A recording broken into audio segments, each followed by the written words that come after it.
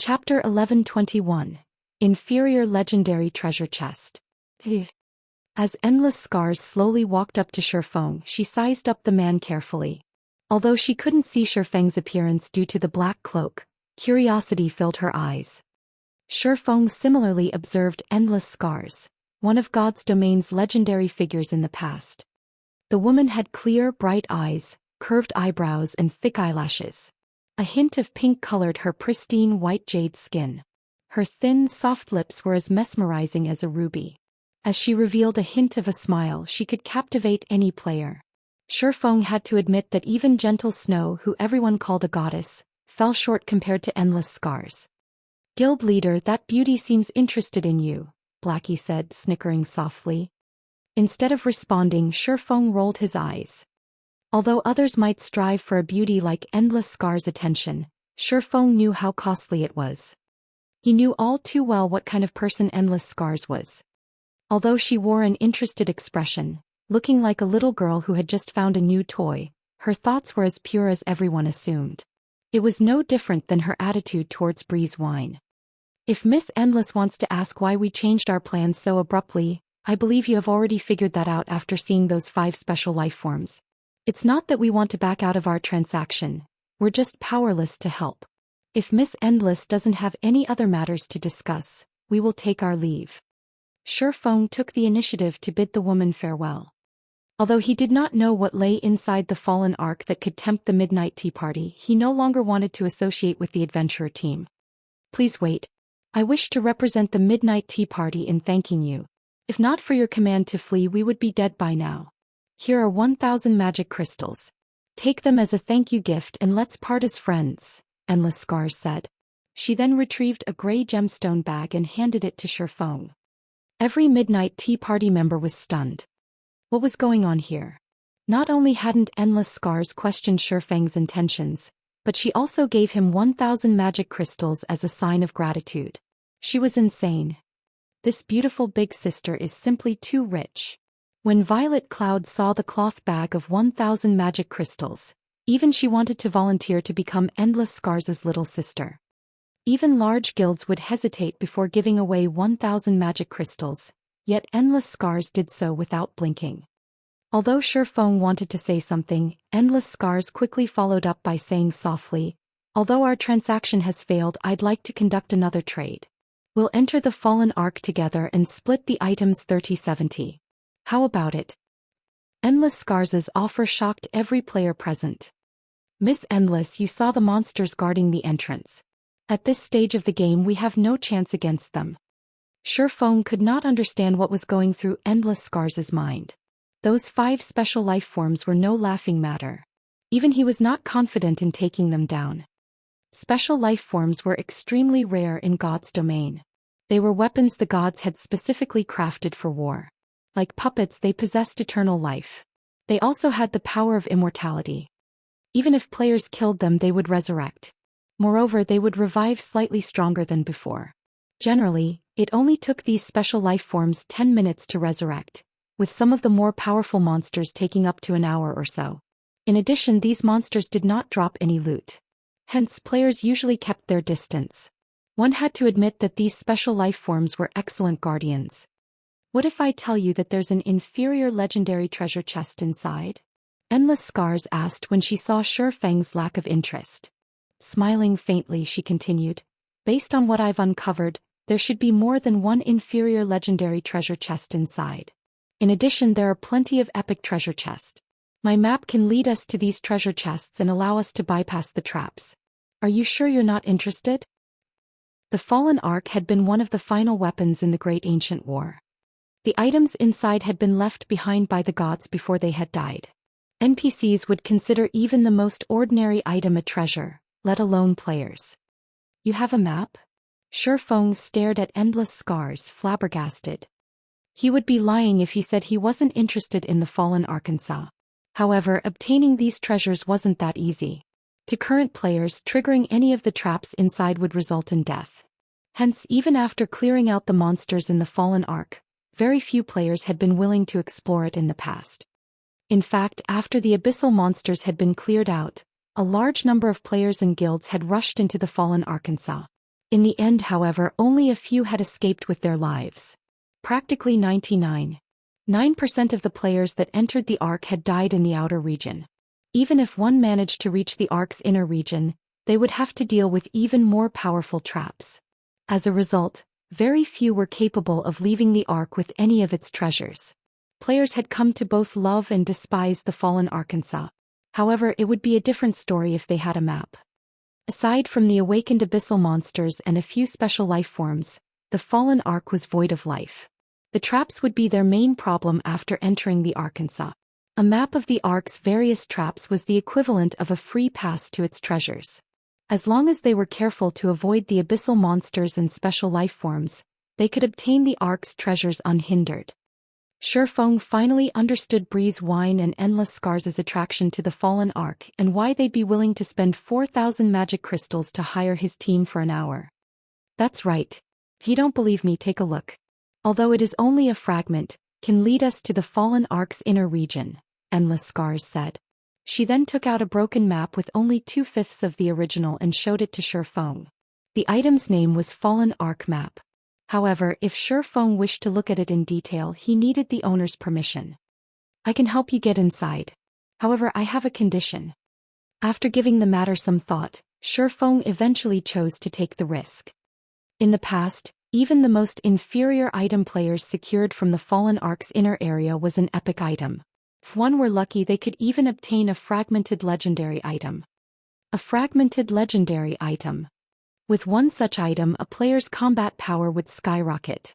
If he could obtain one, the item would greatly enhance his chances of success both in the Dark Arena and in the contest for Thunder Island. As for the abyssal monsters that would be released, they would mostly roam the Crying Ghost Ridge's inner regions. His team could still grind trolls in the outer region. The only drawback was a slightly lower drop rate for green ebony. Endless Scars had only wanted to test Shurfeng with her offer. However, upon hearing Shurfeng's confident reply, a small glimmer of hope shone in her flawless eyes. As long as your conditions aren't too outrageous, I can agree to them on behalf of our team leader, Endless Scars straightforwardly replied, smiling faintly. It was as if she had long since guessed Shurfeng's thoughts. Pointing at the map in Endless Scars' hand, Shurfeng said in a non-negotiable tone, "Give me a copy of the Fallen Ark map. Once we're inside, we'll go our separate ways and agree to a non-aggression pact. What we each walk away with will depend on our abilities." Chapter 1122, Foundation Magic Array. Halscythe Underfer Fluffy Goblin. Chapter 1122, Foundation Magic Array. Endless Scars' conversation with Shurfeng had been private. The other players hadn't heard their discussion. However, when the Midnight Tea Party members saw Endless Scars' frown, they were shocked. Endless Scars had never revealed such an expression throughout her time on the team. Even when monsters nearly wiped their team out, nothing close to a frown had appeared on her face. "Propose another. Our team cannot agree to that condition," Endless Scars said after giving the matter some thought. Looking straight at Shurfeng, she said seriously, "The map itself is a pass to the Fallen Arkansas. If you have it, you can enter the Ark more than once. This will undoubtedly increase our competition over the Ark's treasure. With how important the Fallen Ark is, I believe that no sane person would agree to your proposal. Moreover, even if our adventurer team can't enter the Fallen Ark right now, we can simply return when we're strong enough. In any case, the key is ours. If we don't activate the Ark, no one will be able to enter it." "What you're saying is true. However, you don't seem to know the Fallen Ark's true secret," Shurfeng said, chuckling. He had long since guessed Endless Scars' reply. The Fallen Ark map was priceless. Naturally, he didn't expect the Midnight Tea Party to just make a copy for him. However, the adventurer team's understanding of the Fallen Ark was no match for his. "What are you trying to say?" Although Endless Scars had her suspicions, after hearing Shurfeng's confident comments, she was even more certain that Shurfeng knew plenty of information about the Fallen Arkansas. "Well, it doesn't really matter even if I tell you this. Although you have the key and the map, it is still impossible to obtain the items inside the Fallen Ark," Shurfeng explained as he pointed to where the 5 special life forms had disappeared. "You've seen for yourselves how powerful those guards are. However, the monsters inside are even more formidable. If you open the Ark, those monsters will escape. Moreover, those monsters will slowly but surely grow stronger. If you don't deal with them properly, even the map won't help you. Meanwhile, I have a way to deal with those monsters.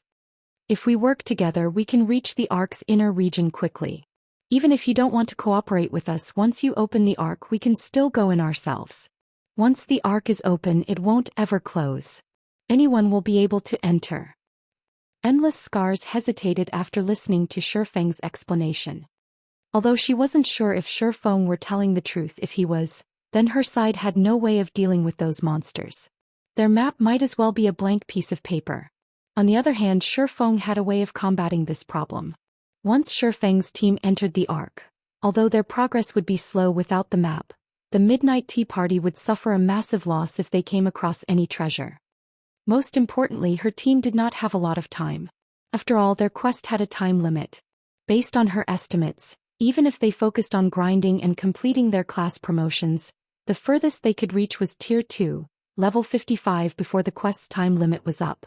At that tier and level, their team might have a chance of defeating the 5 entrance guards. Unfortunately, she was not certain that they could deal with the Ark's monsters, which Shifeng claimed were far stronger. She had to admit that Shifeng's knowledge on those monsters was invaluable. Alright, I'll agree to your conditions. However, you need to tell me what you know about those monsters. You also have to tell me how to deal with them. If what you say is true, I'll make a copy of the map once we're in the Arkansas. If you lie to me, you won't get anything. Endless Scars glared at Shifeng. This was the first time she hadn't had the upper hand in a negotiation since she had joined God's domain. She was even more frustrated that she still didn't know Shifeng and his team members' identities. That won't be a problem. Once you see for yourself, you'll know the truth, Shifeng laughed. After the various super guilds' army had suffered annihilation, Crying Ghost Ridge had become a forbidden land for players in the past. Even then, however, many players had sought the fallen Ark's treasure. To deal with the incomparably powerful abyssal monsters, these players had formed a multitude of plans. Unfortunately, none of those plans had succeeded. The most ridiculous part was that players had only discovered a proper method of dealing with the monsters after they had been defeated. That method involved utilizing mana stones. Due to the special mana phenomenon inside the fallen Ark, the slumbering abyssal monsters couldn't absorb mana to recover. However, once the fallen Ark was unlocked, this mana disturbance would vanish. To recover their strength, these abyssal monsters urgently needed large amounts of mana. Ordinary magic crystals would not do. To those ancient abyssal monsters, mana of such quality did little to aid in their recovery. Only mana stones were suitable. When the time came, he simply needed to construct a foundation magic array to display the mana stones. The mana stones would lure the abyssal monsters, and once they left, these abyssal monsters wouldn't be able to return to the Ark for a short time. Their teams could then search the Ark relatively safely. Following which, Shifeng and Endless Scars signed a contract. After ensuring that there were no issues, Shifeng had Violet Cloud use basic soul return on Breeze Wine. This way, Breeze Wine would not lose a level and his combat power would be unaffected. Wait here for now. I still need to prepare, Shifeng said before entering the Dead Forest by himself and setting up a teleportation point with the Abyss Pendant. He then used a return scroll and teleported to White River City. As soon as Shifeng returned to White River City, he passed the green ebony he had obtained to Melancholic Smile. Although they only had enough for one advanced transport carriage, it took a considerable amount of time to manufacture one. Even if they had a master engineer and a master forger, they would need close to a day. Hence, the sooner they began production, the better. Inside one of the Candlelight trading firm's special forging room, Shifeng retrieved the Philosopher's Stone, which he had picked up from his private warehouse on his way back, and began to synthesize magic crystals into mana stones. He could synthesize 1 mana stone from 50 magic crystals. Without hesitation, he used all 1,000 magic crystals he had obtained from Endless Scars and ended up with 20 mana stones. That was enough to lure the abyssal monsters from the Ark twice. Following which, Shifeng made 9 magic array scrolls for the 9-star polar domain. Once those were complete, he used the Abyss Pendant to return to Crying Ghost Ridge. Upon returning to the ridge, Shifeng used 10 mana stones to set up a foundation magic array far from the canyon where the fallen Ark resided. With this foundation magic array, he could lure all the abyssal monsters from inside the Arkansas. After finishing that task, Shifeng returned to his team. "You've finished your tasks already?" Endless Scars asked Shifeng with a suspicious tone. Only 1 hour or so had passed since Shifeng had left. That wasn't even enough time to make a round trip to a town or city. What could he possibly do in 1 hour? Originally, she had thought that Shifeng had left to gather reinforcements. After all, with their current strength, defeating the 5 guardian monsters was impossible. At the very least, they needed a team of 100 experts. Yet Shifeng hadn't brought even one player back with him. "Endless, is this brat toying with us?" Dark War asked through the team chat, infuriated. After Shifeng left, Endless Scars had told her team everything about her agreement with Shifeng. They all thought that Shifeng's demands were outrageous. They also thought that Shifeng was lying about how powerful the monsters inside the Ark were and that he simply wanted to trick them for their map. Shifeng's speedy return only justified their assumptions. Before Endless Scars could reply, however, Shifeng beat her to it and said, "I've completed my preparations. However, during the battle, everyone needs to follow my commands." Chapter 1123, Monsters Domain. Hellscythe _ Fluffy Goblin. Chapter 1123, Monsters Domain. "You'll take command." The Midnight Tea Party members shot Shifeng scornful looks. To ordinary players, a team commander's role was not particularly important. Ordinary players wouldn't have any choice in the matter if an expert like Shifeng wanted to guide them. However, they weren't ordinary players. Moreover, even the slightest mistake could result in death in the upcoming battle. If they died and lost the fight, they would have wasted several days of effort. If they were not absolutely confident in their commander, how could Apex experts risk listening to him? Having only met him recently, Shifeng was just a stranger. They could let Shifeng's request for the Fallen Ark map slide. However, if he thought that they would listen to his commands, he was simply dreaming. Breezewine nodded in agreement with his teammates' responses. He didn't think that it would be suitable for Shifeng to take command of the Midnight Tea Party either. However, this was not because he looked down on Shifeng's abilities. Rather, for one to qualify as a commander, one needed to familiarize themselves with every player on the team. This included their various basic attributes, skills, habits, and many other details. Only by knowing this information could one effectively lead and allow everyone in the team to display their fullest potential. Shifeng knew nothing about the Midnight Tea Party members. Although it wouldn't be a major issue if they were raiding a simple dungeon or boss monster, they intended to take on a level 65 Grand Lord and 4 level 63 Great Lords. Any mistakes would definitely result in casualties. "It's fine if you don't want me in command. I'll just tell you our raid strategy. When the time comes, work with us," Shifeng said, not minding the hostile looks he received. "Only, I will not be responsible for any casualties." 5 special life forms working together was no laughing matter. Based on Shifeng's understanding, every one of those 5 special life forms possessed their own ultimate moves. Alone, those ultimate moves might not be that powerful, but combined their might increased exponentially. If those 5 special life forms cooperated with each other, they could annihilate a team of Apex experts effortlessly. Players needed an accurate grasp on the timing of the boss's skills. Even a slight error could result in a team wipe. Hence he had asked to take command. "That won't be a problem," Breezewine confidently replied. "If a team wipe occurs due to a mistake on our side, we'll compensate you correspondingly." The rest of the team members agreed with the arrangement as well. At the very least, this was far better than taking orders from a stranger. Following which, Shifeng began to assign tasks. In reality, there was very little the Midnight Tea Party needed to do. As Breezewine had assumed, Shifeng was not very familiar with the Midnight Tea Party's members. Thus, he hadn't assigned them any particularly important tasks.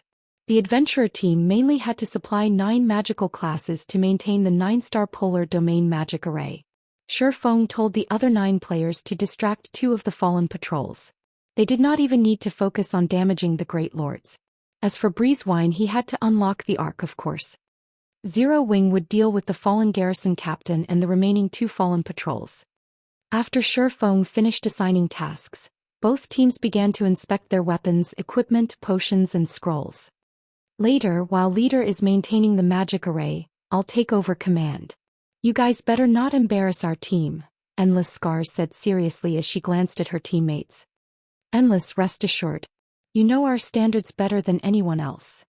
When the time comes, even if their side is annihilated, we won't have any issues. The Ranger, Dark War, sneered as he shot a glare at Shifeng's team. Facing two level 63 Great Lords might be a problem for ordinary experts. To their adventurer team, however, it was simply a somewhat strenuous task. Moreover, they only had to serve as distractions. They were not even required to fight the two bosses head-on. On the other hand, Shifeng's side, which needed to confront a Grand Lord and two Great Lords directly, was the largest concern. After everyone confirmed that there were no issues, Shifeng signaled Breezewine with a wave of his hand, having the latter start the unlocking process. Seeing this, Breezewine raised the orange crystal above his head and began to chant once more. Following which, the canyon shook as 5 massive figures rose from the ground. They were none other than the fallen garrison captain and the 4 fallen patrols. Activate the magic array. Shifeng hurriedly shouted. Endless Scars gave the same command practically at the same time. Suddenly, a massive purple-gold magic array appeared and enveloped the 5 boss monsters. As an intermediate magic array, the 9-star polar domain could even suppress mythic monsters. Naturally, the garrison captain and patrols were no exception. Immediately, the 5 bosses' attributes began to fall rapidly. How is this intermediate magic array so powerful? The Midnight Tea Party was momentarily stunned. In the blink of an eye, the fallen garrison captain's HP fell from 120 million to 96 million, whereas the fallen patrol's HPs fell from 57 million to 41 million. The magic array's effects even stunned Endless Scars. While they, the Midnight Tea Party, had seen intermediate magic arrays before and had even collected a complete set themselves, that intermediate magic array was only capable of reducing a Grand Lord's basic attributes by 10%.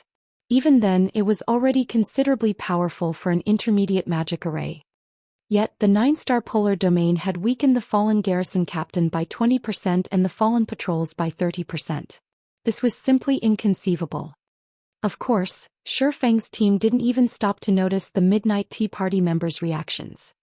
Go! Under Shifeng's command, Kola, Yiwumian and Turtledove charged at own targets. As the lead MT, Kola would deal with the Grand Lord, while Turtledove and Yiwumian would each tank the 2 Great Lords. Special Lifeform's life rating was slightly higher than ordinary monsters, though they were undoubtedly inferior to archaic species. With their attributes suppressed, Kola and the others should be able to handle them. However, before Kola could reach the fallen garrison captain, the latter swung its massive 10-meter-long greatsword at the ground. Boom! A massive fissure ripped through the ground, extending straight towards Kola. Kola! Activate Protection Blessing!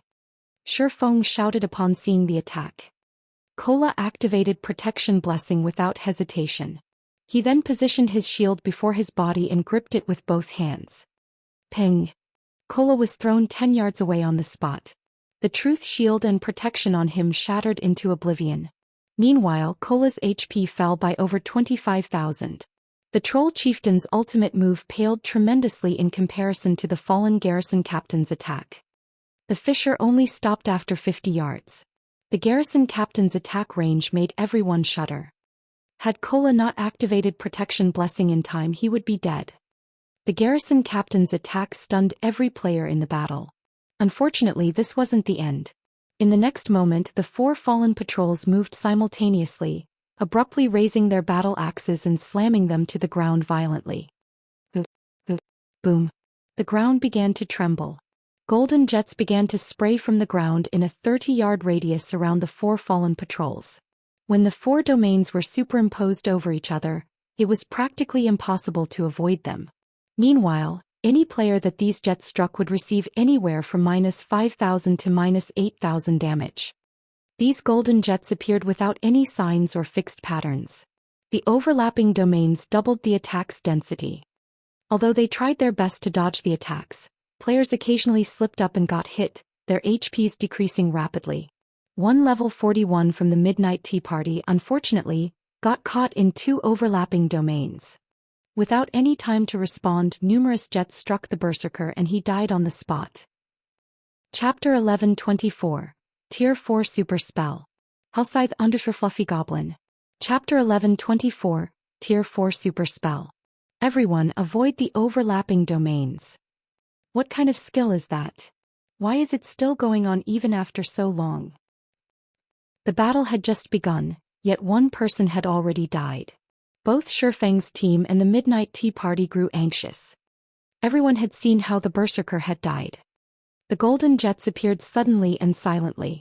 Moreover, the attacks could not be blocked, only dodged. Even if they were only near one domain, they would have to dodge 3 to 5 jets.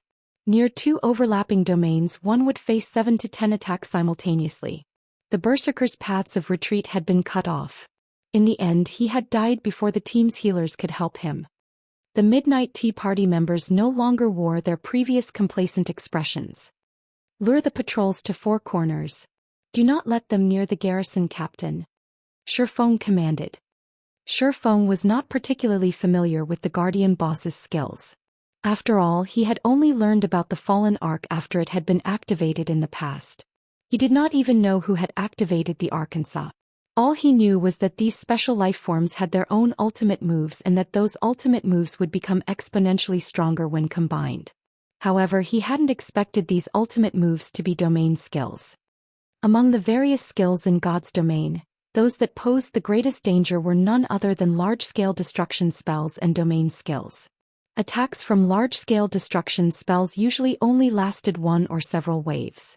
If players could endure the spell's duration, they would live. However, domain skills could stay in effect much longer. Domain skill would gradually whittle players down until they died. Endless Scars now realized how severe the situation was. Immediately, she took a Tier 3 summoning scroll from her bag and shouted through the team chat, "Wave, use your summoning scroll with mine. We'll use them to lure away the patrols. Melee players, stay away from the bosses. Use only ranged attacks." After all was said and done, the Midnight Tea Party's members were still experts. Very quickly they began to move. The team's melee players promptly distanced themselves from the fallen patrol's domains. Meanwhile, Endless Scars and Netherworld Wave each summoned a Tier 3 creature and instructed them to pounce on the fallen patrols. Both Endless Scars and Netherworld Wave were incredibly proficient with controlling their summoned creatures. Although they couldn't dodge all of the golden jets, they could dodge the majority of them. With relative ease, the summoned creatures arrived before the fallen patrols and swiped their claws at the enemies. Ping! When the Tier 3 summoned creatures' claws struck the stationary fallen patrols, the clang of metal rang out. The summoned creatures' claws had only scratched the patrol's armor. They did not even manage to push the patrols back despite both being at the Great Lord rank. The fallen patrols had only lost around 4,000 HP from the attacks. Why are their defenses so high? Even a Grand Lord doesn't have this much defense. When the Midnight Tea Party's members saw the damage the Tier 3, level 60 summoned creatures had dealt with their normal attacks, their expressions grew gloomy. When they had used Tier 3 summoned creatures to fight Tier 3 Great Lords in the past, the former's normal attacks usually dealt 20 to 30,000 damage. Even against Grand Lords, their attacks dealt nearly -8,000 points. Yet against these bosses, their summoned creatures had only dealt around -4,000 damage. The fallen patrol's defense was ridiculous. If even a Tier 3 summoned creature dealt so little damage, then players like themselves would deal at most -1,500 damage to the fallen patrols. Meanwhile, the fallen patrols each had 41 million HP. With their battle recovery, they could regenerate over 410,000 HP every 5 seconds. In other words, they would recover 82,000 HP every second. If their damage couldn't exceed 82,000 every second, then the fallen patrols were invincible against them. Big Sis Endless, how are we supposed to fight these things? Cloud Yarn asked anxiously. She could not help but turn to the Grand Lord Shifeng's team fought. If the fallen patrols were already so difficult to deal with, wouldn't the fallen garrison captain be even more overbearing? Forget about that for now. Lure the bosses away. Endless Scars ordered, shaking her head as she also glanced at Shifeng's team. The 5 guardian bosses were far more powerful than she had thought. Initially, she had believed that the Midnight Tea Party could deal with these monsters after they reached Tier 2 level 55. Now, however, it would seem that even after reaching that level, they had less than a 40% chance of beating these monsters. After the midnight tea party lured two of the fallen patrols away, Turtledove and Yi Wumian activated their life-saving skills and began to lure their patrols away from the fallen garrison captain. Once the four patrols were in four separate corners, Kola, who stood in the middle, had a much easier time dealing with the garrison captain. However, even after activating Protection Blessing, he still took over -10,000 damage from one of the Grand Lord's normal attacks.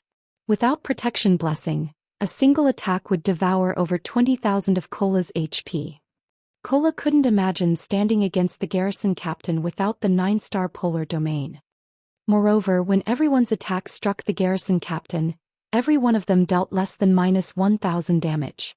Only Fire Dance and Gentle Snow's normal attacks could deal over -1,500 damage to the Grand Lord, while their skills dealt up to -5,000 damage.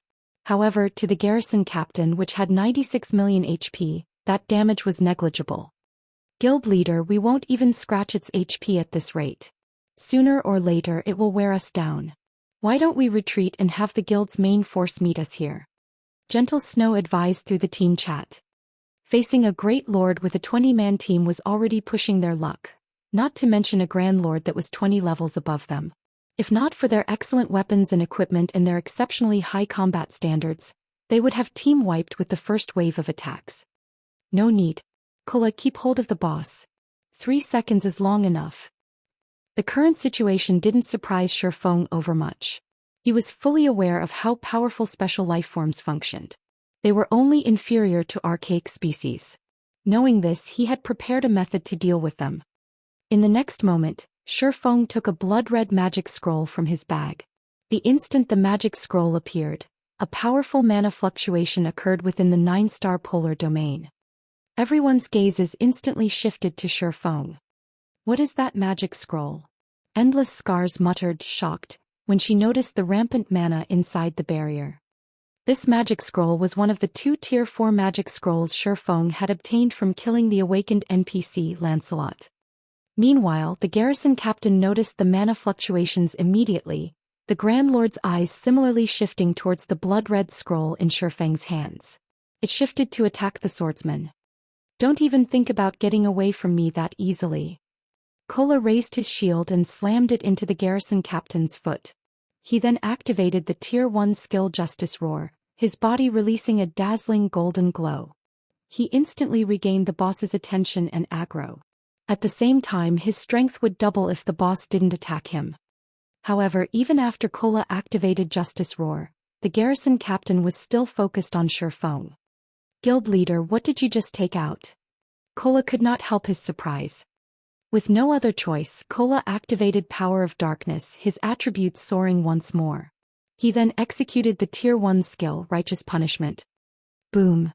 With a single strike, he forced the garrison captain's right foot back, causing over -10,000 damage to appear above the Grand Lord's head. The attack had nearly forced the garrison captain to kneel. Yet, the fallen garrison captain did not return its attention to Kola. Rather, it advanced on Shifeng one step after another. Seeing this, Kola continued to execute several powerful moves, every one dealing over -10,000 damage, yet the result did not change. Guild leader, this monster has gone nuts. Kola was dumbfounded. As the garrison captain arrived before Shifeng, before it slashed its greatsword down on Shifeng finally finished chanting the magic scroll's incantation. Disillusionment. Shifeng's eyes flew open. 2 extremely complex and refined, blood-red magic arrays then emerged from his eyes. The other players were astonished. Tier 4 Super Spell Disillusion Space. Chapter 1125. Unexpected Evolution. Hellscythe _ Fluffy Goblin. Chapter 1125. Unexpected Evolution. The instant the magic scroll activated, it seemed as if space had frozen as the garrison captain's descending greatsword came to an abrupt halt. Immediately after, the space within the 9-star polar domain began to change, a blood-red color coating the surrounding scenery. What's going on? Why does my body feel so light? Wait, our basic attributes have risen. It's true. My basic attributes have increased by 100%. Guys, look. The boss seems to have slowed to a crawl. As everyone looked at the garrison captain's greatsword again, They found that they could see the weapon clearly. Before they had only seen afterimages. As the great sword descended, the earth shattered. Over 30-meter-long fissures broke through the ground. However, the garrison captain had only hit the afterimage Shifeng had left behind. The swordsman himself had long since moved 10 yards away. So fast. When did he start moving? Endless Scars was flabbergasted. Unlike the rest of the players, she had focused on Shifeng. However, during the brief moment when she glanced at the garrison captain's greatsword, which had suddenly and significantly slowed, Shifeng had moved 10 yards away. She found the matter unbelievable. Look. Those patrols have slowed down as well. Even the golden jets are slower. With this speed, even I can dodge them easily. The players finally noticed that fallen garrison captain hadn't been the only one whose speed had been affected. The fallen patrols in the four corners had also suffered a speed reduction. Even their domain skills were affected. Zero Wings members and the Midnight Tea Party could now dodge the golden jets easily. Just who is he? The Midnight Tea Party members couldn't help but glance at Shifeng.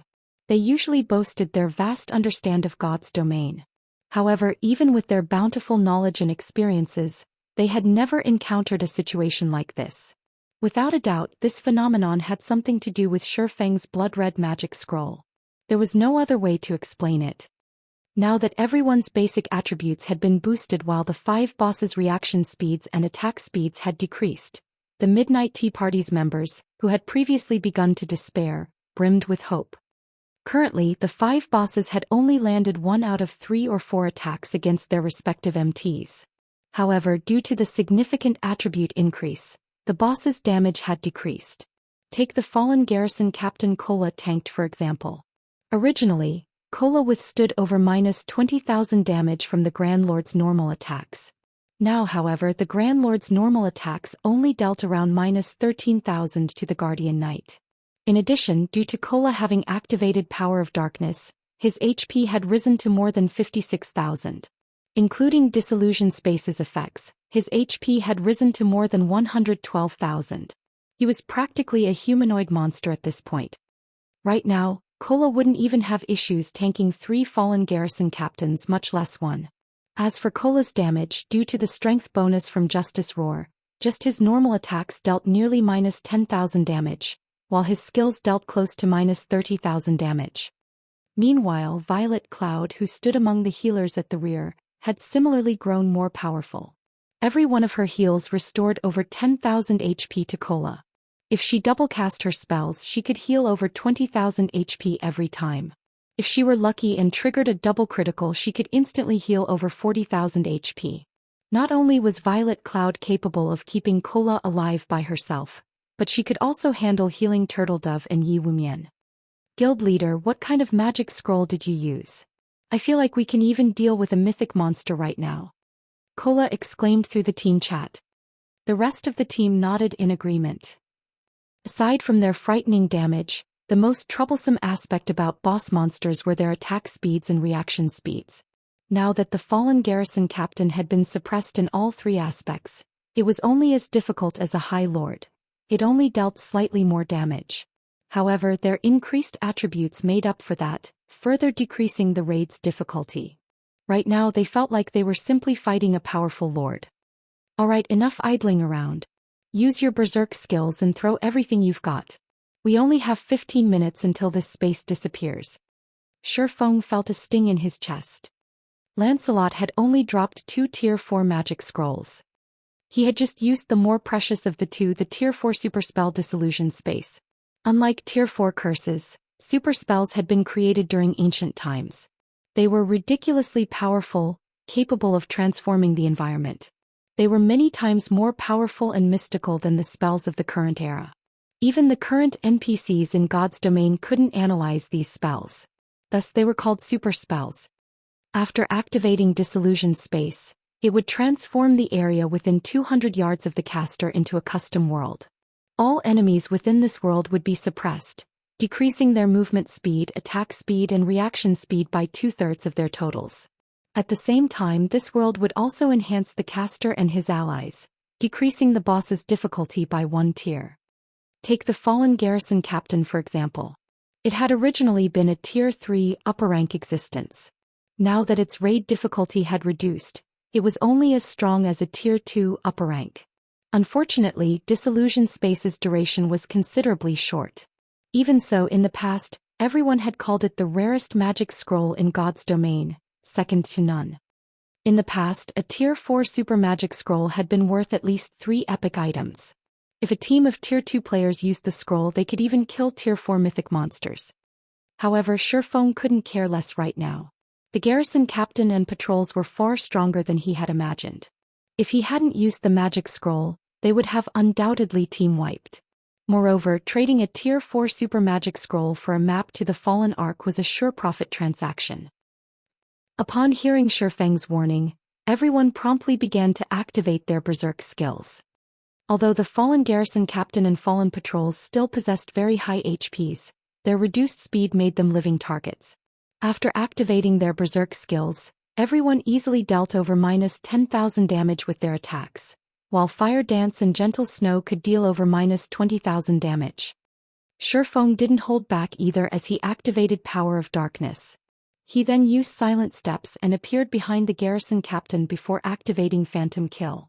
Both he and his doppelganger activated Flame Burst simultaneously. Miniature suns appeared on both Shifeng's and his doppelganger's swords. Every strike they landed on the garrison captain dealt over -60,000 damage, while critical hits dealt over -130,000 damage. By the time Shifeng and his doppelganger dropped to the ground, both had landed a total of 30 consecutive attacks.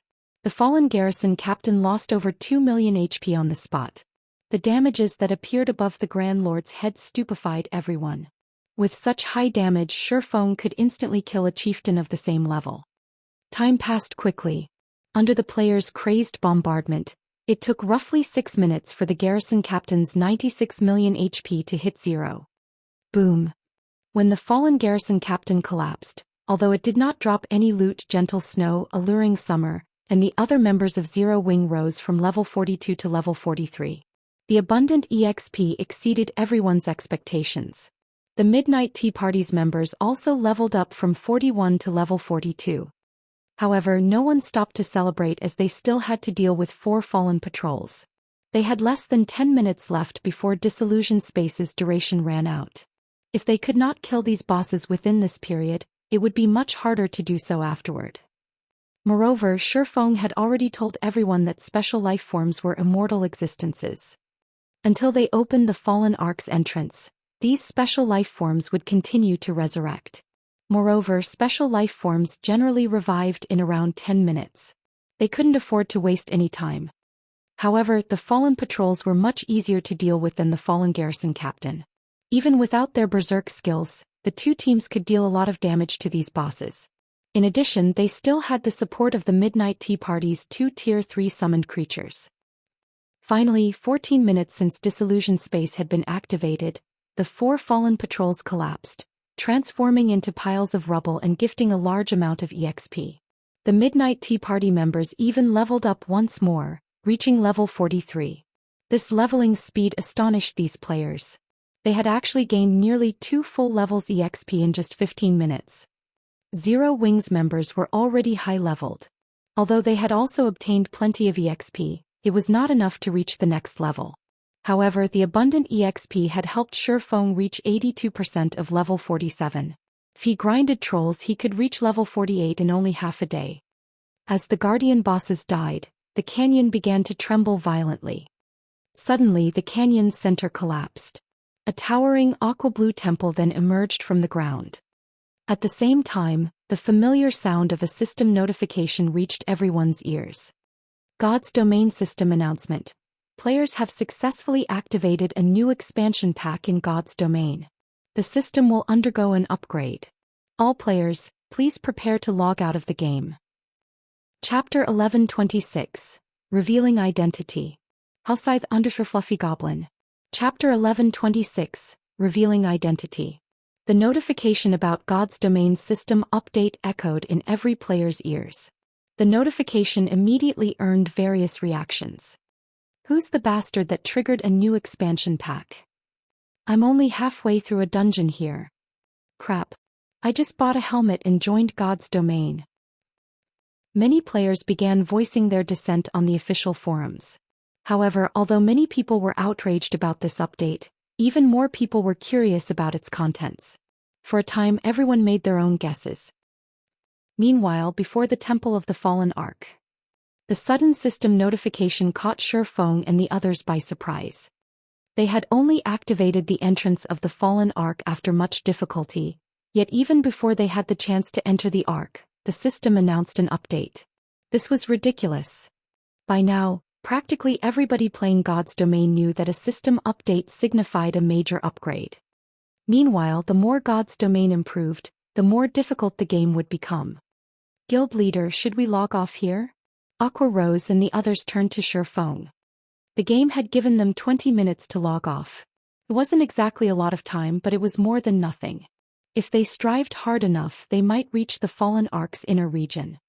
If they entered the Ark after the system update completed, who knew how difficult the Ark would become? After all, this system was definitely related to the Fallen Ark's activation. After giving the matter some thought, Shi Feng looked to Breeze Wine and Endless Scars and said seriously, "We have decided to enter the Ark right away. Do you want to enter first or wait until after the update?" Shi Feng hadn't expected the system update this time. However, this helped Shi Feng recall the system's update after the Fallen Ark had emerged in the past. The update back then had ruined many players. This was because this update would improve God's Domain's traps. Not only would removing the traps become twice as difficult, but the trap's power and concealment effect also increased significantly. This situation caused many players who enjoyed adventuring in the fields many hardships. The higher difficulty of obtaining weapons and equipment for adventure-seeking independent players was also due to this update. In God's Domain, there were 3 major sources for weapons and equipment. The first was dungeons, the second was field adventures, and the third was quest rewards. In the past, due to the system update, the weapons and equipment on the market had decreased significantly. As a result, players that produced weapons and equipment became even more important in God's Domain. The gods from the ancient era had left behind the traps inside the Fallen Arkansas. These traps were incredibly difficult to remove to start with. If these traps were improved, exploring the Fallen Ark would become far more difficult. However, Shi Feng had no intentions of informing the Midnight Tea Party about this. Instead of answering Shi Feng's question, Endless Scars turned to ask Breeze Wine, "Leader, what are your thoughts?" They had already cleared the most difficult part of their quest. However, Shi Feng had previously stated that shortly after the Fallen Ark activated, monsters even more powerful than the 5 Guardian bosses would appear. According to their original plan, they had intended to wait until the monsters had been lured away from the Fallen Ark before they dove in to explore. However, they had less than 20 minutes before they had to log off. If they entered the Ark now, they would have to risk encountering those monsters.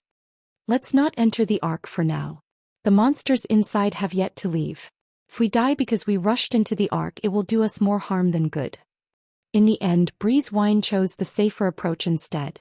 In his opinion, as long as he had the Fallen Ark map, both the Fallen Ark's treasures and quest were within their grasp. There was no need to risk their lives. "What about our map?" Blackie could not help but ask.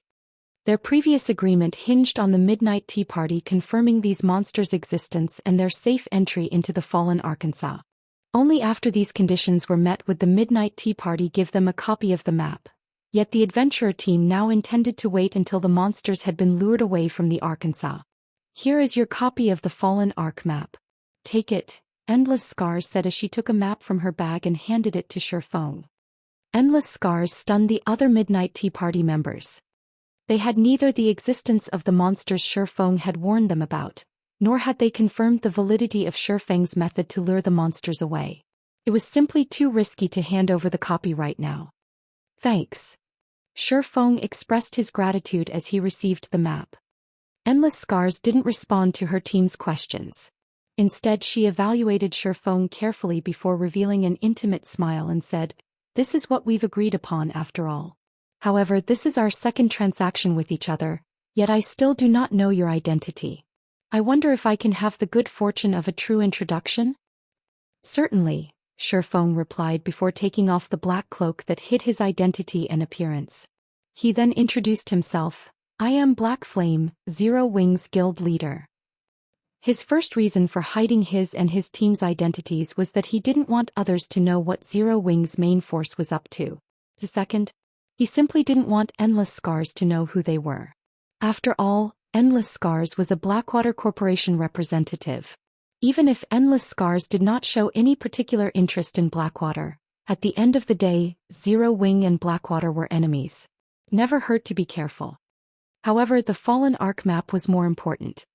If Endless Scars found out that they were from Zero Wing, she might sever their agreement for the Fallen Arc map then and there.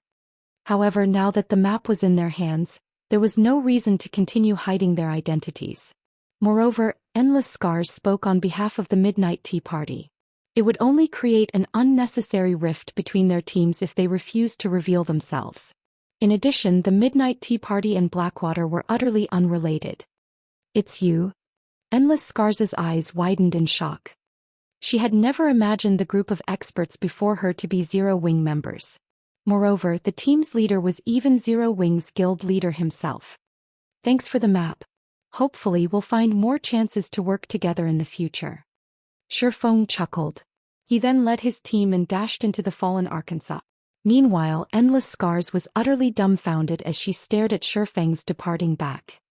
Big sis Endless, what's wrong? Cloud Yarn asked curiously when she saw Endless Scars' astonishment.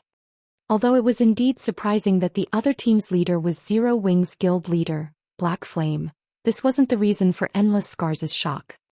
In the past, their team had encountered many surprises. However, none of them had ever earned such a reaction from Endless Scars. This was her first time seeing such an expression on Endless Scars' face. Before today, she hadn't even thought that Endless Scars was capable of such an expression. Chapter 1127. Ark's Armory. Hellscythe _ Fluffy Goblin. Chapter 1127. Ark's Armory. Star Moon City, Blackwater's residence. Blackwater wasn't as prosperous as it had been. Very few players waited in front of the guild residence's entrance, eager to join. If not for the Blackwater Corporation's backing, not even these few players would be willing to join Blackwater. Not only had the Blackwater elite members that had died in the war in Stone Forest Town lost one level, but they had also lost a weapon or a piece of equipment. To make up for this loss, the elite players wouldn't have any time to help other guild members for some time. One of the main reasons that independent players willingly joined guilds for the guild experts' help in leveling and raiding dungeons to upgrade weapons and equipment. Practically every guild in God's domain provided this benefit. Players wouldn't want to join a guild that did not provide such a benefit. As a result, Blackwater's ordinary members had stagnated. They were now only capable of raiding party dungeons and small-scale team dungeons. They had no choice but to stay as far away as possible from 50-man or above team dungeons. Meanwhile, Qin Miyun, Laughing Drunkard, and Lethal Gale entered the guild leader's office, one after another. Guild leader, here is the latest guild report you asked for, Qin Miyun said as she placed a report on the table. At this moment she wore a grave expression. The report clearly stated that over 20,000 elite members had already withdrawn from the guild, as many as a second-rate guild's total count. As for the ordinary members that withdrew from the guild, there were more than 100,000. However, when Abandoned Wave looked at these numbers, he maintained a relatively nonchalant attitude. Instead, he shifted his gaze towards Lethal Gale and asked, "How is the Blackwater trading firm coming along?" The Candlelight trading firm's latest product, the exotic stamina potion, has been well received. Despite having already reduced the mana mixture's price to 10 silver per bottle, ordinary players are buying the exotic stamina potion instead. Right now, our shops are only seeing 1/3 of our past traffic, Lethal Gale said, shaking his head dejectedly. Although our spies have already poked around in Candlelight, looking for information about the exotic stamina potion, it seems that only a select few of the trading firm's upper echelon know about the potion. As of now, we still do not know where to find the recipe. The exotic stamina potion had massively impacted the market. Setting aside how cheap it was, the mana mixture could not compare to its 10-hour duration. In addition, the mana mixture was only useful in dungeons, whereas the exotic stamina potion was useful in dungeons in the fields. At this moment, Many ordinary players had given up on the regeneration potions and mana recovery potions in order to buy the exotic stamina potion. With the exotic stamina potion, players could grind monsters for longer periods. With the potion's effects, they did not even need to rest when traveling long distances, which allowed them to save plenty of time. Even Lethal Gale could not resist the temptation and had purchased 3 bottles for himself. After using the potion, he had to admit that it was a miracle potion. The potion had improved his leveling speed by roughly 20% to 30%. It was no wonder why many players were even willing to empty their coffers to buy the exotic stamina potion. Based on what he knew, the Candlelight Light trading firm had long since run out of the exotic stamina potion. As soon as Candlelight restocked, players would rip them from the shelves. Many large guild upper echelons had specifically visited the Candlelight trading firm to negotiate a deal for the potions. Right now, be it the guild's development or the trading firms, Zero Wing was unstoppable. Good. Excellent. Contrary to expectations, Abandoned Wave didn't seem enraged. Rather, he began to laugh. Guild leader Qin Muyun and Lethal Gale were utterly confused. Young Master Jing was greatly displeased with them. Most likely, they would receive instructions from their superiors in the next few days. At that time, none of them would escape punishment. This was especially true for Abandoned Wave, yet the man that was supposed to be worried and angry was actually laughing. Was the shock too much for him to handle? However, instead of responding to Qin Muyun and Lethal Gale's question, Abandoned Wave turned towards Laughing Drunkard and asked softly, "Drunkard, did you finish what I asked of you? Guild leader, don't you trust me?" Laughing Drunkard chuckled. Confidently, he continued, "I've already sent details regarding Zero Wing's experts to the Miracle Guild. Miracle has confirmed that they will not give Zero Wing any chances of victory in tomorrow's match in the Dark Arena." Originally, he was not particularly optimistic of Zero Wing's loss in the Dark Arena tomorrow. However, after making a trip to the Miracle Guild and the detailed report he had provided the guild, his confidence that Zero Wing would lose in tomorrow's competition had grown. The odds for the upcoming competition had already been released. The odds were 1-3 with the majority of the bets on the Asura battle team. However, this was simply because only a few people knew that the Evil Dragon battle team was backed by the Miracle Guild. They had only discovered this due to the Blackwater Corporation's relationship with one of Miracle's upper echelons. It was extremely rare for the odds in the Dark Arena to be as high as 1-3. Normally, the odds were around 1-1.5. Seeing such a high payout rate, the Miracle Guild intended to go all out. Moreover, the guild aimed for a complete victory. The payout for a complete victory was 1-7. That was even high enough to tempt super guilds. A super first-rate guild like Miracle couldn't afford to miss this opportunity. Miracle's apex experts could even rival those of super guilds. Moreover, to guarantee their win in the competition, Miracle had secretly borrowed epic items from other large guilds. Even Zero Wing's apex experts, who were famed for their heaven-defying attributes, would be no match for the experts the Miracle intended to dispatch. Zero Wing's members were so powerful mostly because of their basic attributes. As for the experts that had reached the refinement realm or higher, there were only 5 in the guild. Among them, Black Flame would not participate in the Dark Arena. After all, the man was Zero Wing's guild leader. That left Yi Feng, Fire Dance, Gentle Snow and Violet Cloud. Among them, Fire Dance, Gentle Snow and Violet Cloud had only recently reached the refinement realm. Without the attribute advantage, the only true fighting force on the Asura battle team was Yi Feng. However, the competition in the Dark Arena was a 10-man team match. Good. Afterward, you 3 go and gather our guild's resources. When the time comes, we'll have to watch the competition as well. Abandoned Wave had not been as affected by the previous loss as Qin Muyun and Lethal Gale had thought. On the contrary, he had calmly thought of a way to turn the situation around. The first thing he needed to do was recover the guild's foundations, earning back the weapons, equipment, coins and other items that the guild had lost in the war. The Dark Arena served as the perfect platform to do exactly that. Moreover, Blackwater's defeat was not without meaning.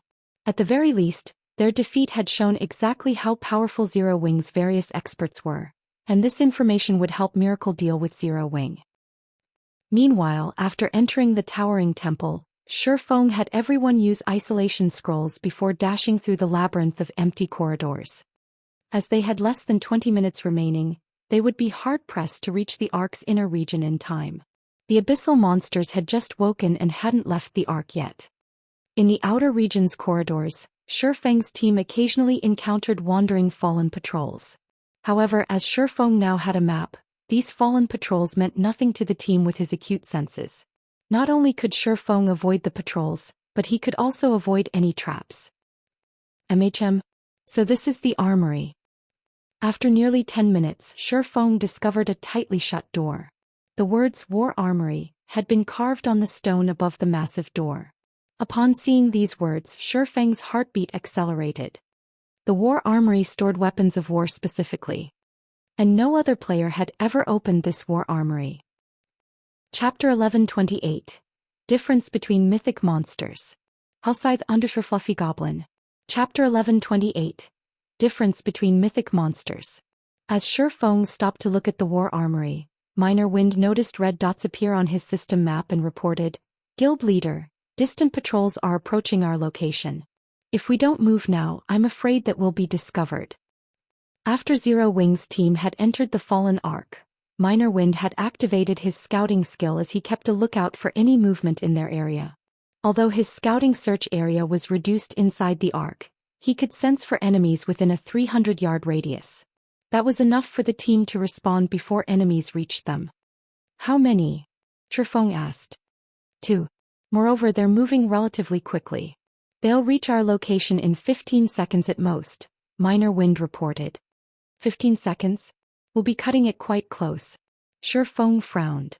Based on his estimates, even an assassin with their locksmith class at master rank would need roughly 20 seconds to open a room like the War Armory. Unfortunately, their team didn't have a master locksmith. He also fully believed Minor Wind's estimate. A qualified ranger was not just a ranged damage dealer. Rangers' constant awareness of their surroundings and their judgment of various situations were their most important aspects. Although Minor Wind's combat standards were slightly lower than Zero Wing's other core members, his observation skills and judgment were top-notch. "Guild Leader, we don't have much time left," Gentle Snow urged as they had less than 8 seconds to prepare. Based on their location on the map, they were only 2/3 of the way to the fallen Ark's inner region. If they couldn't reach the inner region before the system update began, when they logged back into the game, reaching that area would be far more difficult. They also needed to select a treasury and deal with the traps inside. Shifeng hesitated. In the past, the fallen Ark had been a famous treasure trove in God's domain. However, as the inner region's traps were extremely dangerous, very few players were capable of obtaining any treasures whatsoever. This situation had also resulted in the various large guilds in giving up on the Arkansas. However, Shifeng never thought that he would actually come across an armory in the outer region. An armory might not mean much to an ordinary player, but to a guild, some of the more advanced weapons of war were even more valuable than fragmented legendary items. "Forget it. We're giving up on the inner region. Let's take this armory for now." After giving the matter some thought, Shifeng settled for the armory. Right now, Zero Wing still lacked overall strength. It likely did not even have the power to defend a single city. However, if they could find a few advanced weapons of war here, they might make up for Zero Wing's lack of combat power. As long as they could construct and defend a city properly, the city's value would easily exceed that of 2 or 3 fragmented legendary items. "Kola, you and Turtledove will tank the patrols. Don't let them near us. Everyone else, look for any nearby traps. Fire Dance, you'll be responsible for unlocking the door," Shifeng hurriedly commanded. "Understood." Hearing this, everyone exploded into action. The 2 fallen patrols were similar to those they had encountered at the entrance. They were both level 63 Great Lords with 57 million HP. However, Kola and Turtledove had long since familiarized themselves with the patrol's attack patterns. Even without the 9-star polar domain, they were capable of dealing with the Great Lords. At the same time, Fire Dance began to unlock the door to the armory. As one of the fallen Ark's secret rooms, the time it took to unlock the armory was secondary. The crucial issue was that the extremely complex unlocking method. One would have to start the process all over again if they made a single mistake. Only after removing the various locks could one finally open the secret room. Time passed quickly. After 1 minute, Fire Dance was only halfway through the door's locks. Guild leader, 2 more patrols are approaching. Minor Wind announced anxiously. If there were only 3 fallen patrols, their team could more or less manage. 4, however, would be a problem. As for trying to kill the patrols, that would be considerably foolish. Special life forms were immortal existences. Even after expending a lot of time and effort, the most they would get out of the endeavor was some EXP.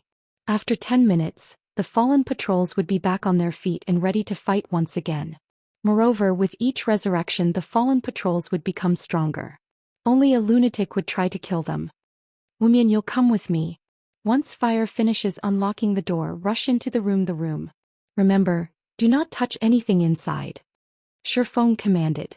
He then dashed towards the 2 new fallen patrols with Yi Wumian. Shifeng wouldn't try to take on one of the fallen patrols directly. Instead, he activated Aura of Earth while deflecting the patrol's attacks. This way, not only could he reduce the damage he received, but he could also alleviate the burden on the team's healers.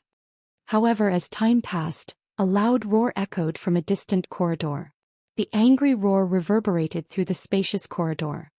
Already, Shifeng's expression darkened. The abyssal monsters had awakened far sooner than he had anticipated. If these monsters discovered his teams, none of them would get out of here alive. Shifeng's team wasn't the only one who had heard the roar. The Midnight Tea Party's members who waited outside the fallen ark quietly, heard the deafening roar as well. Black Flame really didn't lie.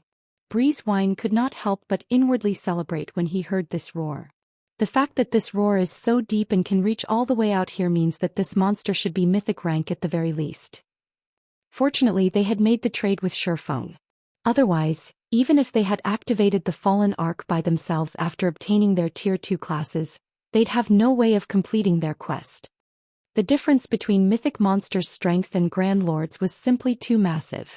Even if their entire team reached tier 2, it wasn't likely that they could defeat a mythic monster of the same level, much less a mythic monster of a higher level. The other team members nodded in agreement. Despite Dark War and several other people's opinions about Shifeng, they had to admit that Shifeng had helped them enormously. Meanwhile, before the fallen ark's armory, Fire Dance finally unlocked the door to the secret room. Guild leader, the door's open. Good. You guys go in first. Kola starts slowly moving towards Armory. Opening the tightly shut door was undoubtedly good news to Shifeng. Immediately he had everyone retreat towards the Armory. As Shifeng and the others reached the Armory's entrance, Shifeng, Kola, and the other MTs felt their bodies become heavy. It was as if they had been submerged in mud. It was extremely difficult to move. Not good. Those monsters have arrived. Get inside quickly. Shifeng panicked. Immediately he activated Heavenly Dragon's power and recovered his ability to move. He then took an aqua blue magic scroll from his bag. This magic scroll was none other than his sole remaining tier 4 magic scroll. The area they were in was not particularly large, but he understood how powerful those monsters were. Any players the abyssal monsters killed would not get off with just a lost level. If that were the case, players in the past wouldn't have given up on the fallen ark's treasures that easily. Rather, those abyssal monsters would extract the immortal souls from the players they killed. Not only would players lose 2 or 3 levels, but they also wouldn't be able to log into the game for over 10 days. Humans. Those souls.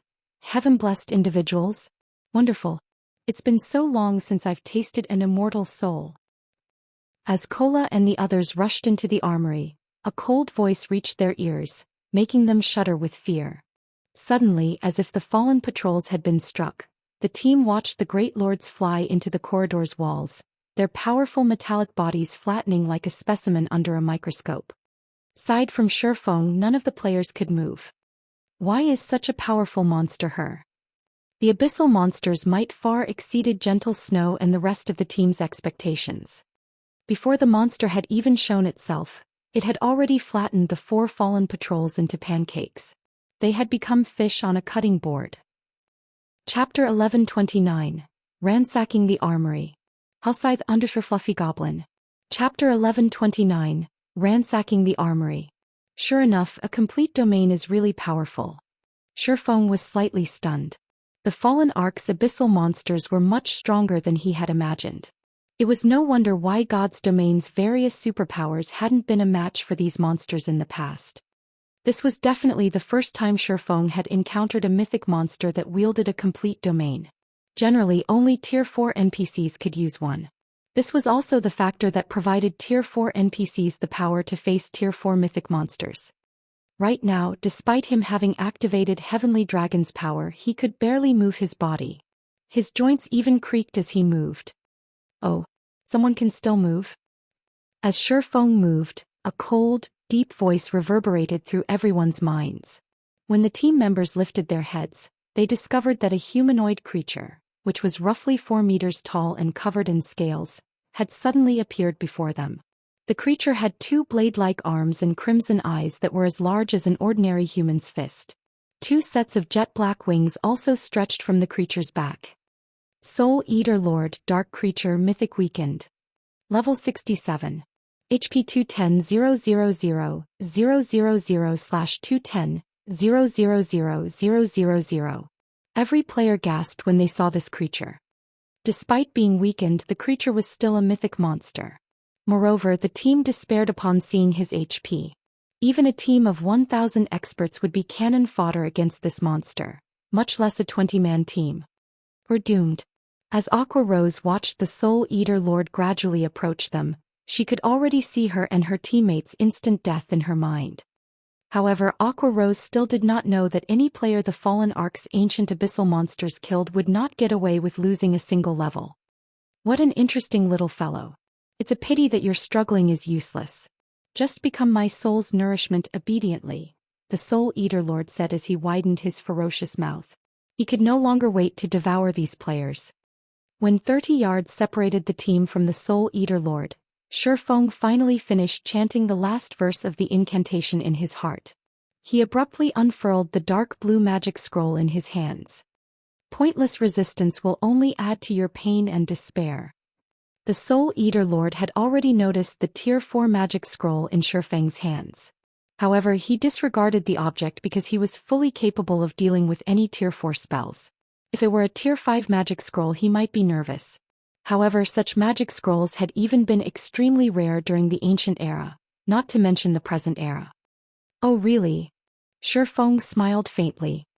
Immediately, an aqua-blue magic array formed beneath Shifeng's feet. Following which, with Shifeng as the center, a faint blue barrier expanded outward. Tier 4 Curse, Water Boundary. Water Boundary was not an attack-type curse. Rather, it was a defensive curse. The curse was even capable of blocking Tier 5 attacks. It was a kind of absolute defense. The curse had a radius of 20 yards and a duration of 30 seconds. After Water Boundary formed, Zero Wings members immediately felt the pressure dissipate as they regained their freedom of movement. Damn it! The Soul Eater Lord's expression twisted as the Water Boundary formed. It then began to assault the barrier. Boom. The Soul Eater Lord was so fast that even Shifeng could barely see its movements. Everyone's hearts pounded as a series of expressions echoed throughout the fallen Arkansas. They were terrified that the Soul Eater Lord would break through the seemingly flimsy light blue barrier.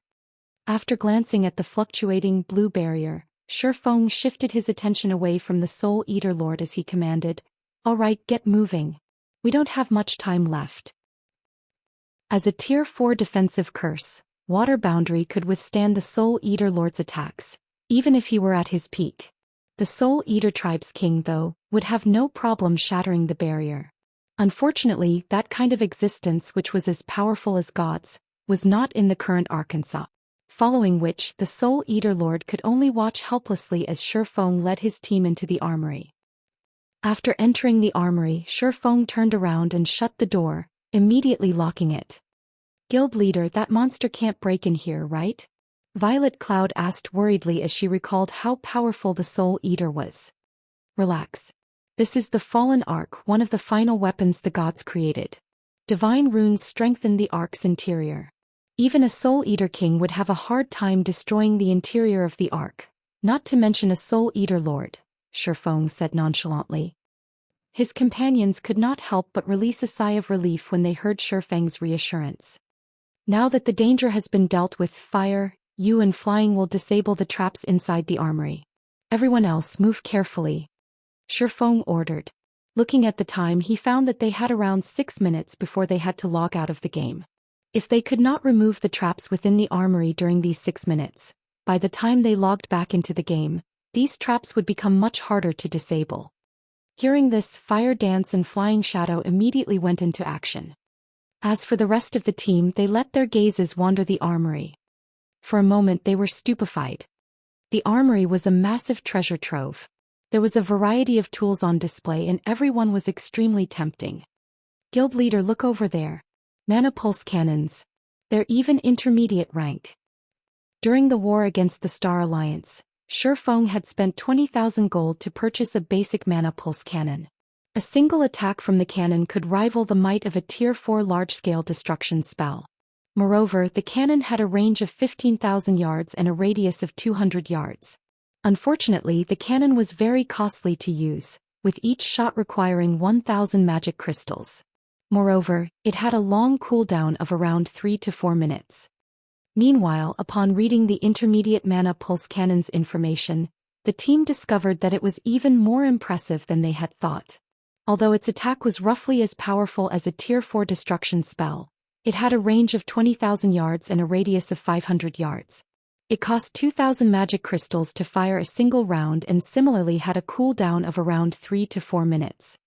The difference between a radius of 200 yards and 500 yards was simply outrageous. Furthermore, this armory actually had 2 intermediate mana pulse cannons. If Zero Wing had had these 2 cannons and a sufficient number of magic crystals during its battle against Blackwater, winning the war would have been far easier. However, rather than the mana pulse cannon, Shifeng's gaze stopped on a magical steel car. He was quite familiar with this item. Movement-type defensive magic array. Although it was only a basic defensive magic array, it could be moved freely even after being activated. In the past, large guilds treated it like a mobile fortress. As long as this magic array had enough mana, it could block all Tier 3 attacks and lower. Meanwhile, its maximum radius could cover an entire basic town. Aside from the mana pulse cannons and movement-type defensive magic array, there were a large number of basic mana pulse bombs. Every bomb possessed the might of a Tier 3 spell and had a radius of 25 yards. They could be thrown up to a maximum of 50 yards. They were incredibly suited for individual players. To current players, these mana pulse bombs were godly weapons in group battles as a single bomb could obliterate all players in a 25-yard radius. There were actually over 1,000 of such bombs. Shifeng had never imagined that a single armory would contain such a large harvest. With these items, the issue of his future city's defense was practically settled. Seconds passed, then minutes. When there were only 2 minutes before the system update began, Fire Dance and Flying Shadow had disabled 90% of the armory's traps. Only one trap set up around a stone altar was left. Guild leader, this trap is too complex. Even I can't disable it. Fire Dance exclaimed as she examined the trap before her. Even you can't disable it? Shifeng was surprised. They were still in the Ark's outer region. With Fire Dance being an advanced trap disabler, she should be able to deal with every trap here. It was only a matter of time. However, the fact that Fire Dance was unable to disable the trap spoke volumes about the stone altar's value. Since time was running out, Shifeng immediately removed Icarus's heart from his neck and passed it to Fire Dance. Fire Dance was momentarily dazed when she saw Icarus's heart. She had never expected such a powerful epic item to exist. Hurry, use this to disable the trap. Shifeng instructed. Trap Disabler was a similar lifestyle class to the Appraiser class. However, it was not a particularly popular class. The Assassin class possessed a talent bonus that allowed them to level lifestyle classes like Locksmith and Trap Disabler far more easily. With Shifeng's command, Fire Dance recovered her wits and activated God's Blessing, upgrading her Trap Disabler class to the Master rank. Immediately, Fire Dance began to disable the trap on the stone altar. However, this trap would require a considerably long time to disable. Quick! We don't have much time left. Shifeng's anxiety grew when he saw only 30 seconds remaining. If Fire Dance failed, the next time they logged into the game, the consequence would not be limited to some lost time. Fire Dance also grew desperate. Her mind focused like never before as she frantically disabled the trap's mechanisms, one after another. There were only 10 seconds remaining. 5 seconds. 3 seconds. It's disabled. Fire Dance finally disabled the trap with only 2 seconds remaining, and she could not help but sigh in relief at her success. Following which, everyone's vision faded to black as they were sent to their individual god's domain offline rest spaces. Chapter 1130, Talent. Hellscythe _ Fluffy Goblin. Chapter 1130, Talent. Inside the offline rest space, Shifeng slowly opened his eyes. With this, all we need to do is wait for the system update to end and log back into the game. Shifeng could not help his growing excitement when he thought about the stone altar. Even the intermediate mana pulse cannons had only been protected by advanced traps. Whatever master traps protected definitely stored far more valuable treasures. Shifeng shifted his gaze to the system interface displayed before him. The interface showed 14 hours and 40 minutes before the system update completed. From this, Shifeng could tell that significant changes would shake God's domain. A nearly 15-hour-long system update. It's roughly the same duration as when the Fallen Arc had been activated in the past. Shifeng could not help but recall detailed information about the system update in the past. Every time God's domain underwent a system update, it, more or less, changed Guild's path of development. For example, the previous few system updates had gradually increased the importance of lifestyle classes in the various large guilds' eyes. Guild had even begun to invest a significant amount of resources to nurture their lifestyle classes. Similarly, the system update this time would change God's domain once more. There were many lifestyle classes in God's domain. They weren't limited to forgers, engineers, alchemists, enchanters, leatherworkers, tailors, chefs, and such. There were many other lifestyle classes that players did not pay much attention to, such as diviners, architects, appraisers, fraudsters, cultivators, tamers, scholars, magicians, locksmiths, and other minor subclasses. This latest update would gradually increase the importance of these minor subclasses in the game. Before the trap mechanisms in God's domain had been perfected, adventurer players who explored the fields could get by financially in the game relatively easily. In the fields, their main problem when they found treasure was the guardian monsters. Rarely would any player pay attention to the traps protecting the treasure. This was because of the only two possibilities when one tried to disable a trap. The first was that the trap could be disabled, although the time required depended on the player. The other possibility was that the trap could not be disabled. One wouldn't receive any kind of punishment for failing to disable a trap. As a result, players rarely paid much attention to the trap disabler class. However, after this system update, a third outcome would occur. A trap could be disabled, but failure came with a risk. If one failed to disable a trap, they would trigger the trap itself. Trap strengths varied. If players triggered a weaker trap, they might retain their lives. Even in the event of death, players would only suffer the normal death penalties. For stronger traps, however, players might have to pay more than a single level for their failure. Another example was the magician subclass, one of the minor subclasses Shifeng had learned. A magician's role was to produce items such as magic scrolls and magic arrays. Although the magician subclass was not as important as the forger subclass, it was one of the essential subclasses in God's domain. Moreover, as the subclass increased its rank, it would serve a greater purpose. Due to the increased importance of the various minor subclasses, the large guilds began to nurture these subclasses to aid their guild's development. It seems that I'll have to get melancholic to start collecting purple dew and 5-colored flowers once I log back in. After some thought, Shifeng decided to start nurturing a batch of players with minor subclasses. Minor subclasses were not as difficult to improve as major subclasses. There was no need to expend a large stock of materials for trial and error. One simply needed to achieve a certain technical standard to rise through the ranks. Take the magician subclass for example. If a player produced a basic magic array, they would become a basic magician. If they produced an intermediate magic array, they would become intermediate magicians. There was no need to accumulate a large number of proficiency points. Promotion solely depended on a player's technical skills. However, while there were no restrictions on learning minor subclasses, with players being allowed to learn over 10 minor subclasses, due to personal talent, Not everyone could level a subclass to intermediate or advanced rank, much less master rank. Due to this, players should learn only the minor subclasses they were proficient at if they wished to advance to higher stages in the game. However, how was a player supposed to determine which minor subclass they were proficient at?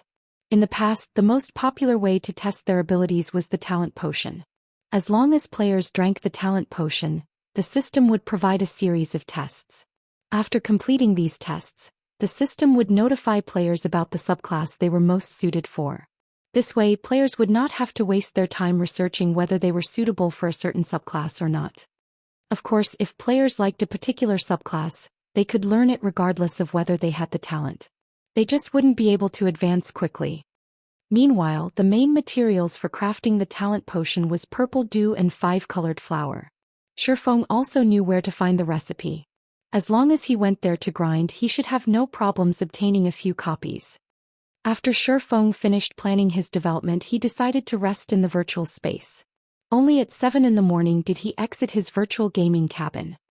After Shifeng finished breakfast and did some light exercises, before he left to check on Zero Wing's new internal members in the dojo, he noticed his female assistant, who currently wore black working attire, waiting for him by the lounge's entrance.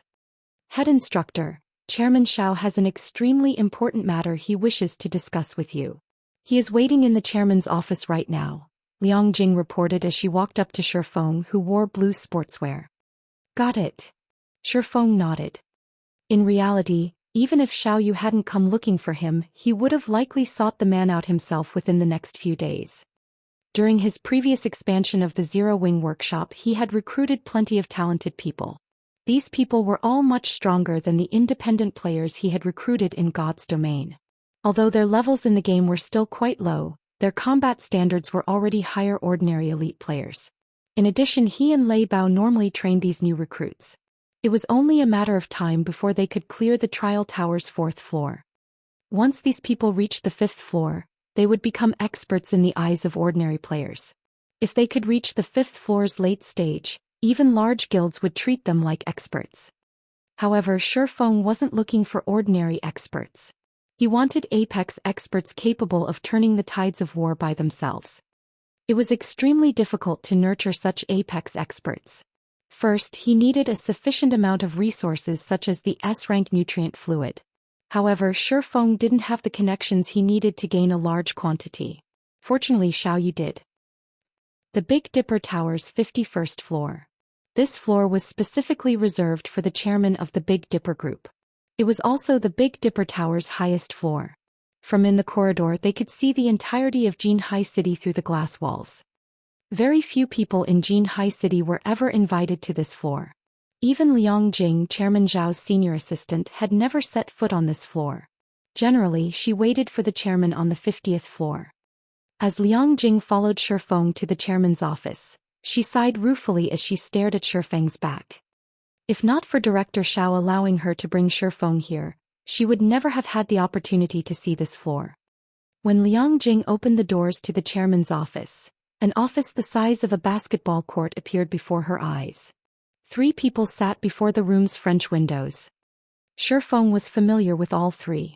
One of them was Xiao Yu, another was Gan Xingting, the bald man who Fire Dance had thoroughly defeated, and the last Xieqiwen, the handsome youth with a body as robust as Lei Bao's, known as the White Tiger Dojo's fighting genius.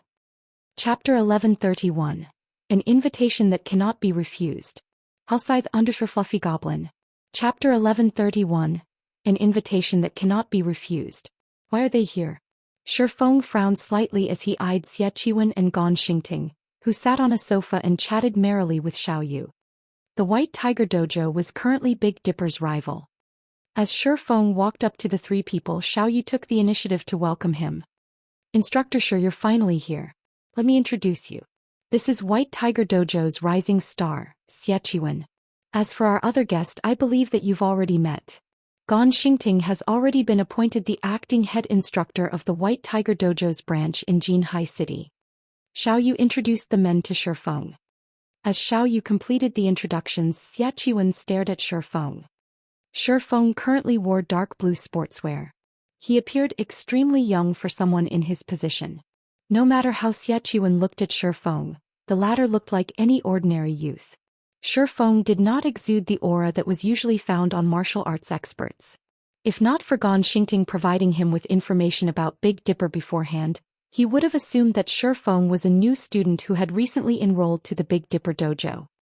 "Hello, head instructor Xie greeted Feng without getting up from his seat. He simply looked at Feng, nodding slightly as he spoke with a courteous tone. "I have heard of head instructor Shi's fame." Sure enough, the rumors were true. "Hello." Feng gave with a brief but polite response. As for Xingting, he did not bother saying anything to Feng. In Xingting's opinion, Feng was simply one of the Big Dipper group's puppets and did not possess any true ability. The dojo's true master must be the woman he had fought before, Fire Dance. In both strength and reaction capabilities, Fire Dance far surpassed him. He wouldn't even be surprised if she turned out to be the internal force expert the Big Dipper group had invited. Xie stood up and turned to look at Xiaoyu before saying, "Chairman Xiao, since we've already told you why we are here, we'll take our leave now. When the time comes, I will welcome your arrival." Initially, he had waited here to catch a glimpse of Feng. Now that he had met the man in question and discovered that Feng was exactly as Xingting had mentioned, he had no reason to stay. Following which, Xiaoyu sent both Xie and Xingting to the door.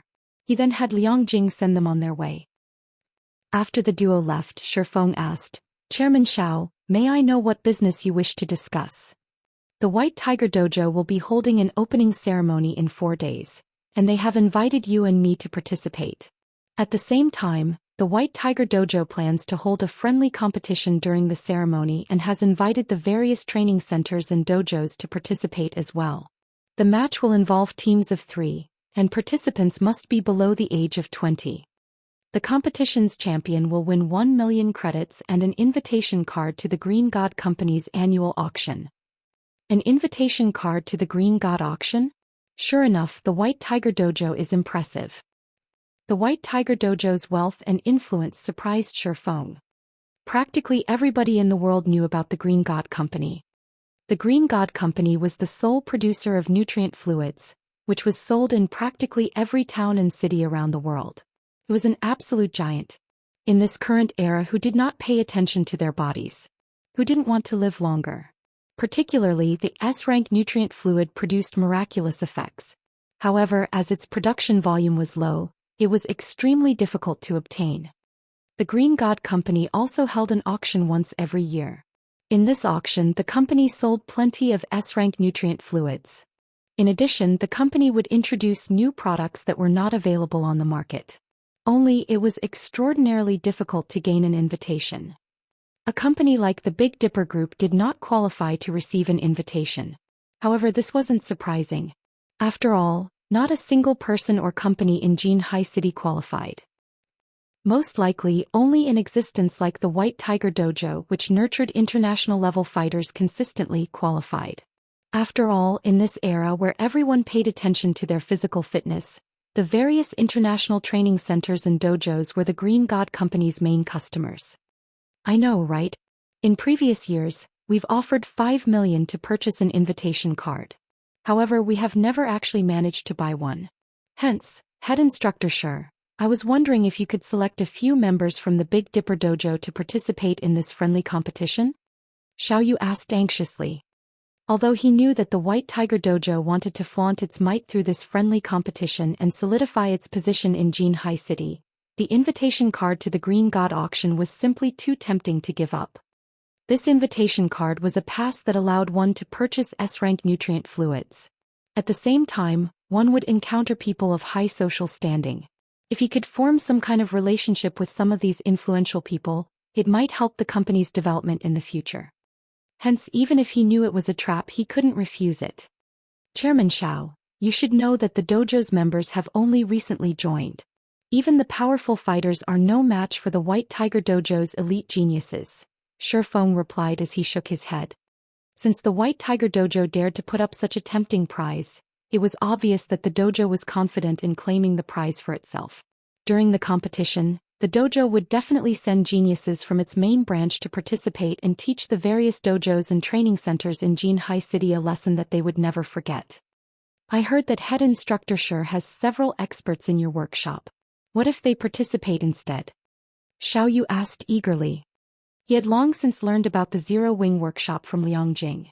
According to Liang Jing, the workshop members were powerful fighting experts. The woman named Fire Dance in particular had even defeated Gan Xingting in a single move. Chairman Xiao, I understand what you are trying to say, but unfortunately they are all over 20 years old, Shi Feng said, smiling bitterly. Of course he wanted Kola and the others take part in the competition. However, they were all over the age limit. Only Violet Cloud met this requirement. However, the competition was a group match. If he could not fill the 2 remaining spots, they wouldn't be able to take part anyway. As for the members that had recently joined the Zero Wing workshop, although they had improved significantly, they were no match for the White Tiger Dojo's elite members. The White Tiger Dojo really is crafty. I never thought that they would have accounted for this as well. A disappointed expression dominated Xiao Yu's face. Despite the valuable opportunity to develop the company, he had no way of grasping it. We still have 4 days. It isn't entirely impossible to find suitable experts. However, it won't be easy. Shi Feng suddenly recalled several core members in the guild that were younger than 20. Only, none of them had come to Jinhai City to participate in Zero Wing's special training. Xiao Yu's eyes shone at Shi Feng's words. Immediately he said, if head instructor Shi has any requirements, please don't hold back. Since Chairman Xiao has offered, things will be easier on my side. Upon hearing Xiao Yu's assurance, Shi Feng said, if we wish to defeat the White Tiger Dojo, I'll need roughly 10 bottles of S-rank nutrient fluids. Although those several core members possessed a wealth of combat experience, their physical attributes were simply too low. Meanwhile, unlike virtual combat, real-life combat relied heavily on a person's physical attributes. If he wanted to improve their combat power in the real world quickly, the only way to do so was by pushing them past their brain's limits and utilizing the S-rank nutrient fluids to recover. Only this method would rapidly improve their body's overall strength. He could also nurture the guild's experts, killing 2 birds with 1 stone. Chapter 1132, Butterfly Effect. Hellscythe Undershirt Fluffy Goblin. Chapter 1132, Butterfly Effect. 10 bottles. Xiao Yu's heart skipped a beat when he heard Shi Feng's request. S-rank nutrient fluids were not cabbages that one could purchase easily.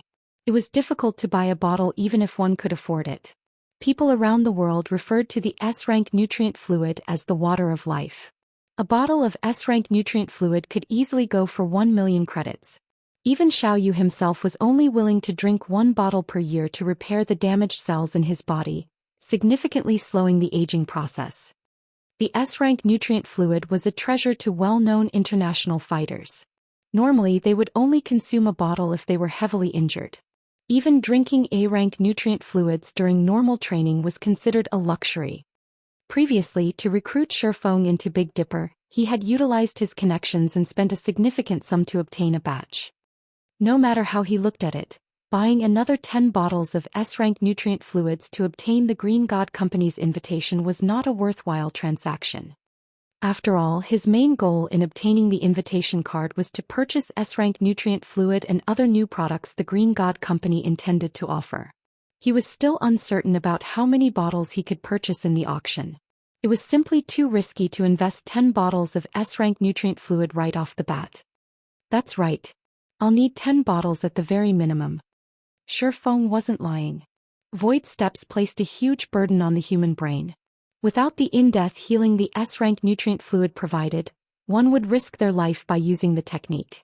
Hence, whenever he trained the guild's core members, he warned them that if they did not have any S-rank nutrient fluids on hand, they were absolutely not allowed to practice void steps excessively. If it is money you are worried about, I can pay half the cost. However, I want a spot on the Green God Company's invitation card. You'll pay half of it? After giving the matter some thought, Xiao Yu agreed and said, all right, I'll try to find a way to get the 10 bottles. However, they will cost slightly above market price. Every invitation card allowed 2 people to attend the auction. It did not matter if he shared one with Shi Feng. To further develop itself, the Big Dipper group had already invested a large sum into the new dojo. They had also spent a lot on advertising. Hence, the company was somewhat tight on funds. If Shifeng were willing to cover half of the S-rank nutrient fluids cost, investing in Shifeng's group was no different than their previous attempt of purchasing the Green God auction invitation card for 5 million credits. Only, unlike Shifeng, that plan hadn't succeeded. As for whether Shifeng had the money to pay up, he had long since ordered Liang Jing to investigate the man's finances. Recently, God's domain had become increasingly popular around the world. Many industry giants had already invested in the game. It was definitely possible to earn a lot of money through God's domain. Moreover, based on what he had heard from Liang Jing, Shifeng's workshop was considerably large. Moreover, more companies had invested in the workshop. At this point, the workshop had begun mass recruiting full-time gamers. It was obvious that Shifeng earned quite an income from the game. He shouldn't have any issues spending several million credits at a moment's notice. Now that God's domain was so popular, even Xiaoyu had considered establishing a workshop. Based on what he had heard from his connections, he learned that gaming workshops focused on God's domain earned far more than they had in past virtual reality games. God's domain also had far more players. However, expanding the Big Dipper group took priority. Once the Big Dipper group had grown, it would become far more profitable than any gaming workshop or guild. After all, more people had begun to take their physical training more seriously after discovering God's domain. Unfortunately, what Xiaoyu did not know was that Shifeng's workshop was more profitable than he imagined. After Shifeng finalized his arrangements with Xiaoyu, he returned to Zero Wing's training room. Only the workshop's official members had access to this room. Shifeng had specifically instructed Liang Jing to stock the room with various training equipment. These machines would help strengthen a person's reaction speed and evasive maneuvers. Blackie, contact Shadow Sword and Turtle Dove. Have them come to Jinhai City as quickly as possible. Report the travel expenses as a workshop expenditure. Shifeng instructed Blackie, who was currently occupied with basic training. Shadow Sword and Turtle Dove had been members of a certain dojo before they had joined Zero Wing. They were both younger than 20. However, after officially becoming Zero Wing core members, Shifeng had both of them leave their dojos. After all, becoming a Zero Wing core member was basically a formal job. They had to make God's domain their main priority. After they left their previous dojos, aside from playing God's domain, they normally exercised at a local gym. All of their attention had shifted to God's domain. However, as Zero Wing had yet to establish its own company officially and the purchasing agreement for Ouroboros's training center wasn't finalized, Shifeng hadn't invited them to take part in special training with the others. We're having them here now? Blackie shot Shifeng a curious look. Suddenly, his expression shifted to one of excitement as he asked, "Is the training center ready?" He had already heard about the matter from Shifeng. Ouroboros's training center specialized in nurturing gaming experts. Setting aside its numerous facilities, it had an advanced virtual system in which players could train. Of course, Ouroboros's training center wasn't as advanced as the Secret Pavilion's simulated training system. However, it was far more efficient than a ton of people competing for the 10 black cards. Most importantly, with the acquisition of Ouroboros's training center, Zero Wing would finally have its own headquarters. They would no longer have to borrow someone else's facilities. Like the core members of those first-rate guilds, they could then walk into their luxurious training centers in the city center every day. No, Shifeng said, shaking his head. Xianxia is still negotiating the price for the training center. I want them here for another matter. Although the Blackwater's defeat had indeed dealt a major blow to the several companies backing Ouroboros, it was not an easy task to buy the training center's remaining shares. If they discovered Zero Wing's true goal, they might demand a far higher price than what Zero Wing had planned on. Unless something forced, these companies were forced to sell the shares in a hurry, Shifeng had to let Xianxia find a way to obtain the shares cheaply. His reply disappointed Blackie. However, he suddenly thought of something else as he said, "Brother Feng, when you went to your meeting, someone came to the workshop asking for you. However, I told him that you're in a meeting, so he's been waiting in the lounge. Do you want to meet him right now?" "Who is it?" "It's that youth that Big Sis Fire flattened. I think his name is Yu Zipping." Blackie responded, somewhat uncertain. "He came on his own volition?" "Interesting. I just so happened to be free, so I might as well meet with him." Shifeng thought back to the bait he cast. He hadn't expected to hook Yu Zipping so quickly. However, after giving the matter some thought, he found it reasonable. Now that Xiaqiwen was in Jinhai City as Yu Ziping's greatest romantic rival, how could the boy sit by and do nothing? If Yu Ziping remained passive, Xiaqiwen would definitely take the girl he loved. This was his last chance to do something. Only, this development had occurred sooner than Shifeng had anticipated. The current timeline was deviating further away from the one he remembered. Following which, Shifeng entered the training room's lounge. Yu Ziping sat on the lounge's sofa, his legs shaking slightly. He looked quite nervous. "What business do you have with me?" Shifeng asked slowly as he examined the fighter before him. Seeing Shifeng, Yu Ziping stood up abruptly, anxiety flashing in his eyes as he asked, "Didn't you say that as long as I join Zero Wings workshop, you'll tell me how to become stronger? Is that offer still valid?" Hall Master Jiang had already announced his intentions of driving his daughter, Jiang Lingyu, closer to Xiaqiwen. If he did not achieve some sort of feat quickly, he would be too late. Chapter 1133. The Difference Brought About by Time. Halscythe Underfer Fluffy Goblin. Chapter 1133. The Difference Brought About by Time. Of course, it's still valid. Shifeng provided a definitive answer. However, didn't your White Tiger Dojo bar you from joining any gaming workshops? Yu Ziping fell silent upon Shifeng's question. He had been determined not to join Zero Wings workshop. After all, he was recognized as an elite member in the White Tiger Dojo. If given enough time, he would gain Hall Master Zhang's recognition.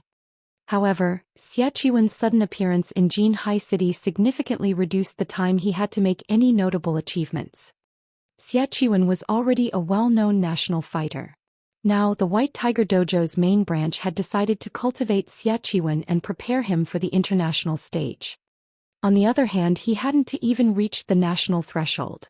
With Hall Master Zhang's personality, he definitely had no hopes of furthering his relationship with Jiang Lingyu. Right now, his only way of getting Hall Master Zhang's recognition was to grow a lot stronger within a short time. At the very least, he needed to become a fighter on the national level. Only then would Hall Master Jiang even consider handing his daughter over to him. To build his strength quickly, the only way he could think of was by joining Zero Wings workshop. There wasn't actually a rule or regulation in the White Tiger Dojo that disallowed joining a gaming workshop, and growing stronger was far more important than violating Ganxingting's rules. If I join Zero Wings workshop, how much stronger can I become within a month? Yu Ziping was desperate to grow stronger. However, he was suspicious about how much stronger the Zero Wing workshop could help him become. "I knew you would ask something like this. Since you're curious, how about you spar with one of our workshop's new members?" Shifeng suggested, chuckling. "Fortunately, you're already familiar with this person." "Someone I am familiar with?" Yu Ziping gave Shifeng a skeptical look. "Follow me." Shifeng did not bother to explain as he left the lounge. Yu Ziping promptly followed him, curious about his opponent. In the White Tiger Dojo, his status was relatively high. Not only had he become an intermediate disciple at the young age of 18, but he even ranked near the top among intermediate disciples. He was only a short time from becoming an advanced disciple.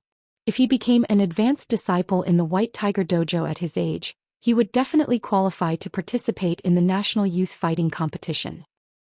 Inside Zero Wing's training room, many of Zero Wing Workshop's new members were preoccupied with their basic training.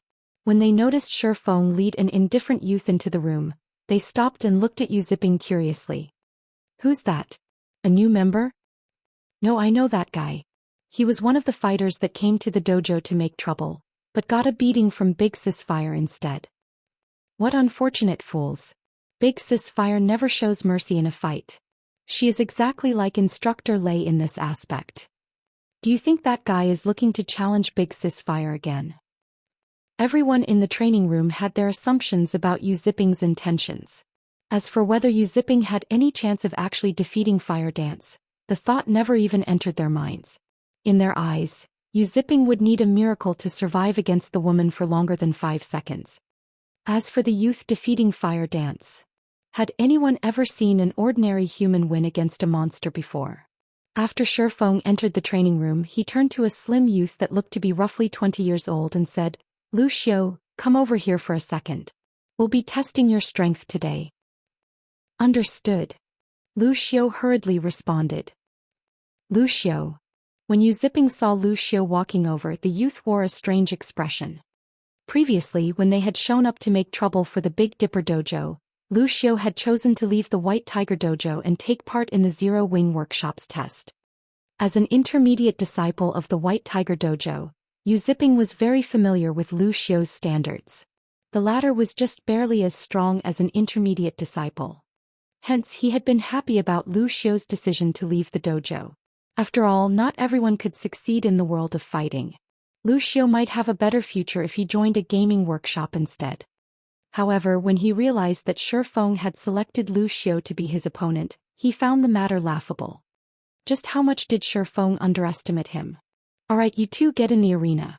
Your time limit is 3 minutes, Shi Feng instructed, not explaining further. Shi Feng's words instantly attracted everyone's attention. Blackie merrily shouted, "We have a good show coming up. I'll be the bookkeeper. The betting ratio is 1-5. Whoever bets on Yu Ziping will get 5 times their wager if he wins. Don't miss this opportunity." Alright, I'll bet on Lu Xiu. I'll bet on Lu Xiu as well. I'll bet 1 bottle of 100 berry wine on Lu Xiu's win. In the end, nobody bet on Yu Ziping. Blackie's expression twisted. However, among those present, Yu Ziping had the ugliest expression. He was only a step away from becoming an advanced disciple in the White Tiger dojo, yet in the eyes of these gamers he seemed to be some random passerby not worth their attention. Lu Xiu felt an immense pressure on his shoulders. Similar to Yu Ziping's familiarity with his strengths, he too understood Yu Ziping's power. He had never imagined that Shi Feng and Zero Wing Workshop's core members expected him to win. No matter how he thought about it, that was impossible. Upon seeing both fighters in their positions, Shi Feng shouted, "Begin. Lu Xiu, don't hold back and show me everything you've got. I'm curious to see what you've accomplished in the Zero Wing Workshop since you've joined," Yu Ziping told Lu Xiu seriously. Lu Xiu nodded and charged at Yu Ziping.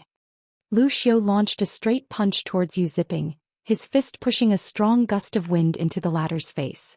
Lu Xiu's punch was so fast that Yu Ziping barely caught a glimpse of it. So fast. Yu Ziping could not help his surprise. Lu Xiu's punch was far faster and more accurate than it had been in the past. However, Yu Ziping was no ordinary fighter. Diverting the approaching fist with one hand, Yu Ziping sidestepped and rushed forward, slamming his body into Lu Xiu. As if Lu Xiu had expected the move, he quickly adjusted his footwork as his fist was redirected. Twisting his body, he circled to Yu Ziping's back, avoiding the latter's body slam. He dodged it. Yu Ziping was slightly surprised. Yu Ziping regained his composure as he turned and continued his fierce assault against Lu Xiu. Every one of Yu Ziping's moves contained both deadly speed and precision, making them extremely difficult to parry. However, contrary to Yu Ziping's expectations, Lu Xiu didn't become flustered, and the attacks didn't land.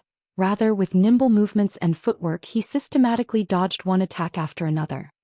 After Yu Ziping's barrage ended, Lu Xiu realized that Yu Ziping was exhausted. Immediately, Lu Xiu took advantage of the opportunity and dove in for the kill.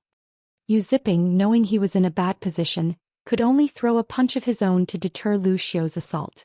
However, Lu Xiu showed no signs of avoiding the hit. On the contrary, Lu Xiu continued straight towards Yu Ziping's punch. As Yu Ziping's fist was about to collide with Lu Xiu's face, however, the latter abruptly tilted his head. Yu Ziping's fist brushed past Lu Xiu's cheek, leaving a bloodied cut. However, this allowed Lu Xiu to move into Yu Ziping's guard. Combining his speed and strength, Lu Xiu sent an open palm strike at Yu Ziping's neck. This strike forced Yu Ziping to retreat by 3 steps, feeling a little faint. Meanwhile, Lu Xiu took this opportunity to land another palm strike on his opponent's chest. Immediately, the attack sent Yu Ziping sprawling to the ground. The victor of this match, Lu Xiu. From the start of the match to Yu Ziping's collapse, Lu Xiu felt as if he had been dreaming. He had the weird feeling that Yu Ziping had gone easy on him. Why else would Yu Ziping have had so many holes in his defense? Moreover, in Lu Xiu's opinion, Yu Ziping's attack methods had been monotone. It was as if Yu Ziping had begged him to dodge the attacks. However, in Shi Feng's opinion, Lu Xiu's win wasn't unexpected. Since joining Zero Wing, Lu Xiu had experienced many life-or-death battles. He also frequently attended Lei Bao's training sessions. Both provided plenty of combat experience. Lu Xiu also used to be one of the White Tiger Dojo's intermediate disciples. In terms of his physique, he wasn't any weaker than Yu Ziping. Lu Xiu had simply lacked combat experience. However, during his time in Zero Wing, Lu Xiu had accumulated far more combat experience than Yu Ziping. Yu Ziping's defeat wasn't unusual. The first thing Yu Ziping saw after regaining consciousness was Lu Xiu. How did he improve so much so quickly? A bitter feeling swam in his heart as he looked at Lu Xiu. He knew why he had been defeated. The fight might have looked like a deadlock, but the difference in their combat experience was simply too vast. Right now, Lu Xiu moved like an expert that had lived through hundreds of battles. Lu Xiu may even possess more combat experience than the White Tiger Dojo's advanced disciples. Yet how much time had passed since Lu Xiu had joined the Zero Wing workshop? How could he have gained that much combat experience in such a short time span? You've seen how much Lu Xiu has improved for yourself. What do you think of my place now? Shifeng asked, laughing. Will you really teach me everything if I join Zero Wing's workshop? Yu Ziping asked anxiously. He stared at Shifeng with anticipation. Shifeng could not help but sigh ruefully at the tense Yu Ziping. No one would ever have imagined that this youth before him would actually become the Tier 5 berserker known as Silent Blade. Yu Ziping was just as talented as Xie. However, Xie was slightly older and had a far stronger family background. If one wanted to improve their physique rapidly, intense training wasn't enough. A fighter also needed to replenish the energy they consumed. Even the most common C-rank nutrient fluid cost 400 credits.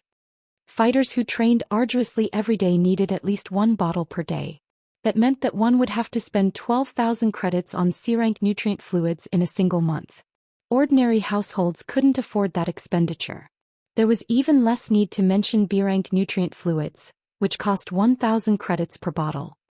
Dojos and training centers were only willing to sign contracts with and nurture people with outstanding talent. Ordinary members wouldn't have access to the privilege. However, even contracted members only received C-rank nutrient fluids. Only those geniuses would be given B-rank nutrient fluids. As for Yu Ziping, the White Tiger Dojo had only offered him an ordinary contract, providing one bottle of C-rank nutrient fluid each day. However, Xie was different. Xie did not even need the support of the White Tiger Dojo as his household provided A-rank nutrient fluids to fine-tune his body. A-rank nutrient fluids cost 10,000 credits per bottle. Not only were A-rank nutrient fluids capable of healing injuries that normally went unnoticed, but they could also develop a person's brain cells. Even if Yu Ziping and Xie were equally talented, the difference in their strengths at the end of the day was like the difference between heaven and earth. Furthermore, Xie household had invited powerful fighters and instructors to help the man gain a plethora of combat experience. Aside from talent, Yu Ziping was weaker than Xie in almost every aspect. How could he possibly be a match for Xie? Meanwhile, Jiang Tianyuan, Jiang Lingyun's father, highly valued strength. It was only a matter of course for him to choose Xie. Chapter 1134. Test Evaluation. Hellscythe Underscore Fluffy Goblin. Chapter 1134. Test Evaluation. Noticing Shifeng's long moment of silence, Yu Ziping grew nervous. Yu Ziping had already seen how much Lu Xiu had improved. Despite having recently joined the Zero Wing workshop, Lu Xiu could display strength like never before. If Yu Ziping told the other White Tiger Dojo members about this, nobody would believe him. In any case, he was now sure that, by joining and training in the Zero Wing workshop, he could become strong enough to get a ticket to the National Youth Fighting Competition before this year's qualifiers. If he improved sufficiently, his results might even be quite good. Although he still wouldn't be a match for Xie with the advantage of his age, Hall Master Jiang would, more or less, consider giving Yu Ziping his daughter instead of outright rejecting him. If you join Zero Wing's workshop, you won't miss out on any training. Before that, however, we have to see whether or not you can pass the workshop's test. Based on your performance, you'll be offered a corresponding contract, Shifeng explained. Of course, Lu Xiu's standards are already quite high. He has already become a reserve corps member in our workshop, and we're providing various benefits to nurture him. Above that are the reserve main force member slots. If you achieve that standard, you'll receive even heavier emphasis from the workshop. The resources we'll invest in you at that time will definitely surprise you. To put it simply, what benefits you receive are up to you.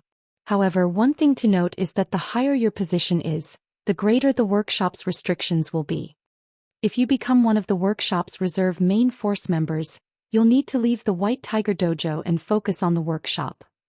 Yu Ziping nodded in response, not particularly surprised by Shifeng's explanation. He had no intentions of becoming a reserve main force member. He was fine with becoming a reserve corps member. This way he could continue his development in the White Tiger Dojo. Following which, Shifeng had Blackie lead Yu Ziping to take the foundation test. The workshop's tests were very simple. They tested for an applicant's reaction speed, observation and judgment. As long as they performed well in these aspects, even if they had never received training from a gaming guilds before, they could get by fairly well in God's domain. Once Zero Wing nurtured these people both in the game and in the real world, they could very quickly become fifth-floor experts in the trial tower. Shifeng had always planned for his guild to walk the path of the elite. Hence he was very strict when recruiting internal members. Zero Wing's evaluations fell into 5 grades: D, C, B, A, and S. Various large guilds had created these grades in the past during their own internal member recruitment. It was a standard method. Those who earned a D grade were considered ordinary. Generally, large guilds only picked people who earned a C when recruiting internal members. In other words, people who were slightly more than ordinary in the various aspects. This way, these guilds' investments had a higher likelihood of greater return. To become a super guild's internal member, one generally needed to earn a B in their evaluation. Although the difference was only 1 rank, a B grade player could easily defeat a C grade player of the same level. This was similar to the wooden barrel theory. The amount of water a wooden barrel could contain was not determined by the longest plank of wood. Rather, it depended on the shortest plank of wood. This was also why, despite there being countless people applying to join super guilds as internal members each year, very few actually managed it. The internal members Zero Wing recruited were separated into 2 groups.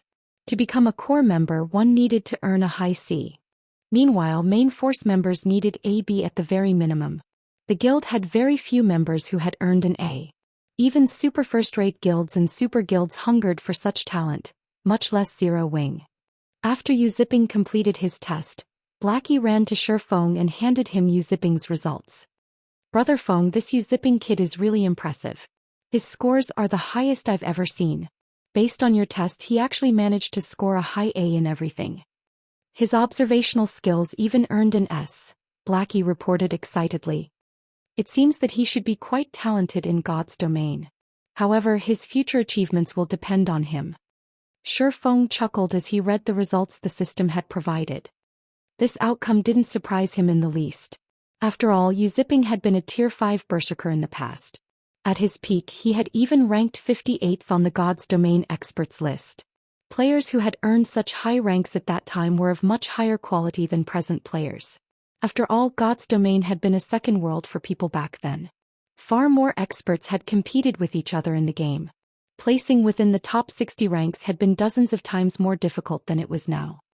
If not for the fact that Yu Ziping had joined God's Domain later than others, he might have achieved an even higher rank.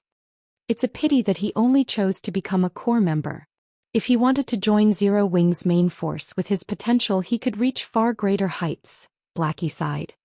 Shifeng only tested a person's current talent, but talent wasn't a constant. As long as one continued to develop their mind, their talent would rise as well. The fact that Yu Ziping was already so talented meant that his starting point was much higher than others. If he wanted to grow stronger, he still required training and resources. "Relax. Now that he has already set foot on Zero Wing's boat, I believe that he will, sooner or later, join our main force." Shifeng chuckled as he clapped Blackie's shoulder. Following which, according to his daily schedule, Shifeng proceeded with training his members. As the sun began to set, Shadow Sword and Turtledove arrived at Zero Wing's workshop. When Shifeng met the two for the first time, he discovered that they both looked much younger than in God's Domain. Moreover, they were only 19 years old, only 1 year older than Yu Ziping. However, although the two's combat experience trampled over Yu Ziping's, They were physically much weaker than Yu Zipping. According to the White Tiger Dojo's evaluation standards, they were not even fit to become basic disciples. However, this wasn't unusual. Neither Shadow Sword nor Turtledove had received much attention from their previous dojo. Their dojo hadn't wanted to contract either of them. After the two arrived, Shifeng split the 10 bottles of S-rank nutrient fluids, which Xiao Yu had Liang Jing deliver some time ago, between Shadow Sword and Turtledove. These S-rank nutrient fluids should be enough for them to train void steps for a considerable amount of time. S-rank nutrient fluids. Yu Zipping gaped in shock when he saw the exquisite coolers Shadow Sword and Turtledove were carrying. He had seen the coolers used to store S-rank nutrient fluids many times. After all, when the White Tiger Dojo's advanced disciples performed exceptionally well, the dojo rewarded them with S-rank nutrient fluids. As far as he could remember, the last time the dojo awarded S-rank nutrient fluids was when one of the geniuses at the main headquarters got 10th place in the National Youth Fighting Competition. The dojo had boasted about this achievement, so much so that it had rewarded that youth 2 bottles of S-rank nutrient fluids. That youth had treated those bottles like family treasures, only using them when he was severely injured. Yet Shifeng had given Shadow Sword and Turtledove 5 bottles each without hesitation. What was this? Could the Green God Company be backing the Zero Wing Workshop? The thought hovered in the back of Yu Zipping's mind. There was no other explanation. A gaming workshop like Zero Wing had actually given 10 bottles of S-rank nutrient fluids to 2 people. This was far beyond extravagant. This was simply being a spendthrift. If he had received them, those 10 bottles would last him 10 years.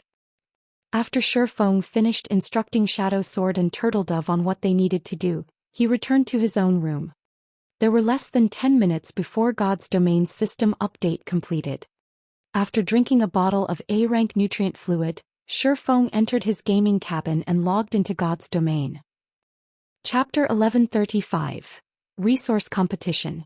Hellscythe Underserve Empire. Chapter 1135. Resource Competition. The interface changed? When Shifeng logged back into his rest space, he suddenly discovered that plenty of changes had occurred.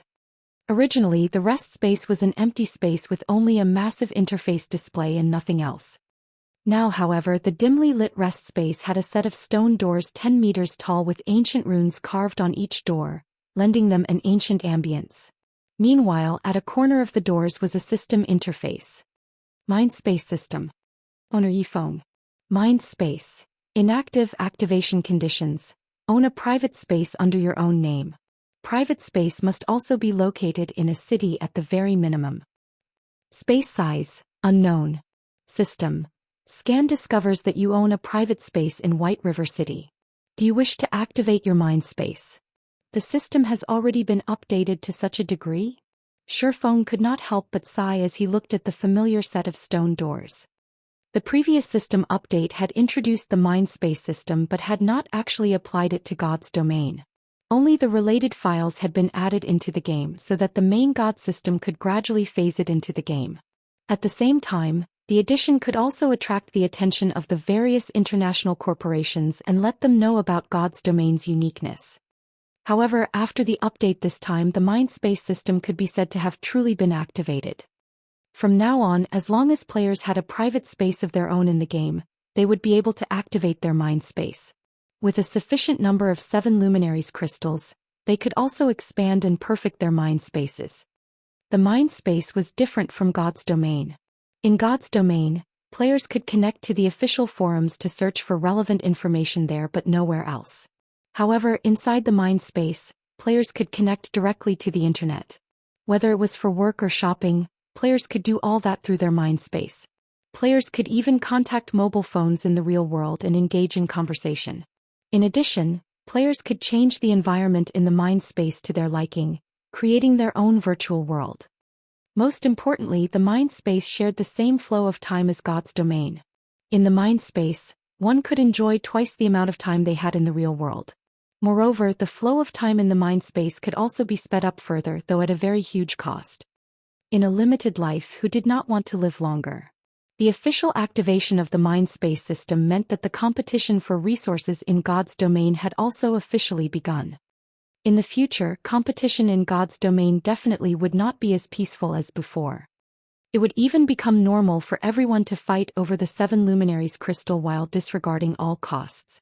And to contest for more 7 Luminaries crystals, everyone would definitely continuously strengthen themselves, which would intensify the competition over weapons, equipment and tools in turn.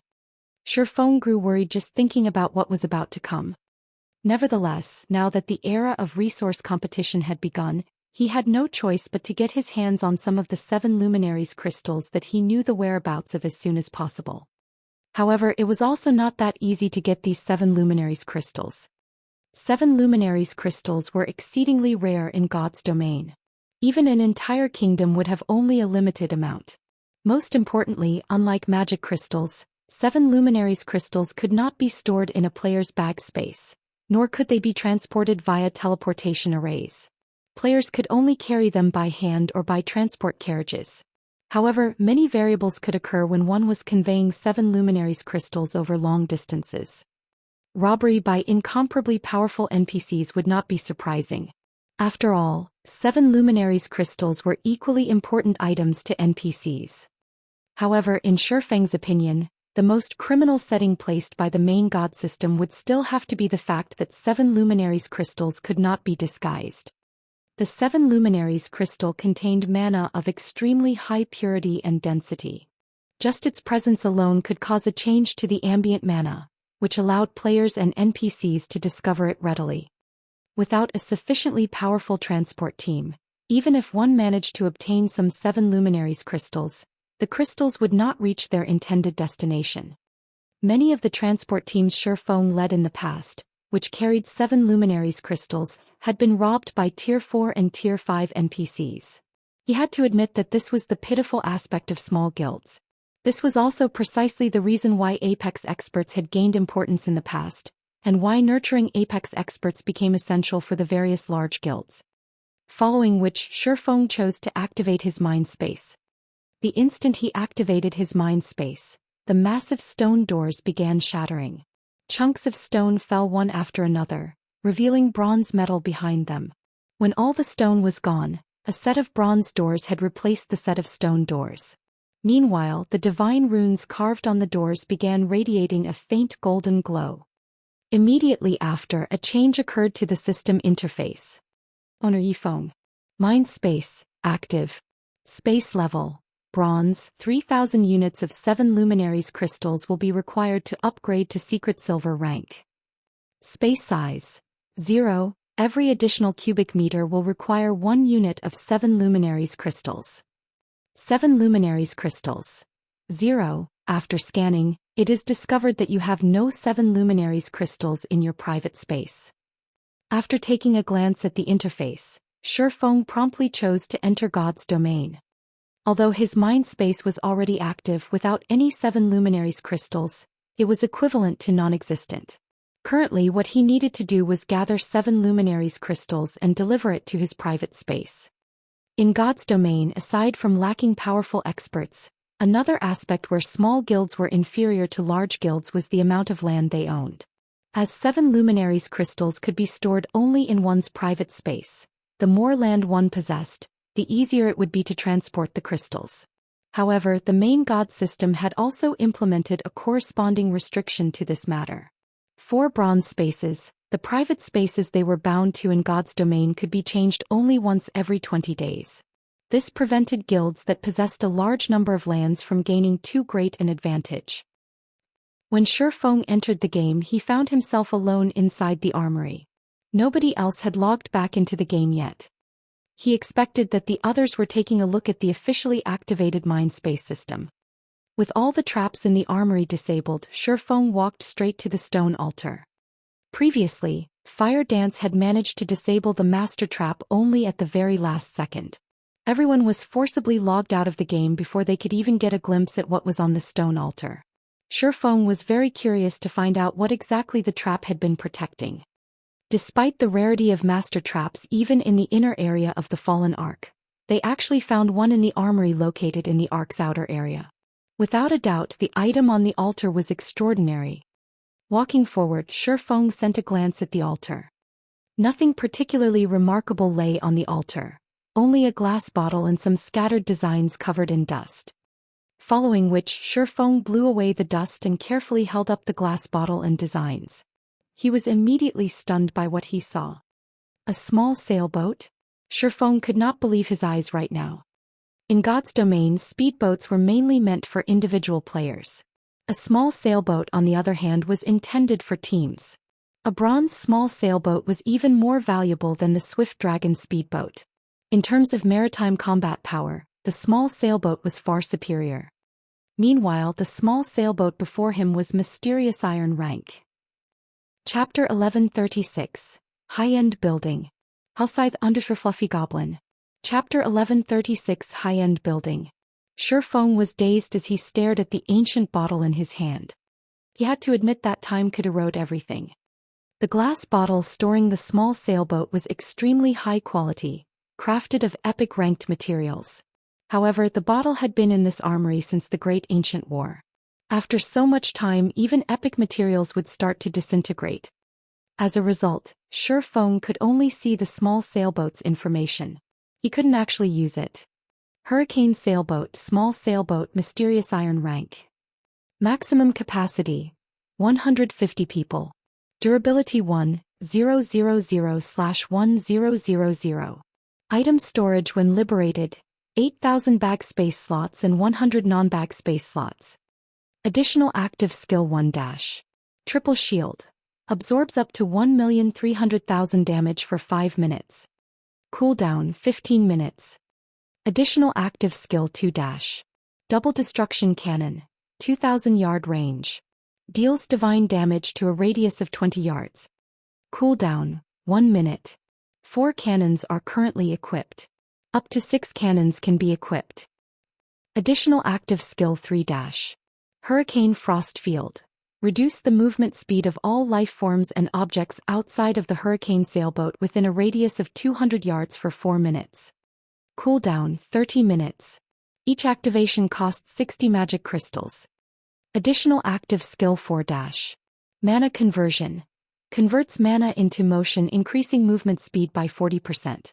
Every 10 magic crystals consumed extends duration by 20 minutes. Cooldown 10 minutes. Additional passive skill dash. Braving the winds and waves. When sailing with the wind, movement speed increased by 50%. When sailing against the wind, movement speed is unaffected. The hurricane sailboat has been severely damaged and cannot be used. Must repair the boat's divine ruins before use. It seems I'll have to get Burning Abyss to fix it. Shifeng sighed as he stored the hurricane sailboat. The hurricane sailboat was no less valuable than a fragmented legendary item. It was even more valuable than the Swift Dragon speedboat. The sailboat was especially valuable right now. Sailboats were very large. Not only could they participate in naval combat, but they were also transportation tools. Transporting cargo over sea was much faster and more convenient than on land. More importantly, transportation across the sea was much safer. This was especially true for the current God's domain. Naval combat was different from combat on land. While players' role in these battles was important, the ship they used was the more so. In God's domain, a mysterious iron small sailboat combat power made it practically invincible among current guilds. The sailboat could even deal with troublesome sea monsters. After storing the hurricane sailboat, Shifeng shifted his gaze towards the designs. Although the designs were somewhat damaged due to the passing of time, Shifeng could discern their information. 4 Towers of Elements. When Shifeng saw these words, he froze. So, this is the famous 4 Towers of Elements. Shifeng's eyes glowed with excitement as he examined the designs, nearly losing his grip on the papers. While the 4 Towers of Elements name seemed ordinary in the various libraries around God's domain, it was also known as the Elemental Towers. The 4 Towers of Elements was a defensive structure that combined 4 towers that harnessed the power of the 4 major elements: earth, water, wind, and fire. If the Mana Tower was considered a mainstream defensive building, the 4 Towers of Elements was a high-end defensive building. However, in the past he had only seen these towers in Super Guild's main headquarters. He had never heard of a lesser guild owning one. In fact, only Super Guilds had known where to obtain them. However, looking back at it now, Shifeng felt that those super guilds might have obtained the designs in the fallen Arkansas. Either that or the Midnight Tea Party had sold the designs to super guilds after obtaining them. Otherwise, the 4 Towers of Elements would not have been so rare in the past. Shifeng finally understood why the main god system had activated the Mindspace system. It turned out that it was because he was about to obtain the 4 Towers of Elements. As a high-end building, ordinary players could not construct the 4 Towers of Elements. Only those who had learned the relevant subclasses could build them. Moreover, the relevant subclass requirements were exceptionally high. At the very least, one needed to reach the advanced rank. With this, I won't have any issues defending the city. Shifeng could not help but grin at the designs. There were a total of 4 designs, the complete design for the 4 Towers of Elements. With these designs, in addition to the lifestyle players the Candlelight trading firm had already nurtured, he could definitely construct the towers. Thinking up to this point, Shifeng began reading the list of required construction materials. This way he could prepare. What? These towers require 7 luminaries crystals. Shifeng grew somewhat faint after glancing through the materials. If the towers simply needed a few 7 luminaries crystals, he could have dealt with that. However, each tower required 10 units of 7 luminaries crystal. Constructing the entire set would cost him 40 units of 7 luminaries crystal. Constructing these 4 towers cost more than constructing an entire city. In God's domain, 1 unit of 7 luminaries crystal was roughly the size of an adult's fist. Generally, one only came across 0. 1 to 0. 3 units of a 7 luminaries crystal.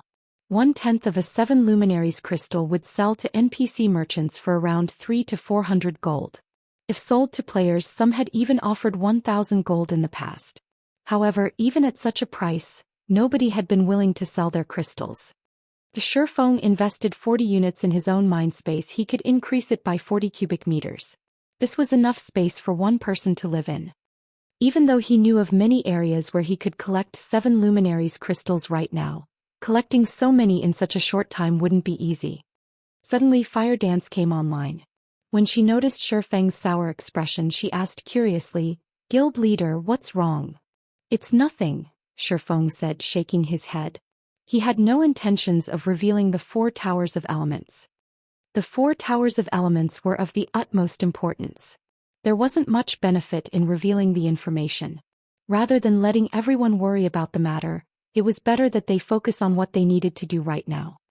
Shortly after, Aqua Rose also logged in. Immediately, she turned to Shifeng and asked anxiously, "Guild leader, what was on the stone altar?" "A small sailboat," Shifeng said. He then shared the hurricane sailboat's information in the team chat for everyone to see. Those that had just come online and saw the hurricane sailboat's information were stupefied. Although they weren't very familiar with naval matters, they could more or less tell how powerful the hurricane sailboat was by its skills. The hurricane sailboat was practically a moving turret. If the 4 double destruction cannons were lined up and fired together, their killing power would be absolutely terrifying. If the hurricane sailboat could be used on land, it would be invincible, not to mention at sea. "Guild leader, with this sailboat we can start developing in a coastal city. With this sailboat and our resources, we'll definitely get our own share of the pie," Gentle Snow suggested after reading the hurricane sailboat's details. "That's right. Guild leader, the various large guilds have already secured most of the available resources on land. We have to waste a lot of time and effort to contest for those resources. We might as well shift a portion of our focus to the sea. There are not many cities out at sea, so the various guilds are slow in developing their maritime strength. There are still a lot of locations free of guilds' control. With this small sailboat, we can definitely compete with the guilds current in coastal cities." Aqua Rose very much agreed with Gentle Snow's proposal. Both Aqua Rose and Gentle Snow were members of the guild's management team. They possessed far more information than others. The two of them had also considered the problem of the guild's future development. There were simply too few resources available on land, and it was time-consuming to contest for more. As for the sea, not only were its resources abundant, but the majority of the various large guilds in God's domain were in the same situation as Zero Wing when it came to competition at sea. Most guilds were just starting to move towards the ocean at this stage of the game. One could say that they were all at the same starting point right now. Zero Wing's acquisition of the mysterious iron small sailboat gave it a significant advantage over the other guilds. Zero Wing could easily suppress their competition's fishing boats and speedboats. Chapter 1137. Introducing the Inferior Legendary Treasure Chest. Hellscythe _ Fluffy Goblin. Chapter 1137. Introducing the Inferior Legendary Treasure Chest. In the canyon outside of the Fallen Ark, the Soul Eater Lord, which had previously attacked Zero Wing's team, finally emerged. Immediately, the Soul Eater Lord's powerful domain enveloped a significant portion of the canyon. How is there such a powerful monster? The sight of the Soul Eater Lord instilled fear and insecurity into the Midnight Tea Party's members. They had listened to Shifeng's instructions and moved 1,000 yards away from the Ark, which put them outside of the Soul Eater Lord's domain. However, as experts, their senses were far superior to ordinary players. In addition, they normally fought high-tiered monsters. As a result, they could roughly gauge a monster's strength based on the pressure it emitted. Meanwhile, right now, from the pressure they felt from the Soul Eater Lord, they could tell that he was the strongest monster they had encountered since joining God's domain. Black Flame really didn't lie. Even if every member in the team has reached Tier 2 level 60, will still be cannon fodder against such a powerful monster, Netherworld Wave said, finding it somewhat difficult to breathe. Even Tier 4 NPCs of the same level wouldn't be a match for the Tier 4, level 67 mythic monster with a complete domain. After all, complete domains were what made Tier 4 NPCs so powerful and allowed them to fight mythic monsters which had higher attributes on equal footing. Leader, are we still going to go in? Cloud Yarn asked Breeze Wine worriedly. With such powerful monsters guarding the Fallen Ark, even sending in an army of tens of thousands of players of the same level would be meaningless. They were significantly underleveled right now. Let's wait for a bit, Breeze Wine said softly. Black Flame told us his method for luring these monsters away. Let's make our decision after watching the situation. After Breeze Wine announced his decision, the team fell silent. It would be a pity to simply leave after so much difficulty to open the Fallen Arkansas. While the Midnight Tea Party members waited quietly, one monster after another exited the Fallen Arkansas. The weakest among them was a Grand Lord, while most were mythic monsters.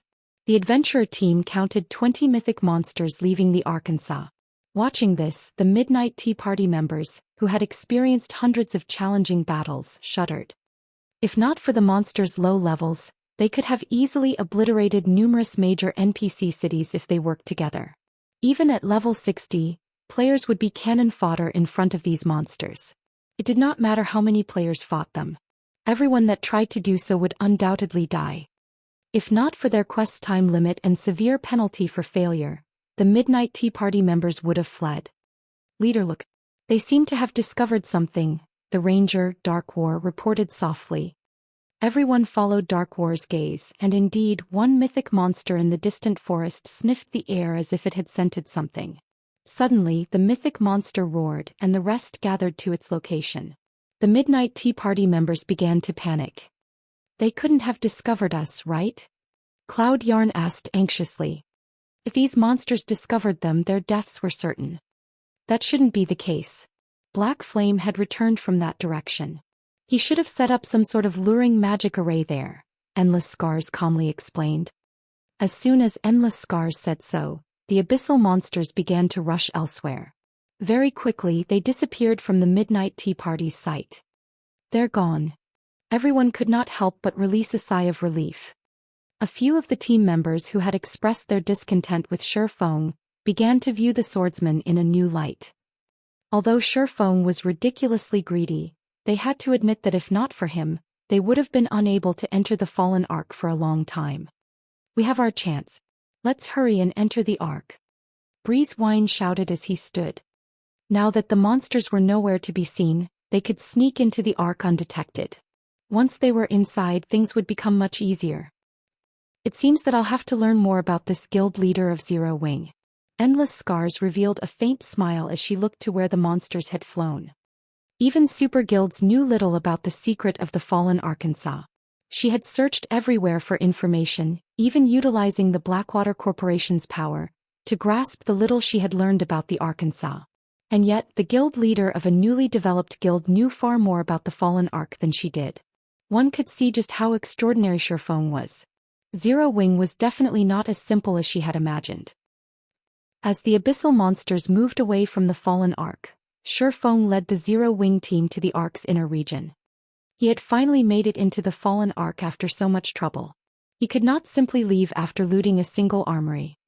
Furthermore, the fallen arc's truly valuable items lay in the inner region. However, as they ventured deeper, they encountered many traps. Even after the traps were disabled, new traps appeared in their place after a certain amount of time. In addition, due to the recent system update, the traps had become far more difficult and risky to disable. Any mistake could trigger the traps.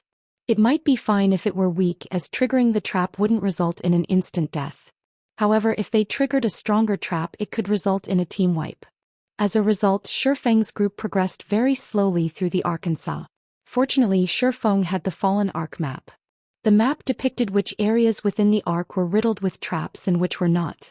Not only could they choose the safest path, but they would also know if they were about to walk into one. They didn't need to be on high alert constantly. Finally, after over an hour advancing through the arc, the team reached the inner region. Following which, Shifeng had everyone stand by and wait for orders as traps riddled this area. Their only option was to let Fire Dance explore. As Fire Dance still held the Icarus's heart Shifeng had given her, she could explore the inner region somewhat safely. Anyone else that tried to do so would only be looking to die. Fortunately, we dealt with the traps in the armory before the system update began. Otherwise, the stone altar's trap would have killed us already, Flying Shadow said, his heart fluttering with fear. Previously, when he had disabled an advanced trap, he had very nearly lost his life when he triggered the trap by mistake. Fortunately, Violet Cloud had reacted quickly and immediately cast Truth Shield on him. In the end, the trap had only wounded him, leaving him with only 2000 HP. That's right. Guild leader is really amazing. If not for sensing that the system update would affect traps, we wouldn't have obtained the hurricane sailboat. Kola said, laughing. Shifeng hadn't expected to acquire the hurricane sailboat either. However, he agreed with Gentle Snow and Aqua Rose's suggestion. Hence, he made some slight adjustments to his plans. Before obtaining the hurricane sailboat, Shifeng had planned to develop an ocean-viewing town slowly. He had even intended to let Immortal Light develop in the Apocalypse Empire's coastal towns. After all, Zero Wing was different from the other guilds in coastal cities, where the latter had already begun to build their strength. Trying to compete with these coastal guilds would be foolish.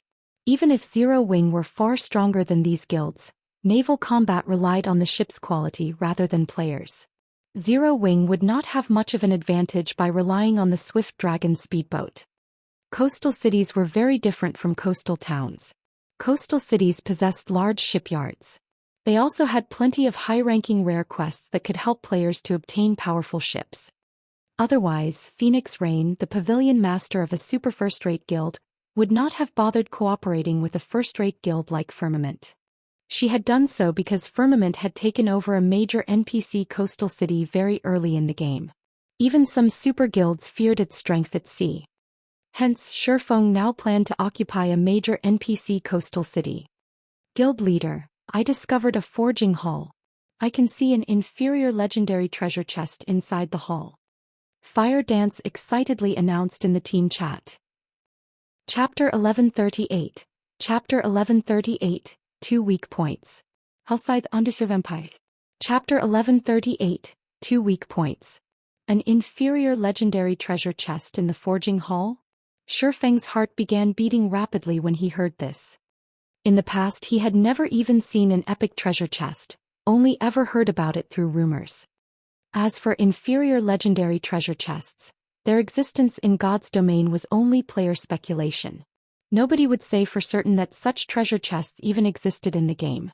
After all, as long as one's luck was not extremely bad, they could get a fragmented legendary item from an inferior legendary treasure chest. Without exaggeration, a single fragmented legendary item could change the fate of a player in God's domain. In God's domain, the large guilds were fully capable of obtaining epic items, in relatively high quantities. However, not every large guild possessed fragmented legendary items. Even 10 years after God's Domain's launch, first-rate guilds only had a handful of such items at most. Meanwhile, guilds would definitely dispatch a lot of players to guard their experts wielding these fragmented legendary items. The reason for this was very simple: fear of an ambush by other Apex experts wielding fragmented legendary items. Although their own experts possessed extremely frightening strength with appropriate counters, the enemy could still take them out. Hence, these guilds would dispatch expert teams to prevent unexpected incidents from happening. Even so, many such ambushes still occurred in God's Domain every day. One could see just how desperate the large guilds were towards fragmented legendary items. Shurfeng never imagined that shortly after entering the inner area of the Fallen Ark, he would actually come across such a harvest. The Fallen Ark was even more amazing than the rumors had made it out to be. However, after giving the matter some thought, he found it reasonable. Back then, some people had already entered the Fallen Ark prior to the public's discovery of it and had definitely cleaned out the treasures inside. Moreover, the super guilds that had cleared out those ancient abyssal monsters must have looted the Ark as well. By the time other players were able to swarm into the Ark, the treasures remaining were extremely few, but still extraordinarily amazing. Now that his team was the first to explore the Fallen Ark, it was not surprising that they came across an inferior legendary treasure chest, which he had never seen in the past. When everyone heard Fire Dance say so, flames of passion flared up in their eyes. Even epic items were exceedingly rare right now. If they could obtain a fragmented legendary item, it would truly be a game-changer for Zero Wing. Among those present, aside from Blackie, Aqua Rose, Gentle Snow, Fire Dance, and an extreme few who knew that Zero Wing possessed more than one fragmented legendary item, everyone else believed that the best weapons and equipment Zero Wing possessed were only of epic rank. "What's the situation over there?" Shurfeng asked softly after calming himself. "There's an extremely powerful trap set up around the treasure chest. Furthermore, there are two statues inside the forging hall, and both of them are giving off a very faint pressure. They could be the guardians protecting the treasure chest. I don't dare approach them right now, so I still can't determine whether I can disable the trap." Fire Dance then took a picture of the forging hall and shared it through the team chat. Previously, Shurfeng had warned her that aside from traps, certain parts of the Ark's inner area had guardian monsters. Hence, she had taken notice of the two statues set up in the forging hall. After scrutinizing the picture, Shurfeng nodded and said, "Your judgment is correct. Those two statues are indeed guardians. Moreover, they're not just any normal guardians. They're fossilized Tyrannosauruses and archaic species." Shurfeng had seen the fossilized Tyrannosaurus in the past. Back then, a super guild had dispatched an army of 10,000 players, in addition to many Apex experts to kill one. In the end, although the super guild managed to finish off the archaic species, it had suffered a casualty rate of over 80%. An archaic species? Isn't that similar to the monster we encountered in Titan City's entrance trial? Aqua Rose asked in shock. She had personally experienced the strength of an archaic species. If not for the powerful magic array suppressing the King of Corrosion back then, they would not have had any chance of defeating it at all. Yet now there were actually two such monsters in the forging hall. In truth, even Shurfeng was surprised upon seeing this. According to the information he obtained, there should not be any other powerful monsters in the Fallen Ark's inner area, aside from special life forms and those ancient abyssal monsters. The sudden appearance of two archaic species was completely outside of his expectations. No wonder the inferior legendary treasure chest was placed in such an eye-catching location. Shurfeng felt his head start aching. Archaic species were stronger than even special life forms. A Tier 4 archaic species could definitely rival those Tier 4 abyssal monsters inside the Ark in strength. If two of such archaic species worked together to defend an area, they would be practically invincible at this stage of the game. It might be possible to challenge them with a team of Tier 3 experts. Either that, or if they had another water boundary magic scroll to hold the two guardians back, they could use the opportunity to disable the trap and take the treasure chest away. Otherwise, they could only look at the treasure chest from the sides. "Guild leader, with our current standards, I'm afraid that we won't be able to get that inferior legendary treasure chest. Why don't we explore other locations first?" Gentle Snow suggested. While she wanted to obtain the inferior legendary treasure chest as well, The difficulty of doing so was simply too high. Rather than pointlessly throw away their lives, it would be much better if they first looked for whatever items they could get their hands on. Alright. Fire, send over the safe route to the forging hall first. Afterwards, explore some other locations and take as many items as you can. After giving the matter some thought, Shifeng decided to first do whatever they could in the inner area before considering other courses of action. Understood. Fire Dance nodded, then shared the route she took to reach the forging hall through the team chat. Shifeng carefully led everyone towards the forging hall. The inner area of the Fallen Ark was very complex. It was like a highly diversified maze, and one could easily lose their way in here. One might even encounter the same trap several or even dozens of times. It was no wonder the players that actually managed to leave with any treasure numbered extremely few, despite players swarming the Fallen Arkansas. After wending their way for over an hour, Shifeng and the others finally arrived at the forging hall. The extremely spacious forging hall was roughly the size of a sports stadium that could fit 50,000 people. There were all sorts of forging tools placed around the room as well as many books on display. However, due to the corrosion of time, none of these things seemed usable. Only the treasure chest and the statues placed in the center of the hall appeared in pristine condition. Flying, find a way to disable the traps protecting the forging tools and books. Everyone else, take whatever you can away from here. Leave nothing behind, Shifeng instructed after glancing through the hall. Since he had already arrived in the Fallen Ark's inner area, he naturally could not let this trip go to waste. Although the forging tools and books were severely damaged with so many tools and books here, he refused to believe that not a single one of them was usable. Understood. Everyone promptly spread out and went into action. As for Shifeng himself, he was carefully observing the inferior legendary treasure chest and the two massive statues standing beside it. Over 2 hours passed very quickly. Aside from where the treasure chest sat, everyone had cleared out all the other areas in the hall. Although everyone was relatively tired from all the looting they did, they managed to end up with a considerable harvest. The items they obtained included dozens of complete books as well as 8 forging tools. Every forging tool was secret silver rank, and if placed in the Candlelight trading firm, they would all be top-class tools.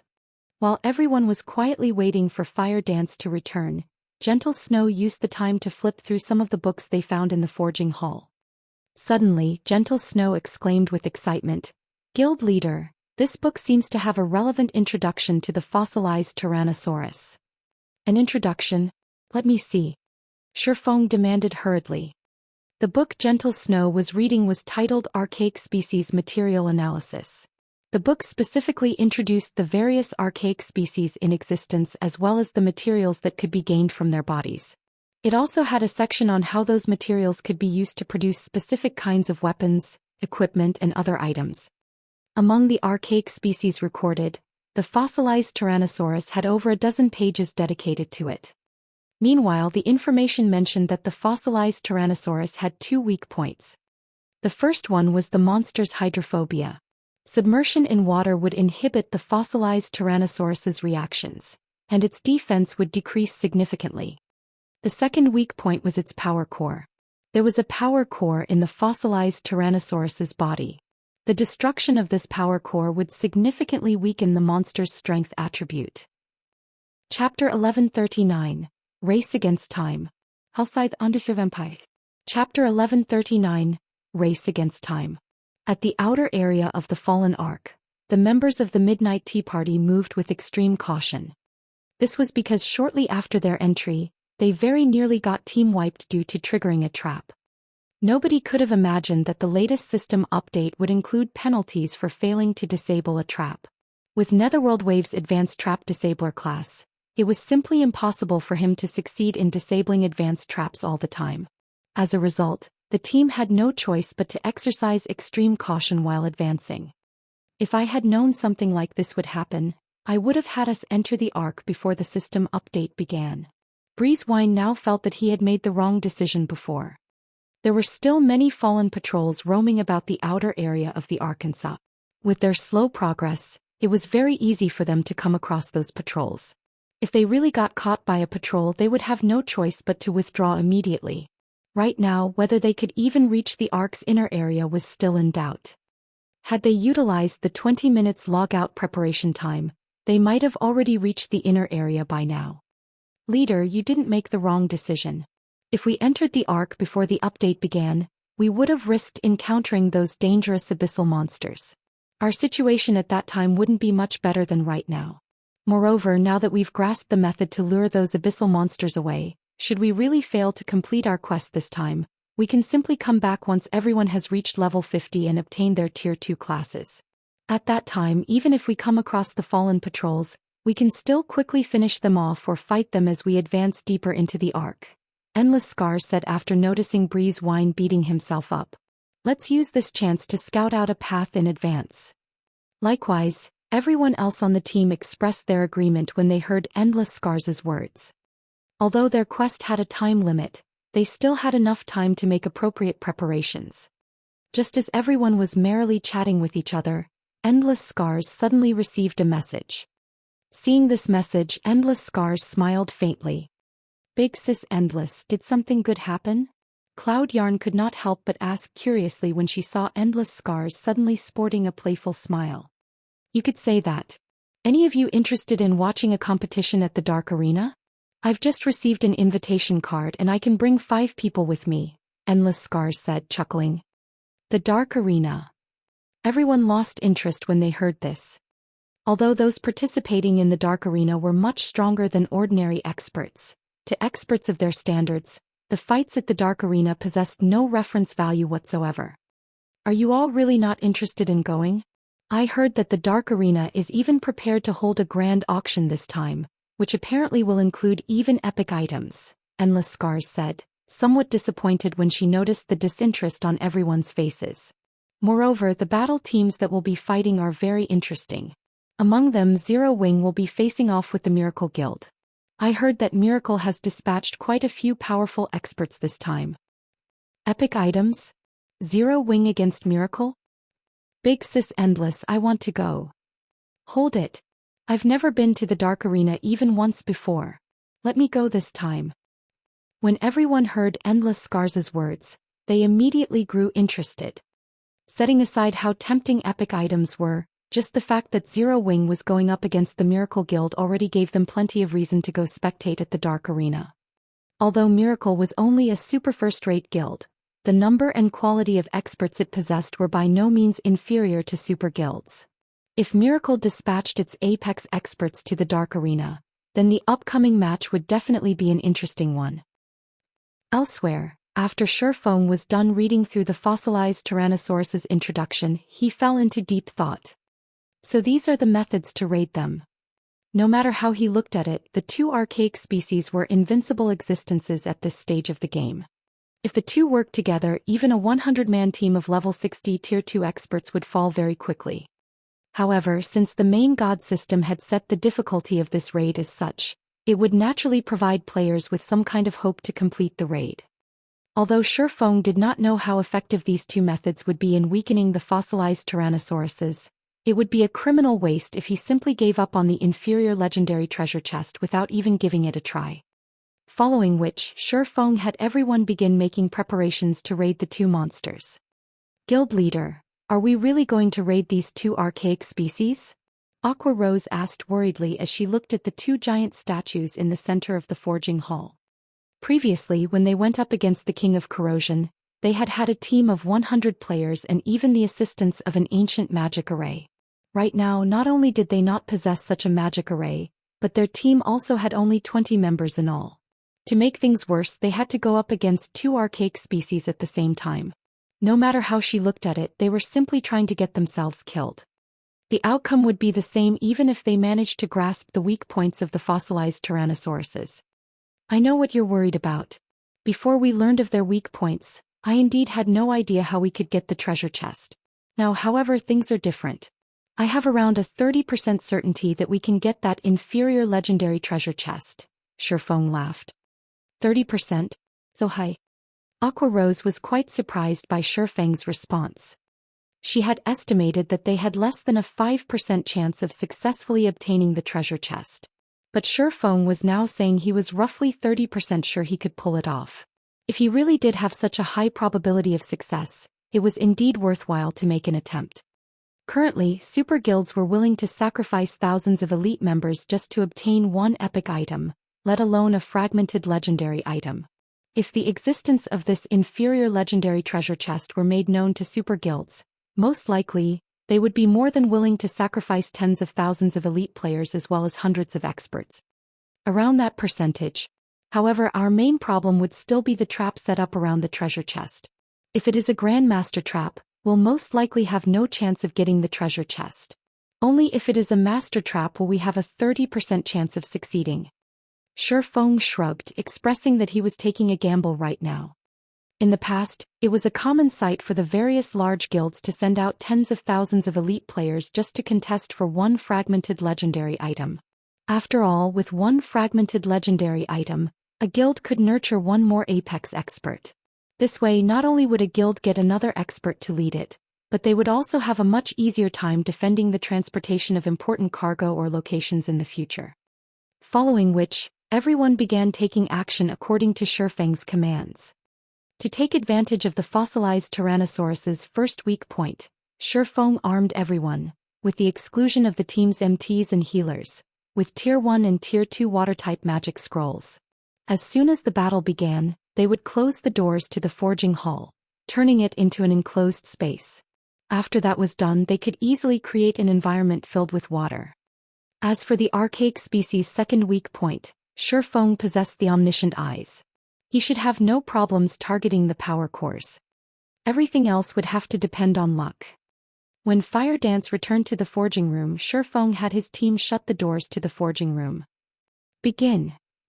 At Feng's command, everyone sprang into action, unfurling their magic scrolls one after another and launching a barrage of water-type spells at the two statues. In the blink of an eye, a lake formed within the forging hall, the height of the water easily surpassing that of a player. At the same time, everyone also activated a water-walking scroll. The water-walking scroll was a commonly used magic scroll in God's domain. As its name suggested, it allowed players to walk on water for 10 minutes. Each scroll sold for 20 silver coins, and it could be said to be one of the tools specialized for maritime combat. As the water-type spells struck the bodies of the fossilized Tyrannosauruses, both monsters immediately awoke. Roar. The fossilized Tyrannosauruses let loose deafening roars, shaking up the forging hall. Meanwhile, the powerful aura that abruptly filled the entire hall struck fear into everyone. Now that the fossilized Tyrannosauruses had awakened, everyone was finally able to get a glimpse at their statistics. Fossilized Tyrannosaurus, Inferior Dragon, Archaic Species, Mythic. Level 65. HP 320, 000, 000/320, 000, 000. Just as everyone was feeling shocked by the statistics of the fossilized Tyrannosauruses, Feng shouted, "Fire, use this chance to disable the trap." Feng knew better than anyone else present just how powerful the fossilized Tyrannosauruses were. It was also because of this understanding that he knew how valuable time was right now. If they continued daydreaming, the chances of obtaining the inferior legendary treasure chest would decline. Understood. Fire Dance immediately responded and activated Silent Steps, appearing behind one of the two fossilized Tyrannosauruses. She then dashed straight towards the treasure chest. Chapter 1140, Buying Time. Hellscythe Undersea Vampire. Chapter 1140, Buying Time. When Fire Dance was only 30 yards away from the treasure chest, the two fossilized Tyrannosauruses, which had initially been lured away by the spells attacking them, suddenly shifted their attention to her. As if they had had their tails stepped on, they glared at Fire Dance with single-minded ferocity as though she were the only person left in the world. Not good. Our aggro is too weak. Feng frowned. Cola, Turtledove, use everything you've got to pull aggro. Have the bosses stay as far away from the treasure chest as possible. As guardian bosses, the fossilized Tyrannosaurus's priority was the protection of the inferior legendary treasure chest. To them, aggro was secondary. Only when another player's aggro over the fossilized Tyrannosauruses reached a sufficiently high degree would the bosses stop paying attention to the player attempting to steal the item they protected. This was why Feng previously had everyone use their water-type magic scrolls on the fossilized Tyrannosauruses. Not only could they deal a significant amount of damage to the bosses, but they could also increase their aggro over the bosses. However, the effects of the water-type spells were not as good as Shifeng expected. Understood. Upon hearing Shifeng's command, Kola and Turtledove immediately activated Power of Darkness, causing their basic attributes to soar instantly. Both of them then charged straight at the two fossilized Tyrannosauruses and used Justice Roar, trying their best to shift the attention of the bosses to themselves. However, the fossilized Tyrannosauruses still kept the treasure chest as their priority, completely disregarding the two Guardian Knights' Justice Roars and continuing to chase Fire Dance. Both Kola's and Turtledove's Justice Roars were at Tier 1. If the target they used the skill on ignored them, their strength attributes would double for a short time. Their speeds would increase significantly as well.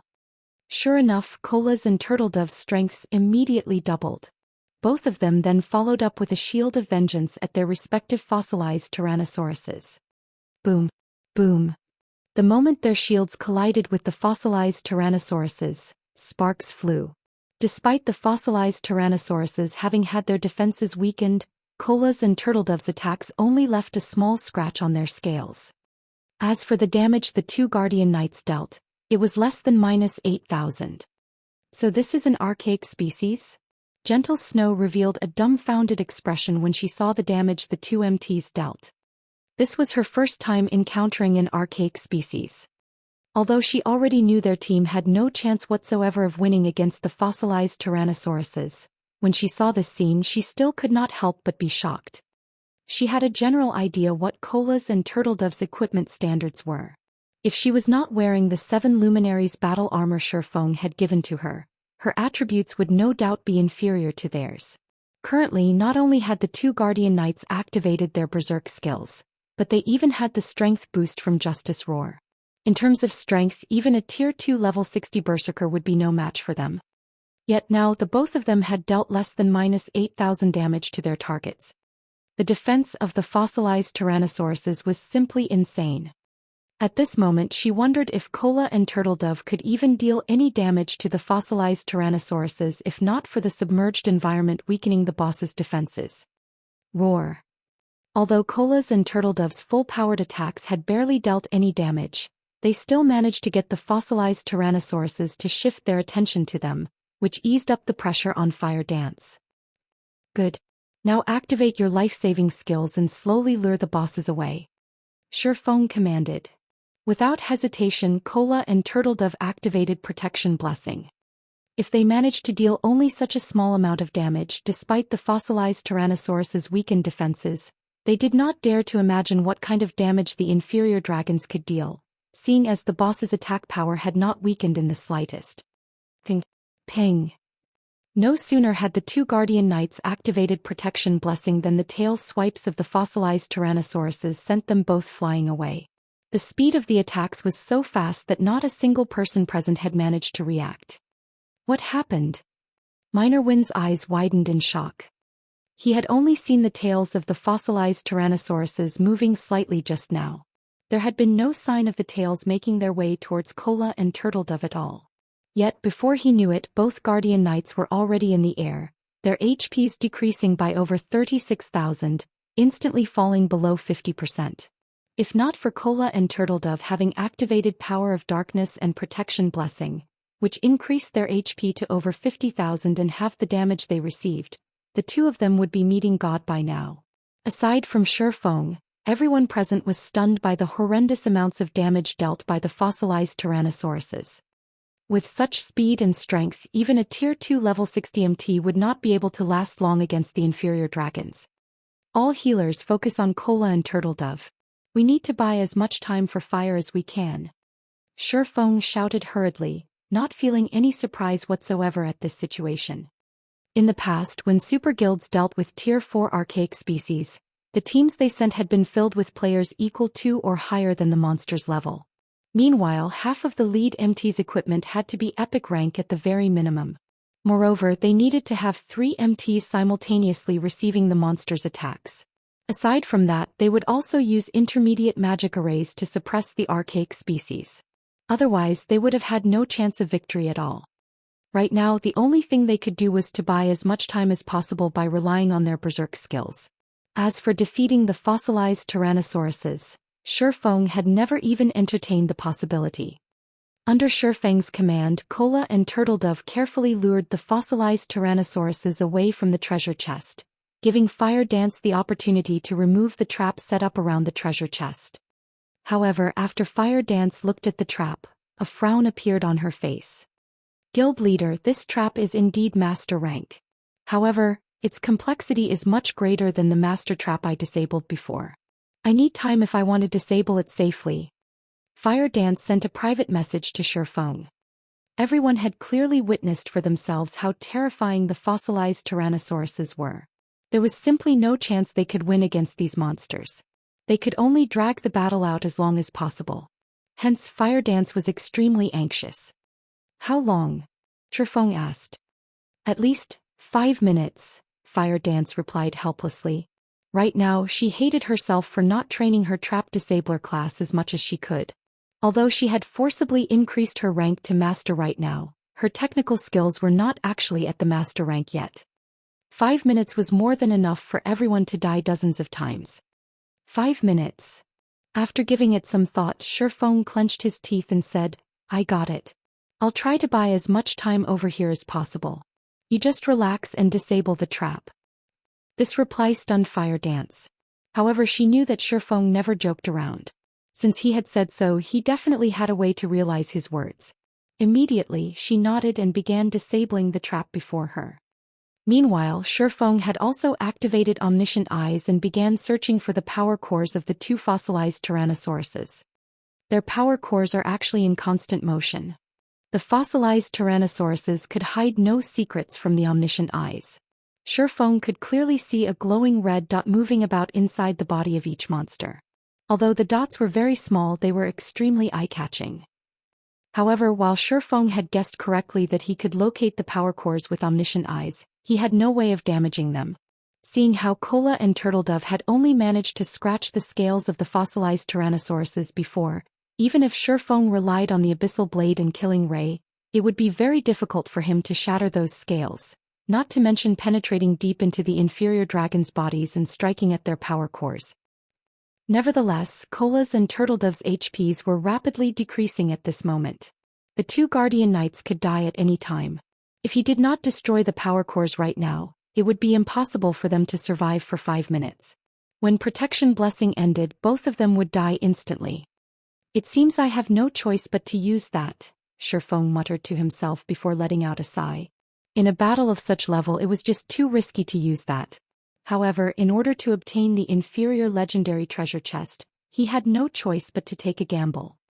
Saying so, Shifeng took out a Summon Guard scroll and summoned his epic guard Anna.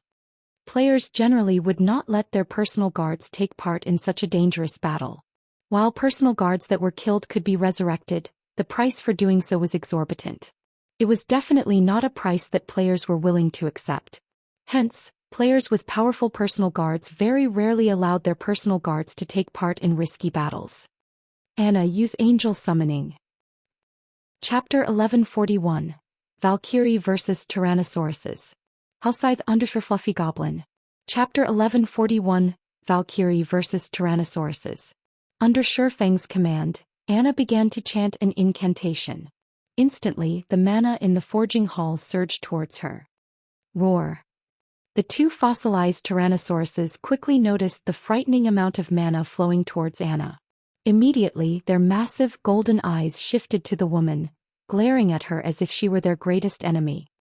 Anna needed time to cast her spell. Although the forging room was quite large, a mythic monster could cross it in no time at all. Before Anna finished her chant, the 2 fossilized Tyrannosauruses would reach her. Currently, Anna was a Tier 2 NPC. She had no hope against the 2 Tier 4 archaic species. Seeing this, Shifeng sighed dejectedly. Hurriedly he shouted, Kola Turtledove use the basic mana pulse bombs. Previously, they had also obtained over 1,000 basic mana pulse bombs from the Armory in addition to the intermediate mana pulse cannons and movement-type defensive magic array. Every bomb contained the might of a Tier 3 spell. If used properly, these bombs would be frighteningly effective in a guild war. Basic Mana Pulse Bomb. Deals damage equivalent to a Tier 3 destruction spell to a radius of 25 yards. Bomb is 100% effective against monsters and players below level 100, and 50% effective against monsters and players level 100 and above. Cooldown, 2 seconds. Unfortunately, they had a limited number of Mana Pulse Bombs. Once they used them, they would be gone. Yet they were the team's only option to pull aggro. Hearing Shifeng's instructions, Cola and Turtledove retrieved the fist-sized bombs reluctantly. However, seeing the two fossilized Tyrannosauruses charge at Anna, the Guardian's Knights threw the bombs at the two bosses. The Mana Pulse bombs looked like specks of dust compared to the fossilized Tyrannosauruses. However, the instant the bombs touched the fossilized Tyrannosaurus's scales, black and white mana surged forth, devouring the Guardian monsters. The forging hall shook with the explosions, and for a moment, even space itself seemed as if it might shatter. The Mana Pulse bombs might far exceeded everyone's expectations. Meanwhile, Cola and Turtledove, who stood closest to the fossilized Tyrannosauruses, were blown off their feet by the resulting shockwaves. This destructive power is even more amazing than Tier 3 large-scale destruction spells. Cola exclaimed in astonishment. He had seen Tier 3 large-scale destruction spells before. Although their range was greater, the spells couldn't destabilize space. If they attacked a Grand Lord with these basic Mana Pulse bombs, they might even inflict severe injuries. The Mana Pulse bombs had shocked the rest of the team as well, and they all thought it was a huge waste to use them against the fossilized Tyrannosauruses. If they used the bombs to weaken field Grand Lords instead, the guild could profit greatly. However, as the black and white mana dissipated and these players could see the fossilized Tyrannosauruses once more, their eyes nearly fell out of their sockets. Despite such powerful attacks, the fossilized Tyrannosauruses were unharmed. The Mana Pulse bombs hadn't even left a scratch. All the bombs accomplished was blowing off a layer of dust that had collected on the fossilized Tyrannosaurus's scales over the years, giving the two monsters a fresh, clean appearance. As for the bombs' damage, each had only caused around -200,000 damage. Even if they tossed 1,000 basic Mana Pulse bombs at the fossilized Tyrannosauruses, they couldn't kill the monsters.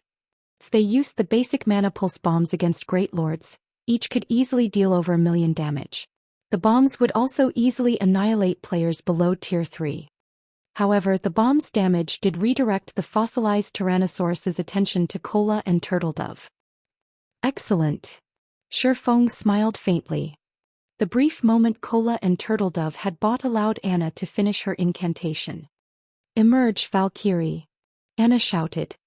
Immediately, a golden magic array enveloped the forging hall's ceiling, which caused the mana inside the hall to rampage. A Valkyrie with pure white wings, geared in golden, divine armor slowly descended from the magic array.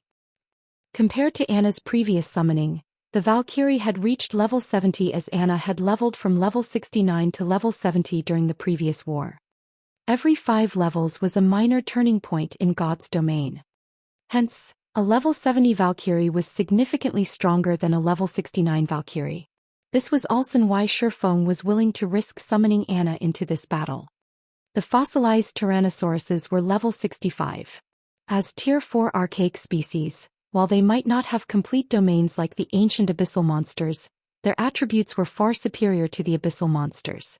If given the choice, players would rather fight the fossilized Tyrannosauruses than the ancient abyssal monsters. This was due to the abyssal monsters' powerful domains and their effectiveness against players. After all was said and done, the Tier 4 Valkyrie was only a puppet. The Valkyrie neither possessed high intellect nor did it have a complete domain like ordinary Tier 4 NPCs. In a sense, the Valkyrie was similar to the fossilized Tyrannosauruses. However, when comparing life ratings, the Valkyrie was far above archaic species. In a head-on collision, the Valkyrie could definitely overwhelm the fossilized Tyrannosauruses. Attack! Shifeng commanded. The Valkyrie could only remain for 10 seconds and could only be summoned again after 1 full day. Hence he could not waste a single second. Hearing Shifeng's command, Anna instructed the Valkyrie to take action. Suddenly, the Valkyrie disappeared as she used the Tier 3 skill spatial transfer to arrive before one of the fossilized Tyrannosauruses. Attack its lower left rib. Shifeng commanded. After watching the bosses with omniscient eyes, Shifeng had grasped the power core's basic patterns. Although he couldn't break through the fossilized Tyrannosaurus's scales and substantially damage the power cores, the Valkyrie could. A silver spear appeared in the Valkyrie's hands, arcs of golden lightning dancing around the weapon. The Valkyrie then thrust the spear at the fossilized Tyrannosaurus's lower left rib. Tier 4 skill, Thunder Sanction. The fossilized Tyrannosaurus panicked instantly. The Valkyrie had appeared too suddenly. Even with its high attack speed, the fossilized Tyrannosaurus was still caught off guard as it received Thunder Sanction in full. The golden lightning pierced through its tough scales and exited from its back, reaping nearly 3% of the monster's HP. The team immediately felt the fossilized Tyrannosaurus grow weaker. This scene enraged the other fossilized Tyrannosaurus as it spread its jaws.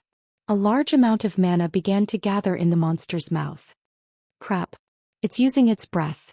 Everyone move. Don't stand in front of the boss. Shifeng hurriedly warned his team as he saw the monster charge its attack. The greatest move of any monster from the dragon race would be its breath attacks. Among them, true dragon's breath attacks were the most powerful. There were even records of how a dragon had obliterated a major city with a single breath attack. Thus, the dragon race represented destruction. Roar. The fossilized Tyrannosaurus's roar echoed throughout the forging hall. Before anyone could react, a dazzling beam of light devoured the Valkyrie. The breath even shattered space itself.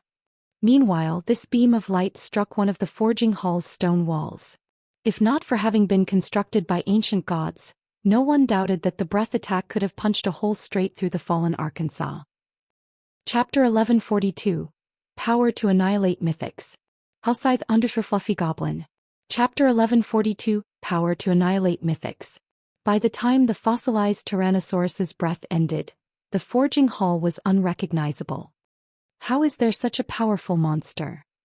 The fossilized Tyrannosaurus's breath attack had stupefied every player on the team. Everything in front of the inferior dragon was gone. Only a bare wall and floor remained.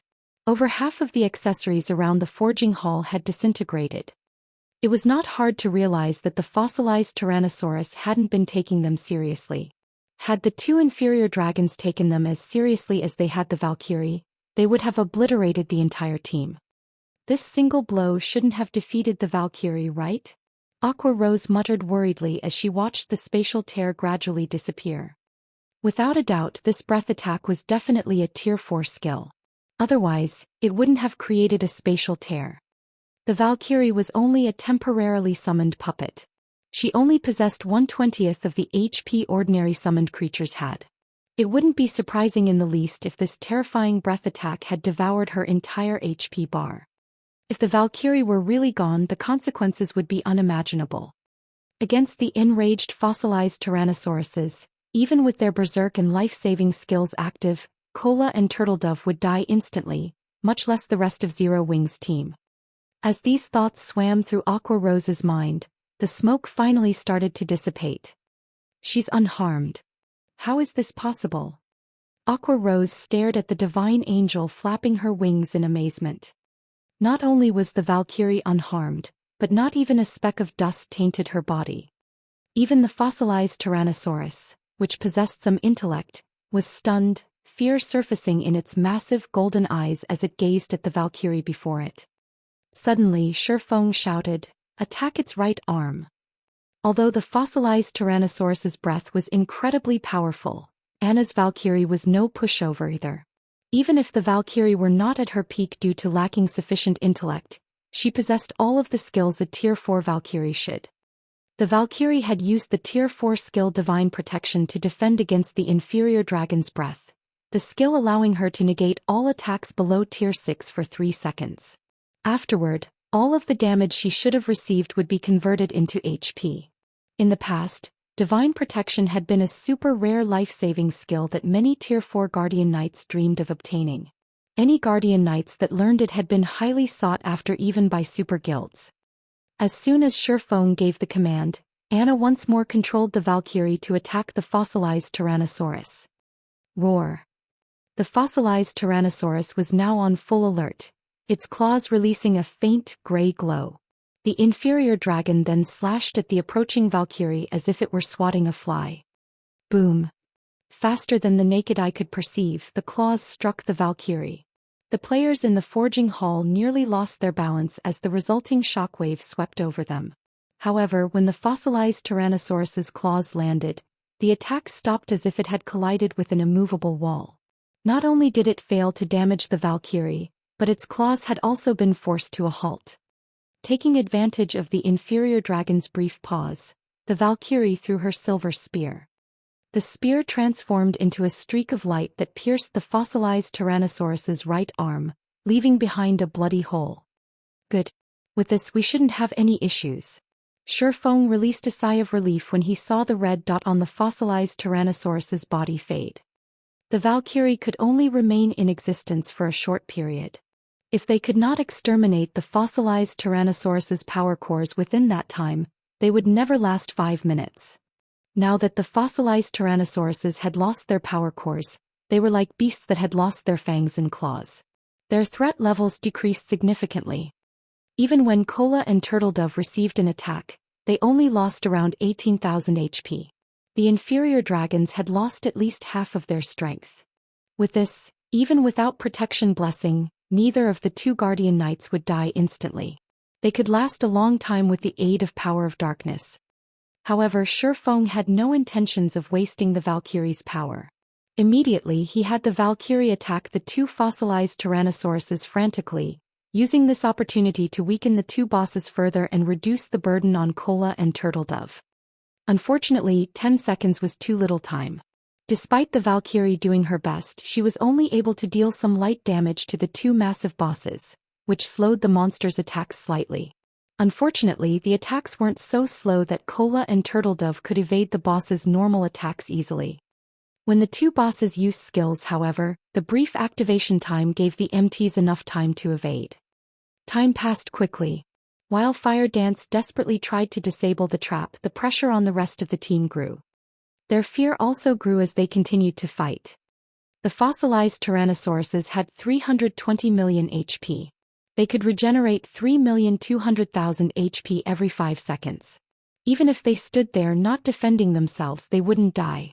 In contrast, due to the high damages Kola and Turtledove received, Zero Wings healers were struggling, their mana depleting rapidly. It was impossible to make up for the consumed mana with mana recovery potions. It was only a matter of time before the healers ran out. Fortunately, the team's goal wasn't to exterminate the fossilized Tyrannosauruses. Instead, they were simply buying time. However, both Kola and Turtledove suddenly felt that something was amiss. Guild leader, I'm sensing that the boss's strength is growing. Kola hurriedly reported. Initially, after Protection Blessing had ended, he had received around minus 36,000 damage from each of the fossilized Tyrannosaurus's normal attacks. However, with the aid of Protection and Truth Shield, he received less than minus 30,000. With his current 57,000 HP and the healer's help, he could receive 2 hits without dying. Yet even with the Oracles and Clerics buffs, he was now receiving more than minus 30,000 damage from the boss's normal attacks. If the damage continued to rise, he would die in 2 hits if the healers failed to restore his HP in time. I discovered something strange as well. It seems the boss's defense is weakening. Gentle Snow, who was assisting Turtledove from the sides, announced. Hearing Kola and Gentle Snow's words, Shifeng fell into deep thought. Could they be weakening their physical bodies to generate new power cores?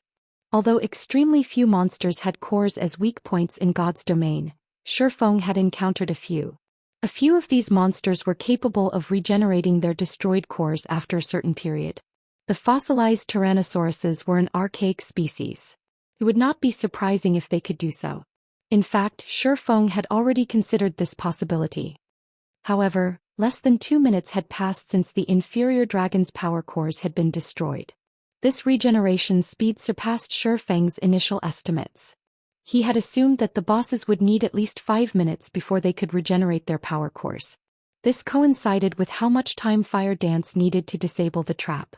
Once the trap was disabled, they could simply take the treasure chest and leave. They shouldn't have needed to worry about the fossilized Tyrannosauruses regenerating their power cores. Seems we have no choice but to fight.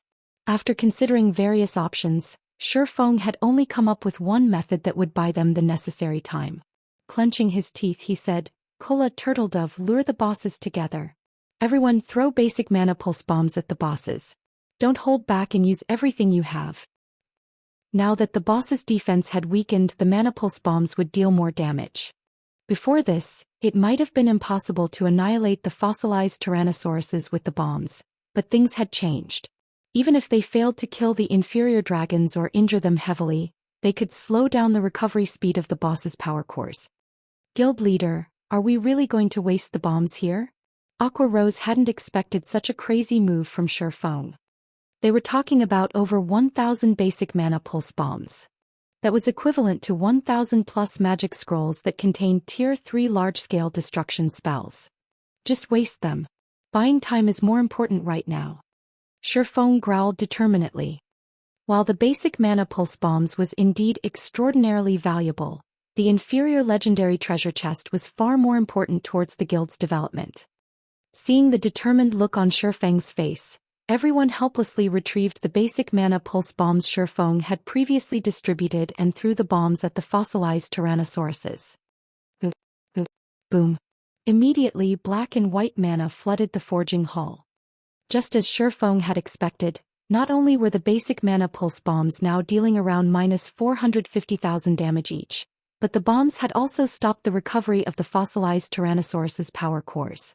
In fact, the inferior dragons were even growing weaker as they received more attacks. It took several minutes for Zero Wings members to finish tossing all of their bombs. Even archaic species could not withstand the might of over 1,000 basic mana pulse bombs as both fossilized Tyrannosauruses collapsed to the ground, their HPs falling to 0. "We won," Aqua Rose muttered as she watched the smoke in the hall gradually dissipate. "They're not playing dead, right?" Before anyone could answer, the system replied. Suddenly, one golden flash after another enveloped each team member, illuminating the forging hall. Chapter 1143. Dragon Legacy. Hellscythe _ Fluffy Goblin. Chapter 1143. Dragon Legacy. "They're dead." "What? They're really dead?" Excitement bubbled in the players' chests when they noticed the golden glow wrap around their bodies. Many could not help but cheer, with some people losing strength in their legs as they planted their butts on the ground. "We're too amazing. We actually killed 2 mythic bosses. My experience bar is still rising."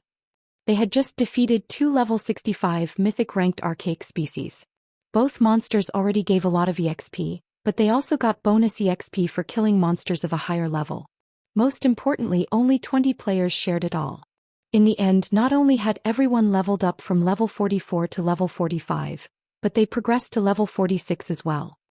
As for Shi Feng, he rose to level 48 on the spot, with his empty experience bar filling once more. Level 48, 30%, 40%, 50%. In less than 2 seconds, his experience bar had reached 90%. Following which, its growth slowed, increasing by 1% after another. 95%. 96%, 97%. Just as his experience bar looked as if it would stop at 99%, another golden glow encased Shi Feng's body. Level 49. The awarded EXP is truly extravagant. Shi Feng was surprised. He also found it difficult to suppress his bubbling excitement. He was now only 1 level away from level 50. With his current weapon and equipment standards, he should have no problems passing his Tier 2 class change quest. Once he completed his class change quest, he would qualify to challenge quests he hadn't dared to before. Although there was only 1 tier between Tier 2 and Tier 1 classes, the difference was much greater than the difference between Tier 0 and Tier 1 players. If an ordinary Tier 1 player could go up against elite monsters of the same level, then ordinary Tier 2 players could go up against chieftains.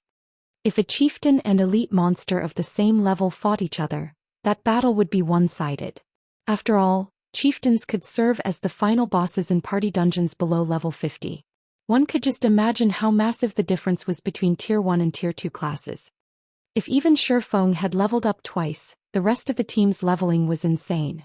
Aside from those with hidden classes, the team had leveled from level 44 all the way to level 48. Moreover, they were only a short distance away from reaching level 49.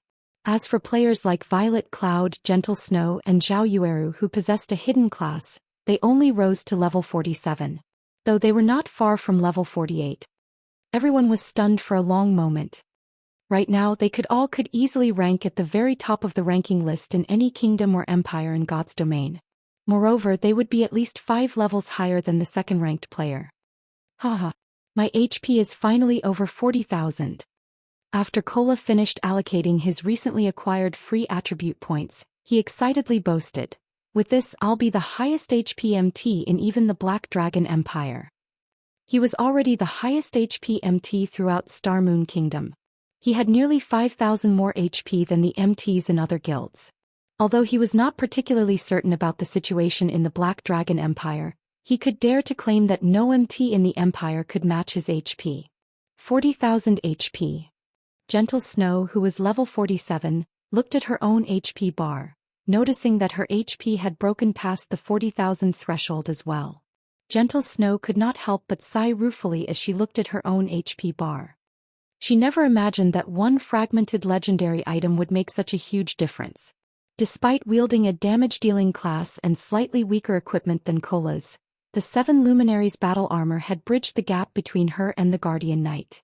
Not only had the battle armor upgraded her damage output by several levels, but it had also done the same for her defense and HP.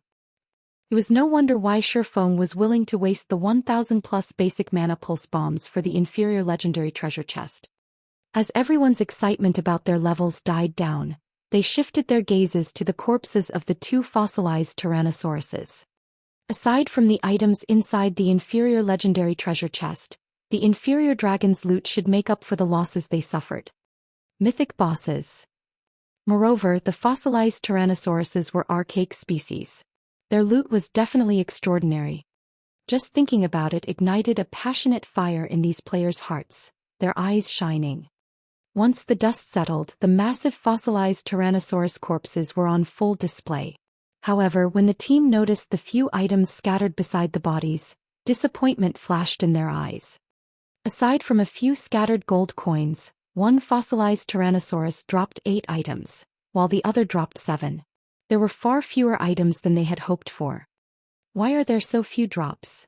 These things are even more stingy than the trolls. Is it because we were unlucky? We should have given guild leader the last hit. Everyone's excitement faded when they saw the loot. Among the 15 items, 10 were materials. Alright, get some rest. Violet, make sure fire is safe. Shifeng chuckled at his crestfallen companions. The number of items the fossilized Tyrannosauruses dropped didn't surprise Shifeng in the least.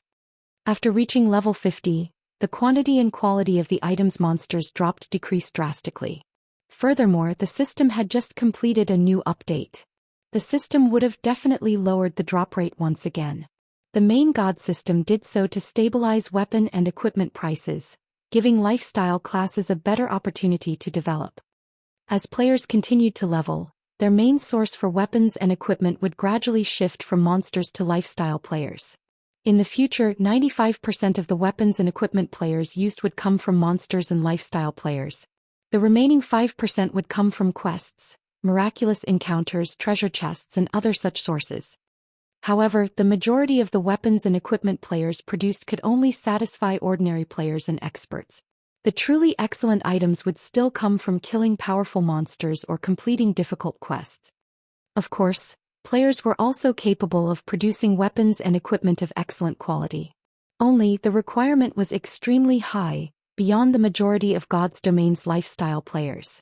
Moreover, producing such items required super rare materials, and these materials came from killing powerful monsters and exploring dangerous locations. Following which, Shifeng collected the loot and began to appraise each item. Not bad. Shifeng revealed a joyful expression after appraising the raw materials. Among them was the legendary material Dragon Origin Crystal. Moreover, 2 Dragon Origin Crystals had dropped. Only creatures of the dragon race could drop these items. Unfortunately, common inferior dragons wouldn't drop them. At the very least, the monsters needed to be mythic rank. This was because the Dragon Origin Crystal contained the bloodline of dragons. If one applied the Dragon Origin Crystal when forging weapons or equipment, they could qualitatively change the item. The Dragon Origin Crystal was an excellent production material. The crystal also had an even greater purpose, producing the Dragon Soul Potion. When consuming this potion, players could class change into a hidden class and obtain the Dragon Legacy. Chapter 1144. Hidden Class Dragon Slayer. Hellscythe _ Fluffy Goblin. Chapter 1144. Hidden Class Dragon Slayer. Shifeng held the 2 Crimson Dragon Origin Crystals and carefully inspected them. Although both were legendary material, there was a difference between them. Of course, the system wouldn't give away this difference. Instead, players had to discover it after conducting numerous experiments. This was one of the system's hidden attributes. Although there were deviations between players' conclusions, the deviations were usually minor. Different grades of legendary material would yield different bonus success rates when said material was used in crafting an item. According to players' summaries regarding legendary materials, they were generally categorized into basic, middle, intermediate, and peak grades. Basic grade materials could increase production success rate by roughly 2% to 3%. Intermediate grade materials could increase production success rate by 4% to 5%. Advanced grade materials could increase production success rate by 7% to 8%. Peak grade materials could increase production success rate by 10% to 11%. After Shifeng clicked to open the 2 Dragon Origin Crystals attribute panels, he began to read their introductions carefully. Wonderful. Shifeng smiled when he finished reading. With this, there shouldn't be any problems producing the Dragon Soul Potions. Legendary materials had different methods of determining their grades. In the Dragon Origin Crystal's case, its grade could be determined by the bloodline density within it. If a crystal's bloodline density fell between 1% and 30%, it was basic grade. Most of the Dragon Origin crystals that dropped were this grade. A crystal with a bloodline density between 31% and 50% was considered intermediate grade. Crystals of this grade had a much lower drop rate. As for crystals with a bloodline density between 51% and 70%, they were advanced grade. It was practically impossible to find advanced Dragon Origin crystals on the market, as large guilds cherished like their own children. Lastly, crystals with bloodline density above 71% were peak grade. At this grade, the Dragon Origin crystal was worth much more than an epic item. To produce the Dragon Soul Potion, one usually needed an intermediate Dragon Origin crystal or better. Regardless of how many basic Dragon Origin crystals were used, it was impossible to produce the Dragon Soul Potion with them. Of the 2 Dragon Origin crystals before Shifeng, one was intermediate grade while the other was an advanced crystal. Guild leader, did something good drop? Aqua Rose asked when she noticed the smile on Shifeng's face. She was very familiar with Shifeng's personality and habits. If the dropped items were not extraordinary, he would not have revealed such a joyous smile. In response, Shifeng nodded and looked at everyone before calmly stating, "Something good has indeed dropped. Which of you here wants a hidden class?" "A hidden class? Did we get a class change tool?" Guild leader, which classes are suitable for the hidden class? Shifeng's question instantly caught his teammates' attention. None of these players were strangers to hidden classes. Various people had already posted a lot of information about hidden classes on the official forums. As a result, they all dreamed of class changing into their own. They'd even be happy with the most common hidden class. Although the most common hidden class would not provide additional basic attributes, the class could provide additional skills that their original classes did not possess. With these skills, they'd have access to more combat methods. They would have advantages in both PvP and dungeons. As for advanced or peak rank hidden classes, they did not even dare to dream of obtaining one. After all, hidden classes of such ranks were simply too rare. Any class is fine. However, the condition is that one does not already have a hidden class, Shifeng explained. The Dragon Soul Potion's purpose was to give players access to the legacy of the dragon race. Hence, unless one already wielded a hidden class, any player could obtain the dragon legacy. Both magical class and physical class players could eventually become dragon slayers. This was also why both NPCs and players in the past had preferred to kill powerful dragons. While they did so to gain fame and recognition, Their primary reason was to obtain the dragon legacy and become stronger. However, the dragon origin crystal's drop rate was considerably low. If not for the fossilized dragons being archaic species, it was unlikely that the two mythic monsters would have dropped it. When the Zero Wings team heard that any class could obtain the hidden class, they were ecstatic. Don't get too excited just yet. The class change quest is not easy, Shifeng said, chuckling as he shook his head. Unfortunately, too many of you want the hidden class. I only have 2 slots, so let's hold a team auction using GCPs. This intermediate dragon origin crystal's starting bid is 200,000 points, while this advanced dragon origin crystal's starting bid will be 500,000 points. Decide for yourselves if you want to bid on them or not. Currently, 1 guild contribution point was worth roughly 25 copper coins. 200,000 GCPs was the equivalent of 500 gold. This was an extraordinarily low price to pay for the Dragon Slayer class. In the past, the various large guilds had been willing to buy intermediate dragon origin crystals for 8,000 gold. As for advanced dragon origin crystals, they had been practically impossible to find on the market. However, one player had put his crystal up for auction in the past. The crystal eventually sold for the insane price of 30,000 gold. The advanced version was so much more valuable due to the fact that, depending on the quality of the Dragon Soul potion produced, one would obtain different levels of the Dragon Legacy. The Dragon Slayer class was somewhat unique. It was not clearly ranked like other hidden classes. If a weak Dragon Soul potion were consumed, one's Dragon Slayer class would be the equivalent of a basic legacy. Conversely, it was also possible to obtain a peak legacy Dragon Slayer class if one used a strong potion. Of course, it was also possible to upgrade the Dragon Slayer class gradually to peak legacy by consuming several Dragon Soul potions. Hence, dragon origin crystals of different grades had different prices. The prices Shifeng had announced were definitely low. Even so, the team sent Shifeng scornful looks, feeling that Shifeng was trying to rip them off. Although they were the guild's main force members, it was extremely difficult to collect so many GCPs.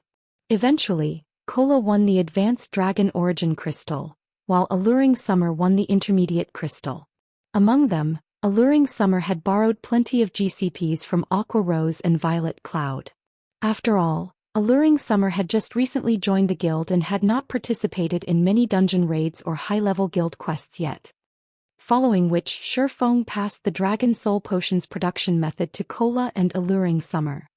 It was impossible for players to produce the Dragon Soul Potion. They needed to hire an NPC Grandmaster Alchemist to do it. Unfortunately, it was extremely difficult to find NPC Grandmasters. Fortunately, Shifeng knew 2 places where they could find such NPCs. The first was Titan City. There they could easily find a Grandmaster Alchemist. The second location was Blackwing City. However, to convince these NPC Grandmasters to help, they needed to raise their favorability with said NPCs. Once their favorability reached a sufficient level, they could make the Dragon Soul Potion. However, collecting the various required materials was a considerably challenging task as every material was extremely rare. Normally, only large guilds could get their hands on all these materials. It was extremely difficult for lone players or a team to gather what they needed in a short time. After Shifeng finished distributing the Dragon Origin crystals, the team heard the shattering of glass from the center of the forging hall. Everyone spun to look. Suddenly, an orange pillar of light appeared in the forging hall. Did Fire Dance disable the trap? Chapter 1145. Treasure obtained. Hellscythe _ Fluffy Goblin. Chapter 1145. Treasure obtained. When they saw the pillar of orange light, the team grew excited. An inferior legendary treasure chest. They had never even known something like this existed. If they obtained a fragmented legendary item from it, their guild could enable one player's basic attributes to soar. No, the trap hasn't been disabled. Shifeng realized that something was amiss when he saw the orange magic array on the ceiling, which formed from berserk mana. He had seen many players disable master traps in the past. However, not one of them ever drove mana berserk when successfully disabled. There was only one possibility for this. Disabling the trap had failed. Fire Dance's expression twisted with guilt. However, before she could say anything, Shifeng shouted, Everyone use your Tier 1 instantaneous movement magic scrolls and withdraw. Then use your return scrolls to leave the arc. Normally, traps would enclose a certain area when triggered. However, there were also solutions to this problem. Before the trap fully activated, players could use instantaneous movement magic scrolls to get out of range. This had been a common method in the past. Unfortunately, it wasn't effective against traps that activated instantaneously. Fortunately, the trap before them was not an instantaneous type. Unfortunately, divine runes had already sealed the forging hall's doors, and players couldn't leave the hall normally. Using return scrolls to escape was also time-consuming. On the other hand, instantaneous movement magic scrolls didn't have an activation time. They could simply use the scroll to pass beyond the stone doors and leave the trap's effective area. Once they were out of the trap's range, they could use the return scroll to leave the arc safely. As for why Shifeng had chosen to return to White River City, it was because he was not certain of what after effects triggering the Forging Hall's trap would have. On the off chance that the trap would also increase the danger outside of the arc, such as alerting the fallen patrols and luring them to the Forging Hall, the fallen arc's inner region would become extremely dangerous. They could very easily team wipe. Listening to Shifeng's commands, everyone retrieved the instantaneous movement magic scrolls they had prepared and left the Forging Hall. Eventually only Shifeng remained. This was the perfect opportunity for Shifeng to steal the inferior legendary treasure chest. Now that the trap had triggered, there was nothing protecting the treasure chest. He could simply stash it in his bag space and leave. Only he had to deal with the trap's mechanisms while collecting the treasure chest. Once the trap finished its attack, it would return to its original state and they would have to try disabling it all over again. Shifeng had considered simply triggering the trap and snatching the treasure chest, but he would have had to deal with the two fossilized Tyrannosauruses at the same time. His chances of success would have been extremely low. Now that the guards were dead, he could easily deal with the remaining challenges. Following which, Shifeng used Wind Blade and dashed straight for the treasure chest. As he was about to reach the treasure chest, however, the orange magic array on the ceiling activated. Suddenly, blood-red spears appeared in the air, one after another, every spear radiating a frightening aura. The numerous spears then rained down on the forging hall. A destruction-type trap. Shifeng released a sigh of relief when he saw the descending spears. Immediately he activated defensive blades which allowed him to block over 10 attacks. As a result, Shifeng knocked the spears to the side before they even reached him. Meanwhile, Shifeng placed his hand on the inferior legendary treasure chest, trying to see if he could take it. After all, this was the first time he had encountered an inferior legendary treasure chest. Normally, players could simply walk away with a locked dark gold treasure chest. Only a minority of dark gold treasure chests had fixed locations.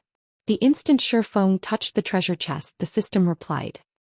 Although the treasure chest could be stored in his bag space, doing so required 8 seconds of channeling. However, defensive blades block counts would, at most, last 2 seconds against the blood-red spears.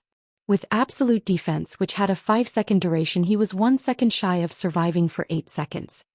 Shifeng had no doubt that even one of these spears could kill him instantly. To hell with it. Shifeng decided to give it a try as he began the collection process. He refused to give up after coming this far. As the spears descended on Shifeng as he anticipated, defensive blade only lasted slightly more than 2 seconds. Immediately after defensive blade's block counts were exhausted, Shifeng activated the aura of Earth's absolute defense.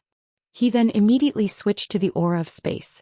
If he sensed that he no longer had hope of getting away with the treasure chest, he would leave instead of pointlessly throwing his life away. After all, he was 1 level away from the level 50 threshold. The seconds passed quickly. The inferior legendary treasure chest's loading bar advanced slowly. Sure enough, it's not enough. When Shifeng saw that absolute defense's duration had 1 second remaining while the loading bar needed at least 3 more seconds to complete, he could not help but sigh deeply. Ping! When absolute defense shattered and a blood-red spear was about to collide with Shifeng's head, a figure suddenly appeared above him. Phantom Kill. Defensive Blade. The doppelganger summoned with the Abyssal Blade's Phantom Kill possessed all the player's skills. Hence, the doppelganger had similarly learned Shifeng's life-saving skills. Ping. As Shifeng listened to the crashing above him, his anxiety grew. The loading bar was 2 seconds away from completion. Quick! Move quickly! Shifeng was extremely anxious. This was his final hope. Just as the doppelganger's defensive blade block counts were about to expire, Shifeng heard the sound of a system notification. System. The inferior legendary treasure chest has been stored in your bag space. When Shifeng heard this sound for the first time ever, he found the system's cold, mechanical voice to be extremely sweet. Shifeng immediately activated space movement. A spatial tear opened before him. Although his doppelganger's defensive blade block counts had been exhausted, he could still use the doppelganger as a meat shield. Only the instant one of the blood-red spears struck the doppelganger's HP hit rock bottom. The spears were just as powerful as Shifeng had guessed. However, the brief moment the doppelganger had bought him allowed Shifeng to enter the spatial tear and vanish from the forging hall. When the forging hall's trap had activated, the fallen ark's inner region had descended into chaos. The fallen patrols in both the outer and inner regions had rushed towards the forging hall. Fortunately, Shifeng had instructed his team to use their return scrolls as soon as they got out. Otherwise, none of them would have left the fallen ark alive. The Fire Dragon Empire's imperial capital. Due to a particular match in the Dark Arena today, players had swarmed into the Empire even before the match began. These players all wore dazzling weapons and equipment. Aside from spectating the upcoming match, many were here to participate in the Dark Arena's upcoming auction. Big Sis Rain, Miracle's people have asked to meet with you, Blue Phoenix softly reported as she entered the VIP room. Judging by their tone and words, it seems that they've discovered our relationship with Zero Wing. Phoenix Rain frowned slightly upon hearing this. Although she knew that she couldn't hide the truth forever, she hadn't expected it to get out so quickly. Sighing, she said, Miracle is really quite fast with their investigations. Since they found us out, let's meet with them. Chapter 1146. Purgatory Night. Hellscythe Undershirt Fluffy Goblin. Chapter 1146. Purgatory Night. Flame Dragon City's underground arena. A group of level 40+ players surrounded the entrance. These players all wore pitch-black armor with a white cape draped over their shoulders. They looked like well-trained soldiers. When other players noticed these black-armored players, they promptly distanced themselves. Who are these people? They're blocking the underground arena and preventing others from entering. They're being too unreasonable. You've just arrived in the capital, so it's expected that you don't know. Could a super guild have laid claim over this underground arena? Far from that. Take a look at those players guarding the entrance. They're the security teams several super guilds have formed. They are all equipped with the Soul of Darkness, a level 40 fine gold set equipment. They're specifically tasked to guard this underground arena and prevent outsiders from entering. As expected of super guilds, even a casual security team is so impressive. I've just reached level 40 after much difficulty and I only have a few level 40 weapons and pieces of equipment, yet those guys are actually wearing level 40 fine gold sets.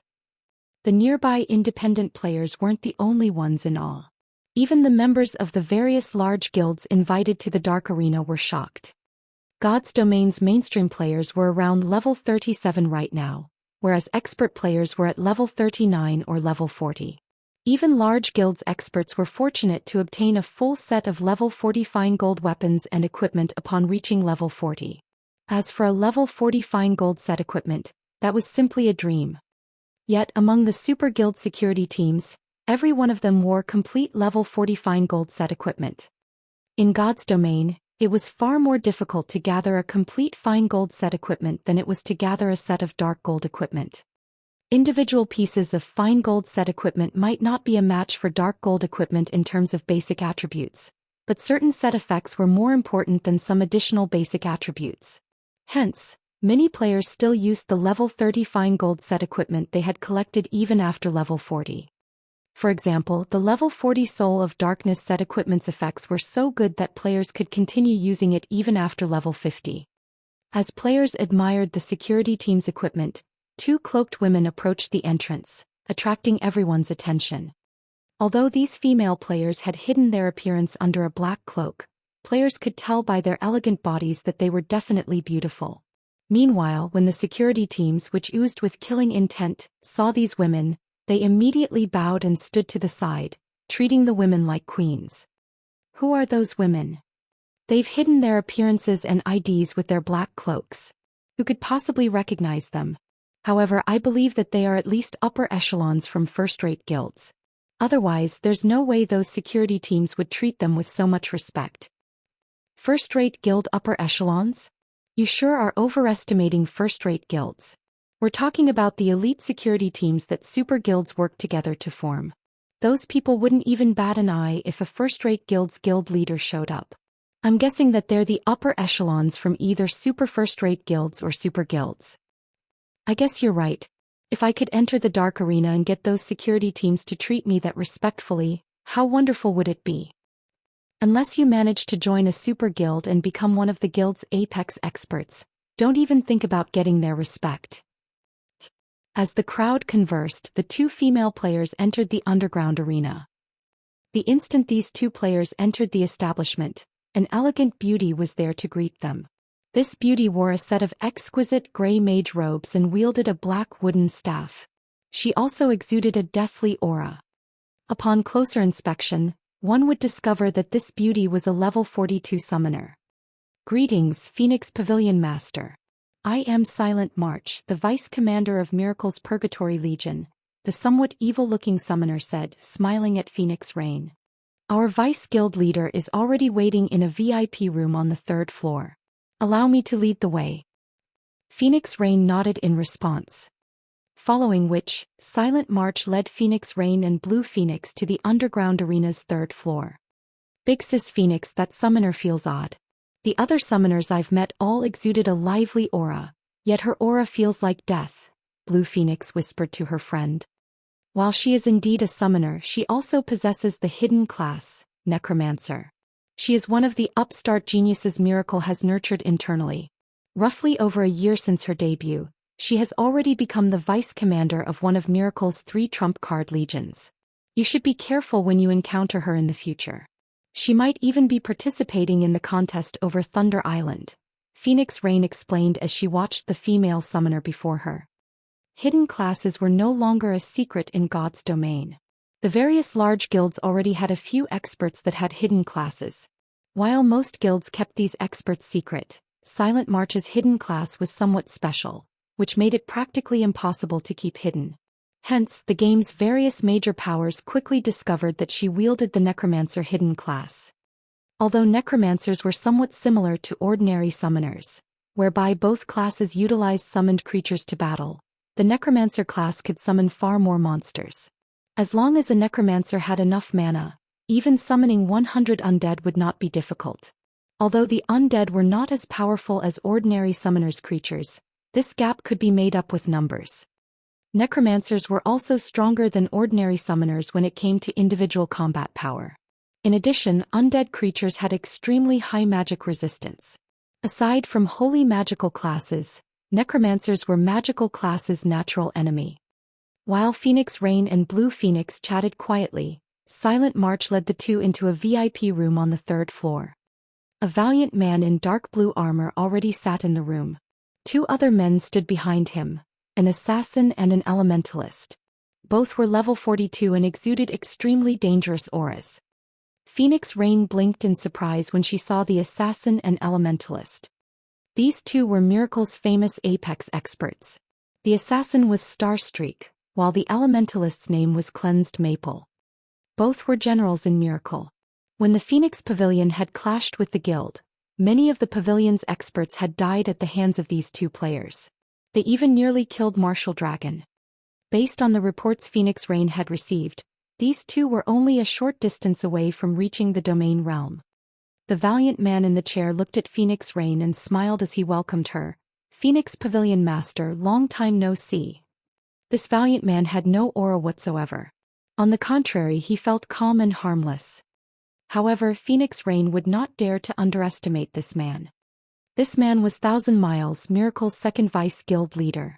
He was also the Purgatory Legion's commander, titled Purgatory Knight. Spit it out. What business do you have with me? Phoenix Rain felt nothing positive for Thousand Miles. After all, the two players had secretly clashed many times before. It was no exaggeration to say that they were mortal enemies. Must you be so angry? I simply want to cooperate today. Are you not interested in Thunder Island Phoenix Pavilion Master? Thousand Miles smiled, ignoring Phoenix Rain's aggression. Hearing the man mention Thunder Island, Phoenix Rain's interest peaked. Cooperate in what way? Chapter 1147. Asura arrives. Halscythe Underfer Fluffy Goblin. Chapter 1147. Asura arrives. Phoenix Rain's decisive reply slightly confused Thousand Miles. He had never expected such a straightforward answer from Phoenix Rain. Since joining God's Domain, Miracle and the Dragon Phoenix Pavilion had butted heads numerous times in the Apocalypse Empire. Upon discovering Thunder Island in particular, both sides suffered a ridiculous number of casualties as they faced each other in battle. Based on his estimates, each guild should have lost 200,000 or 300,000 elite players. At this point, it was practically impossible for their guilds to sit down for a proper conversation. He had prepared various arguments to get Phoenix Rain to listen to his proposal. Now, however, it seemed that his preparation had been unnecessary. Immediately, Thousand Miles revealed an agreement and handed it to Phoenix Rain, saying, "Phoenix Pavilion Master, take a look at this." Receiving the agreement, Phoenix Rain glanced through its contents. The agreement was very simple. As long as the Asura battle team allowed the Evil Dragon battle team to win the match, Miracle would agree to a non-aggression pact with the Dragon Phoenix Pavilion during the contest for Thunder Island. Phoenix Pavilion Master, what do you think about these conditions? I believe that you are familiar with the situation on Thunder Island. We are seeing more guilds preparing for the upcoming contest by the day. Both you and I are even struggling to ensure that we secure a single monster encampment. Clashing with each other on Thunder Island wouldn't benefit either of us. To begin with, the Asura battle team has no chance of victory. You might as well hand the victory to the Evil Dragon battle team. You can gamble on our win and earn a fortune for yourself. We'll have the best of both worlds this way. What do you think? Currently, in preparation for the upcoming contest on Thunder Island, the various large guilds were tight on resources. In Thousand Miles' opinion, this proposal would benefit both his and Phoenix Rain's sides. While the Asura battle team had performed exceptionally in its previous match, in his opinion, the Dragon Phoenix Pavilion must have contributed to the battle team's powerful weapons and equipment. Moreover, although Battle Wolves backed the Glorious Lions battle team, the guild had not placed much importance on the Dark Arena back then. Hence, the Asura battle team eventually defeated the Glorious Lions battle team. However, the Asura battle team's current opponent was the Evil Dragon battle team, which had Miracle's support. The Evil Dragon battle team received more benefits than the Glorious Lions battle team had. Not only were Miracle's apex experts on the team, but Miracle had also supplied a large stock of excellent weapons, equipment and skill books. The Evil Dragon's battle team far surpassed their current opponents in both number and quality of experts and items. The Asura battle team had no hope of victory. Hence, rather than struggling pointlessly, it was much better if the Asura battle team let the Evil Dragon team win. If Phoenix Rain bet all of her resources on the Evil Dragon battle team winning, she could walk away with a massive fortune. With these resources, she could hire more helpers and increase her chances of obtaining a share of the authority over Thunder Island. The two guilds would also have a non-aggression pact. By agreeing to his proposal, Phoenix Rain could kill two birds with one stone. "This is why you called me here?" Phoenix Rain asked indifferently. "That's right. It is very rare to see such a high payout rate in the Dark Arena. As long as the Evil Dragon battle team achieves a complete victory, you'll get 7 times the return. With this many resources, both our guilds will gain a foothold on Thunder Island," Thousand Miles said confidently. "What if I refuse?" Phoenix Rain said. When she had signed the agreement with Shurfeng, she had agreed that she wouldn't interfere with the Asura battle team. Shurfeng only needed to send her half of the team's profits.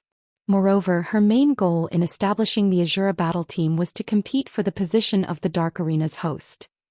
Although Thousand Miles had presented his offer casually, the consequences of suffering an utter defeat in the Dark Arena included more than just losing a match. Normally, battle teams only needed to win 8 out of 10 competitions to earn the right to challenge the host.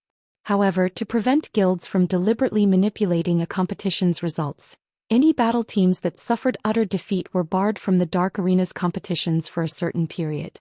Moreover, the battle team's previous victories would be reset to 0. For example, after Asura had demolished the Glorious Lions battle team, even now it was still banned from the competitions.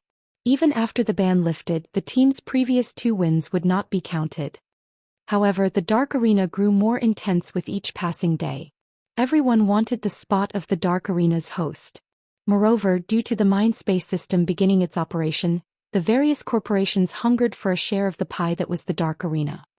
If one were only a participant, they could only take part in a competition once every few days or even weeks.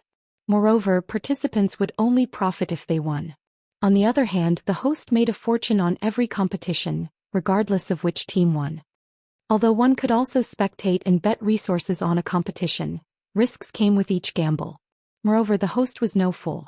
For competitions with clear winners, the payout rates would be set extraordinarily low. Even if one won in a bet, they would win very little. It was far from what the winning battle team earned from their cuts of the bets. In the end, however, the host earned more than anyone. Recently, the Dark Arena had begun to hold more competitions, and the number would continue to increase. One could just imagine how profitable it would be to become the Dark Arena's host. Hence, no battle team wished to lose. They especially wanted to avoid an utter defeat.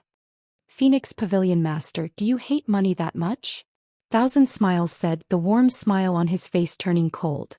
The Asura battle team's loss is already set in stone. Is it really worth rejecting my offer to protect your reputation? If you refuse, I'll have no choice but to find the Dragon Pavilion Master and negotiate with him. I believe that he would be extremely interested in cooperating with us on Thunder Island. He would also be more than willing to tell the Great Pavilion Master about the Asura battle team. Even the Dragon Phoenix Pavilion would not be willing to let you act so recklessly. He had already done his investigation and discovered that 9 Dragons Emperor had no relationship whatsoever with the Asura battle team. Phoenix Rain had established the team herself. However, while 9 Dragons Emperor could not interfere with the battle team, he could report Phoenix Rain to the Great Pavilion Master, the true ruler of the Dragon Phoenix Pavilion. At that time, Phoenix Rain would be forced into an awkward position. Are you threatening me? Phoenix Rain asked, her tone lowering slightly. No, this is just a kind warning, Thousand Miles said, smiling. He was unfazed by Phoenix Rain's angry reaction. Thank you for your warning then. I have some matters to deal with, so I'll be leaving. Phoenix Rain glanced at Thousand Miles before turning to leave. If the secret of her owning the Asura battle team were exposed, and Heavenly Dragon and Miracle agreed to cooperate, her development in the Dragon Phoenix Pavilion would suffer. However, the setback wouldn't be so severe that she needed to fear the man's threats. As long as the operation on Thunder Island succeeded, her position in the Dragon Phoenix Pavilion would be unshakable. She really doesn't know how to appreciate a favor. Wrathful flames burned in Thousand Miles' eyes as he watched Phoenix Rain's departing figure. March, pass on the weapons and equipment we borrowed to Miracle Dragon and the others. Since this plan has failed, we'll proceed with the original plan. Originally, Thousand Miles had intended to secure a complete victory for the Evil Dragon battle team without exposing their true strength. After all, this would benefit them greatly in the upcoming competitions. Now that Phoenix Rain had rejected his proposal, he had no choice but to show her how powerless the Asura battle team was against the Evil Dragon battle team, forcing her to regret her decision. Understood. Silent March nodded and left the room. Time passed quickly. As more people arrived in the Dark Arena, Phoenix Rain desperately worked with her subordinates to learn more about the Evil Dragon battle team. At the same time, she used her connections to obtain some top-tier equipment for the Asura battle team. As the competition was about to begin, Blue Phoenix rushed into the VIP room Phoenix Rain occupied. Big Sis Rain Zero Wings members have arrived, but what? They've only sent 5 people this time. 5. Do they want to win this competition or not? Chapter 1148, Toy Around. Hellscythe Undershirt Fluffy Goblin. Chapter 1148, Toy Around. In Flame Dragon City's underground arena, a large number of advanced carriages and high-ranking mounts crowded together outside the establishment. The hundreds of black-armored security members were currently confirming the players' invitations. Isn't that person the guild leader of the first-rate guild, Silver Knights? What is that mount? It's so huge. Crap. It's the epic rank glow effect. Which battle teams are participating in the Dark Arena this time? They have actually attracted so many amazing people. Both the independent players that had come to tour the Imperial capital and the guild players that wanted to take part in the Dark Arena were stunned by the scene in front of the underground arena. Normally it was rare to see players atop high-ranked mounts in Flame Dragon City, yet warhorses, cheetahs, tigers, lions, giant wolves and various other powerful mounts now packed the street. It was a dazzling sight to behold. Aside from high-ranking mounts, players also saw various upper echelons from many of the large guilds. However, the most popular topic among these independent and guild players was the upper echelon's weapons and equipment. In God's domain, ordinary players even considered dark gold weapons and equipment godly items. However, in this gathering of guild upper echelons, such items were a dime a dozen. It was the epic items that attracted attention. The true reason for the upper echelon's visit was the Dark Arena's first ever auction. Even the usually uninterested large guilds had shown up, curious about what items the auction had to offer. After all, the Dark Arena's host had organized the auction. The host certainly wouldn't offer inferior goods as it would soil their reputation. Moreover, the Dark Arena's host had already announced that the auction would include an epic item. Even first-rate guilds had a few epic items at most, with some only having one or two. These guilds treasured every one of their epic items and used them to attract new and independent players. Aside from super guilds and super first-rate guilds, the majority that had been invited were first-rate guilds. There were also a select few second-rate guilds, famous adventurer teams, and famous independent Apex experts. Those who received an invitation card could also bring a few companions. In fact, many of the large guilds' upper echelons who had not received an invitation themselves had tagged along with first-rate guild upper echelons. Hence, so many large guilds had come to visit the Dark Arena. The guilds without their own epic items were eager to purchase the epic item in the auction. Among this gathering of experts, a party of 6 suddenly appeared. This party was particularly eye-catching as they stood in the crowd. Wow! Which guild do they belong to? They are all wearing epic items. They're even more impressive than the guild leaders from first-rate guilds. Wait, they aren't from a guild. Look, none of them are wearing guild emblems. The players were stunned as they gazed at this party of 6. Even the many upper echelons grew curious about these players' identities. Not only did every member of the party possess epic equipment, but their levels were also astonishing high. All 6 of them were level 43. In the Fire Dragon Empire, these people could definitely rank within the top 10 on the Empire's ranking list. Currently, only the first and second-ranked players were level 43. Even if one counted those who had chosen not to display their names on the ranking list, the Empire didn't have more than 5 players who had reached level 43. Big sis endless, so many people are staring at us. Should we use our black cloaks? Cloud Yarn asked. She felt that they were attracting too much attention. At this rate they might be noticed by those with ill will. No need. We're here to build the Midnight Tea Party's fame. With this we can find more people to conduct business with. Paying no attention to the gazes sent her way, Endless Scars led her companions into the Dark Arena. Today she had 3 goals for her visit. The first was to watch the match between Zero Wing and Miracle, the second was to take part in the auction, and the third was to find qualified superpowers to discuss business.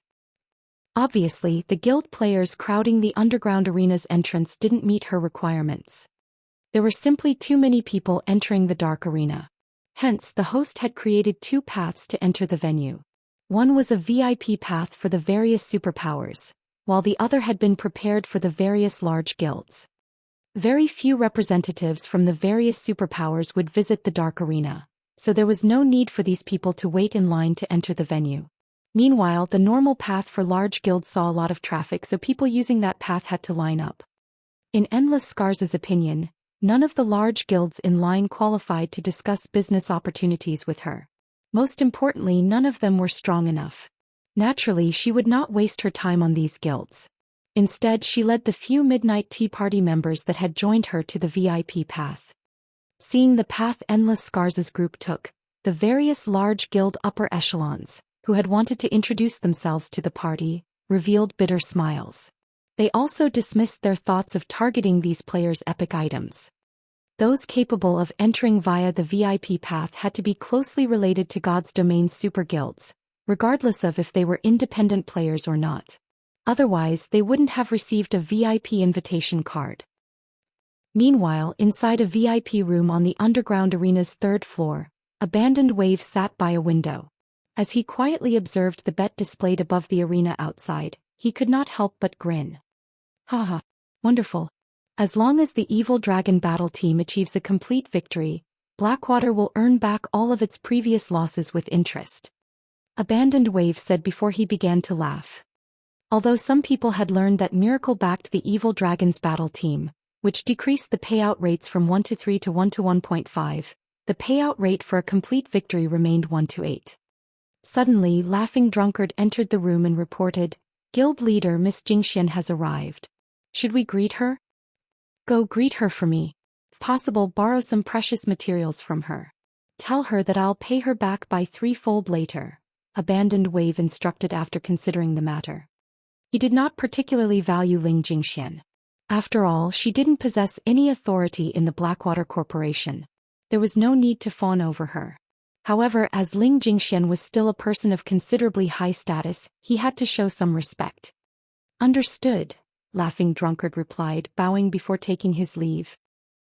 Inside another VIP room in the underground arena, Phoenix Rain frowned when she saw Shifeng's group take their seats below the competition stage. They really only sent 5 people. Phoenix Rain couldn't believe her eyes. Just what is Zero Wing planning? She simply could not figure out what Shifeng was trying to do. Was the man trying to provoke the Evil Dragon battle team? Or was he trying to conserve his team's strength? Although other battle teams had pulled off such a stunt before, those battle teams were extremely powerful. Those battle teams were absolutely confident in defeating their opponents. Hence, they felt that there was no need to expose the identities of their other members. However, the Evil Dragon battle team was no ordinary team. It had the full support of Miracle. Its overall strength was much higher than the Glorious Lions battle team. However, it was too late for Phoenix Rain to do anything. Both teams' rosters had already been submitted. It was impossible to make any changes now. Moreover, the first match was about to begin. Most laughably, the Asura battle team had decided to send Alluring Summer into the first match, someone whom Phoenix Rain had met only once before. Phoenix Rain had no information about the woman. This Phoenix Rain really is interesting. Has she finally realized the gap between our teams? Thousand Miles sneered as he watched the Asura battle team's 5 members. Unfortunately, it is too late now. March, go ahead and join the others. Also, tell Miracle Dragon and the others to toy around with the Asura battle team properly. Teach them how wide the gap is between our team's strengths. Understood. Silent March replied, a hint of excitement flashing in her eyes. Chapter 1149. Condition for opening the Inferior Legendary Treasure Chest. Hellscythe _ Fluffy Goblin. Chapter 1449. Condition for opening the Inferior Legendary Treasure Chest. The massive dark arena was packed with people, and everyone wore astonished expressions as they stared at the stage. For this competition, the Asura battle team had only sent 5 players. What's the Asura battle team trying to do? Could they trying for another complete victory? That shouldn't be the case. Even if the Asura battle team has nothing but fools, they must know that the Evil Dragon battle team is no longer the same as it was. Miracle now leads the team. Although Miracle is only a super first-rate guild, it even has stronger and more experts than some super guilds. I think they're deliberately trying to lose. Now that Miracle has taken over the Evil Dragon battle team, the battle team's strength has transformed tremendously. The Asura battle team must have recognized that they are no match for Evil Dragon and decided to send 5 members to conserve their strength for the next match. Every player in the audience had their own opinions. However, the majority was of the opinion that the Asura battle team intended to preserve its strength, yet they couldn't just throw away their reputation by handing over a complete victory. Hence they had sent 5 members. As long as they won one of the first 3 matches, they wouldn't have too many issues. After all, the information they had collected clearly stated that the Asura battle team only a handful of powerful experts. This only gave the team a fighting chance in the first 3 matches. Once the competition proceeded to the final 2 matches, the Asura battle team had no hope of victory. More players began to place their bets on the Evil Dragon battle team's victory. Because of this, the competition's payout ratio changed again. While the payout rate for the Asura battle team's victory was 1-2, the payout rate in favor of the Evil Dragon battle team plummeted. However, the payout rate for either team achieving a complete victory remained the same. Meanwhile, in a VIP room on the 2nd floor. Big Sis Endless, who do you think we should bet on? Cloud Yarn asked hesitantly. The other Midnight Tea Party members similarly looked towards Endless Scars in hopes of predicting the victor. In their adventurer team, Endless Scars was the most capable when it came to deducing others' strengths. Oftentimes when their team members sparred, Endless Scars knew the outcome even before it began. They also intended on participating in the upcoming auction. It was better to have a little more money in their pockets. Stop trying to be devious. We don't have any concrete information about either team right now. It's impossible to judge which team will win. Endless Scars rolled her eyes at her companions. Slowly she continued, everyone must assume that Zero Wing has no hope of winning. After all, the gap between both sides is simply too massive. However, Zero Wing is not as simple as they think. Let's just observe this battle. Had she not encountered Zero Wing at the Fallen Ark, she definitely would have assumed that the Evil Dragon battle team would win this competition. After all, Miracle had borrowed plenty of epic items from other guilds to secure victory. In addition, Miracle had dispatched its own Apex experts to support the Evil Dragon battle team. It was simply impossible for Zero Wing to win. While the Asura battle team prepared below the stage, Shi Feng received a call from Phoenix Rain. Team leader Yi Feng, does Zero Wing intend to give up this competition? Phoenix Rain asked grumpily. She had rejected Thousand Miles' offer. She had also put her trust in Zero Wing while shouldering the pressure from the Dragon Phoenix Pavilion's Great Pavilion Master. Yet the Asura battle team only had 5 members on the stage. This made her look like a joke before Thousand Miles, 9 Dragons Emperor and the Great Pavilion Master. If the Asura battle team suffered utter defeat, her plans for Thunder Island would likely be finished as well. Currently, the number of superpowers contesting over Thunder Island increased by the day. Meanwhile, the Great Pavilion Master disagreed with the idea of splitting the Dragon Phoenix Pavilion's power in the contest. He believed that the Heavenly Dragon Pavilion and Phoenix Pavilion should work together to increase their chances of taking control of Thunder Island. If her performance in the Dark Arena disappointed the Great Pavilion Master, the latter would hand the Phoenix Pavilion's management rights to 9 Dragons Emperor. She wouldn't be in a favorable position. Give up. Shi Feng chuckled. He more or less understood why Phoenix Rain had asked such a question. Phoenix Pavilion Master, we haven't given up. We just couldn't find enough capable experts, so we had no choice but to send 5 people. Shi Feng wasn't happy with the situation either. However, he had no other choice. When he had obtained the inferior legendary treasure chest, it should have been a cause for celebration. Unfortunately, none of them expected the strict conditions for opening the treasure chest. Even Shi Feng had been surprised. Opening the treasure chest actually required 3,000 players. The condition was very simple. One needed to send 3,000 players into the inferior legendary treasure chest. These players would then have to clear the trials inside. The treasure chest would only open after all 3,000 players cleared their trials. To ensure their success with opening the inferior legendary treasure chest, Shi Feng had gathered every expert in the guild, supplementing the missing numbers with the guild's top elite players. However, he had never thought that, upon entering the chest, the players would be sent to separate trials. Moreover, players inside couldn't contact those in the outside world. They couldn't log out of the game either. There were only 2 ways to leave the treasure chest. The first method was to clear one's trial. The second was to wait for 48 hours. Once the time was up, players would be sent out of the treasure chest automatically. Unfortunately, if even one player failed their trial, they wouldn't be able to open the inferior legendary treasure chest. Among those who entered the treasure chest, Shi Feng had performed the best. Even so, It had taken him over 8 hours to clear his trial. While inside he had fought many monsters with each being stronger than the last. It felt as if the trial were pushing players to surpass their limits with each battle. After Sure Feng, Violet Cloud, Fire Dance, Gentle Snow, and Alluring Summer emerged from the treasure chest, one after another. However, even Violet Cloud, who had been the fastest among the four, had needed over 14 hours to clear her trial, whereas Alluring Summer, who had been the slowest, had taken 16 hours. Everyone else was still stuck inside the inferior legendary treasure chest. As the competition in the Dark Arena was about to begin, Sure Feng had no choice but to lead Violet Cloud and the others to the venue first. While Sure Feng had considered looking for substitutes on the way here, he simply couldn't think of anyone suitable for the role. Aside from his group of 5, there wasn't even one level 40+ expert player in the guild. They were all trapped inside the treasure chest. If he brought anyone below level 40 to the Dark Arena, they'd become a laughingstock. Couldn't find enough capable experts. Phoenix Rain was speechless. She even began to wonder if Sure Feng was toying with her. However, seeing Sure Feng's serious expression, the man should not be lying. It was quite possible that Sure Feng knew how powerful the Evil Dragon battle team was.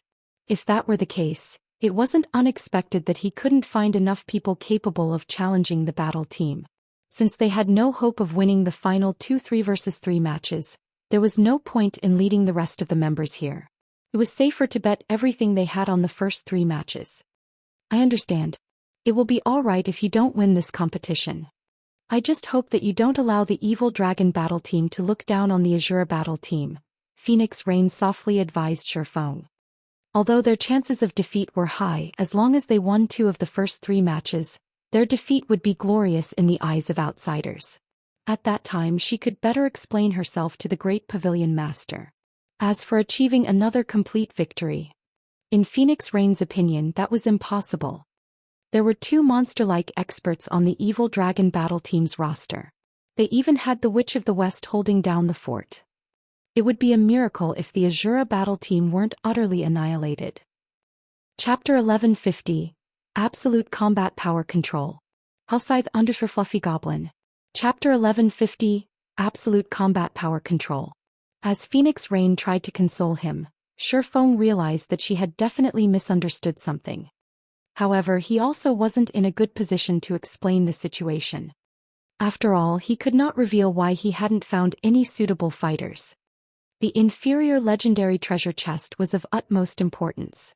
Although it might not make him the enemy of every guild in the game like the city building order would, super first-rate guilds and super guilds would dispatch a large number of experts to steal the treasure chest. The various superpowers would repeatedly assassinate Zero Wing's upper echelons. This is the latest information I've gathered about the Evil Dragon battle team. Take a look, Phoenix Raid said before forwarding the files she had received from Blue Phoenix to Sure Feng. Although they hadn't uncovered much information about the enemy battle team's members due to time constraints, it could still help Sure Feng form a proper strategy for the competition. Hasn't Miracle invested a little too much into this competition? Sure Feng was speechless after looking through the files. It would have been fine if Miracle only sent the sword freak Miracle Dragon. However, Sure Feng hadn't expected Miracle to dispatch the assassin Starstreak, who wielded the title Speed Star. Both players were bona fide monster-like experts. However, the name on the Evil Dragon battle team's roster that confused Sure Feng the most had to be the Witch of the West, Alice. Everyone in the virtual gaming world recognized the title the Witch of the West. Currently, the Witch ranked 21st on the God's Domain experts list. The Dragon Phoenix Pavilion's martial dragon was known as an absolute genius that only appeared once a decade. Before even reaching the age of 30, Martial Dragon had grasped a domain. Meanwhile, based on what Sure Feng knew, Alice held the record for the youngest person to grasp a domain. Many super guilds had attempted to recruit Alice. In the end, however, Miracle had paid a high price for her membership. Aside from Miracle's core upper echelons, no one knew exactly what conditions the Witch of the West had demanded.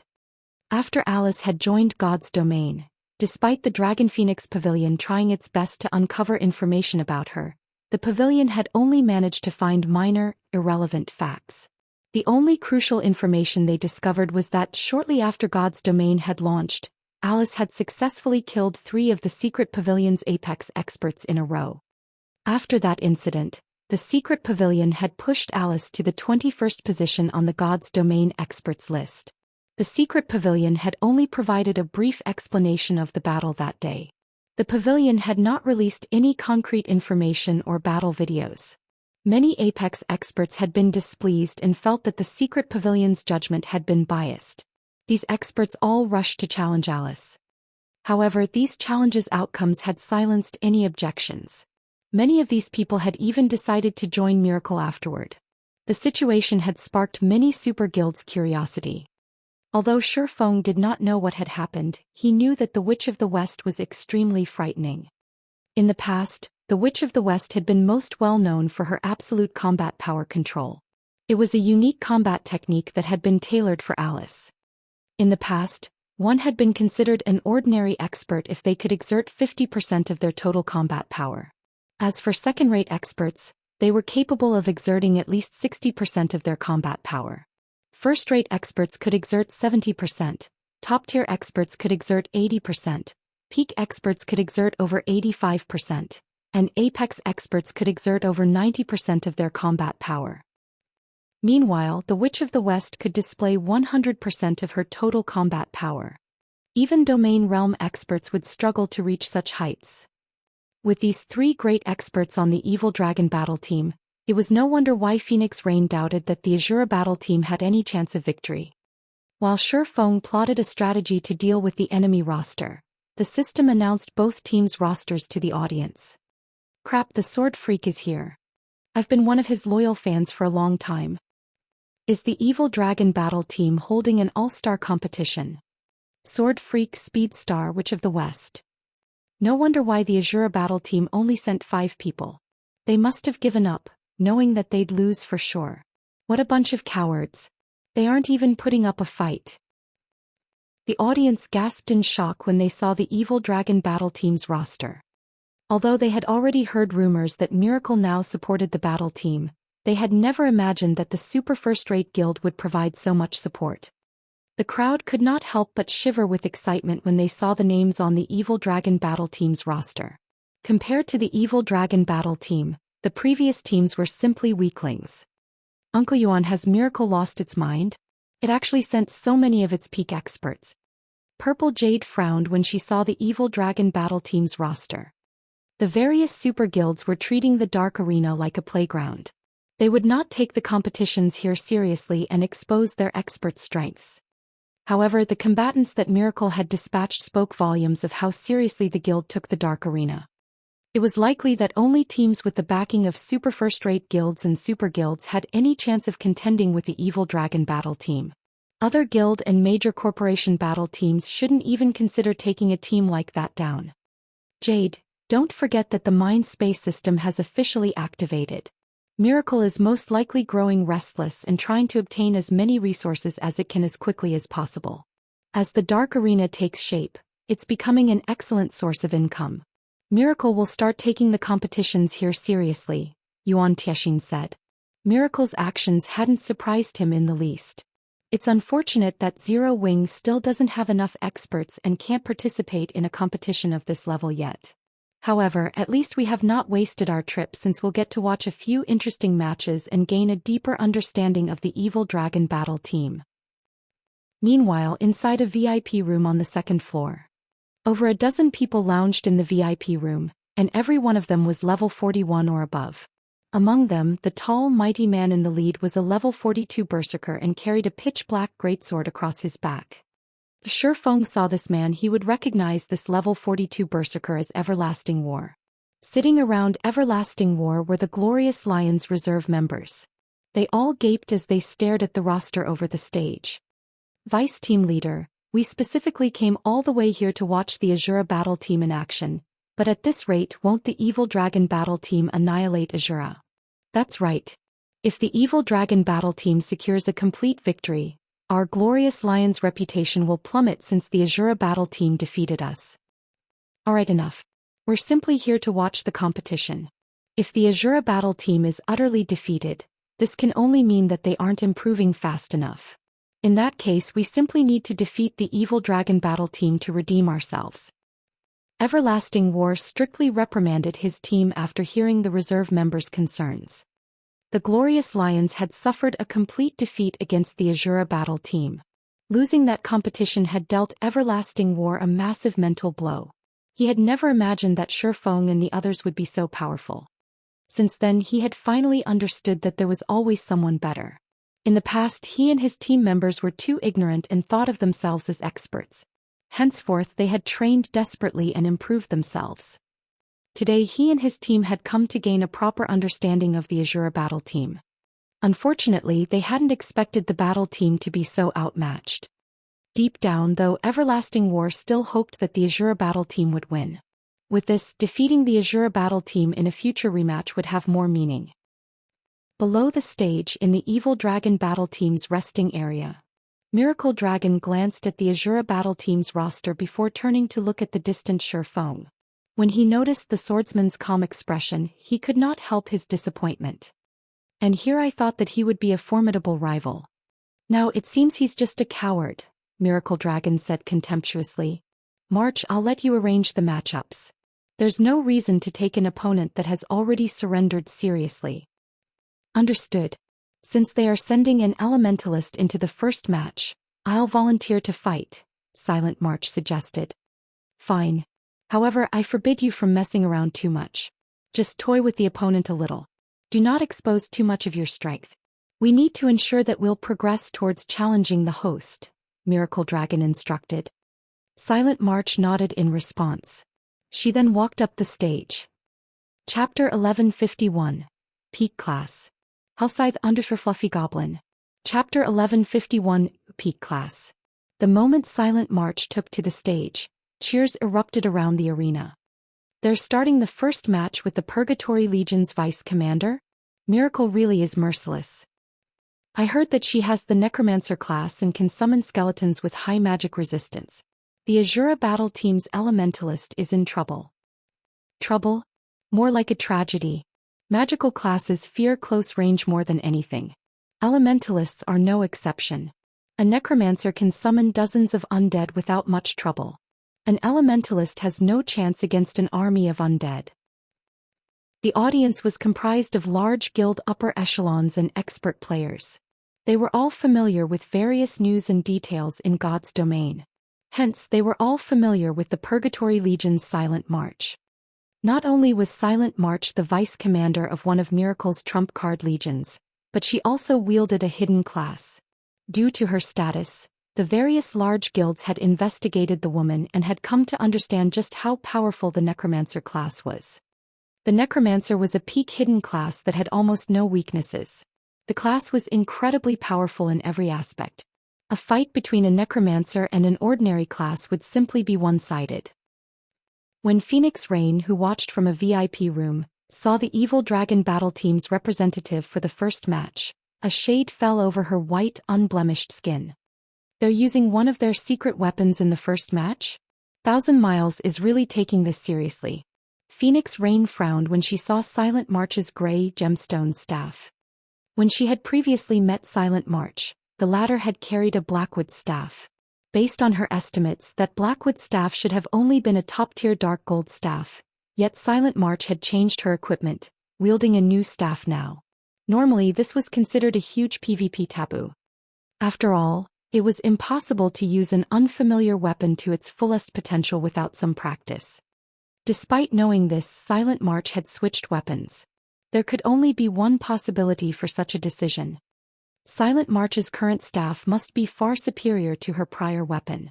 Needless to say, the gemstone staff was certainly an epic staff. Moreover, the Necromancer had replaced more than her weapon. She had also switched out 2 pieces of her old equipment. Furthermore, as Silent March was the Purgatory Legion's vice commander, Miracle should have given her at least 1 epic item to begin with. In other words, Silent March had at least 3 epic items on her. Phoenix Rain's frown deepened. As the Phoenix Pavilion's pavilion master, she knew full well that epic items provided more than just a massive attribute boost. Epic items also came with powerful skills and effects. Although Phoenix Rain did not know how strong Alluring Summer was, in terms of equipment, the Elementalist was no match for Silent March. The fact that Silent March had earned the position of vice commander in one of Miracle's 3 trump-card legions showed that her combat standard was at the flowing water realm at the very least, which meant she was capable of reading her opponents.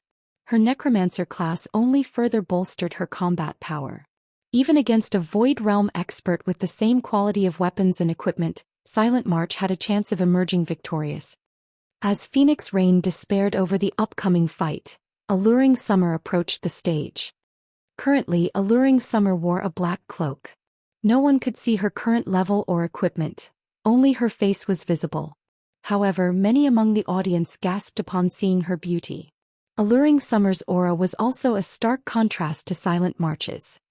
If one described Silent March's aura as dark and deathly, then Alluring Summer's was light and vital. Who is this beauty? Why haven't I seen her in the Asura battle team's files before? Is she Asura's secret trump card? How can that be possible? I check for any information about this beauty.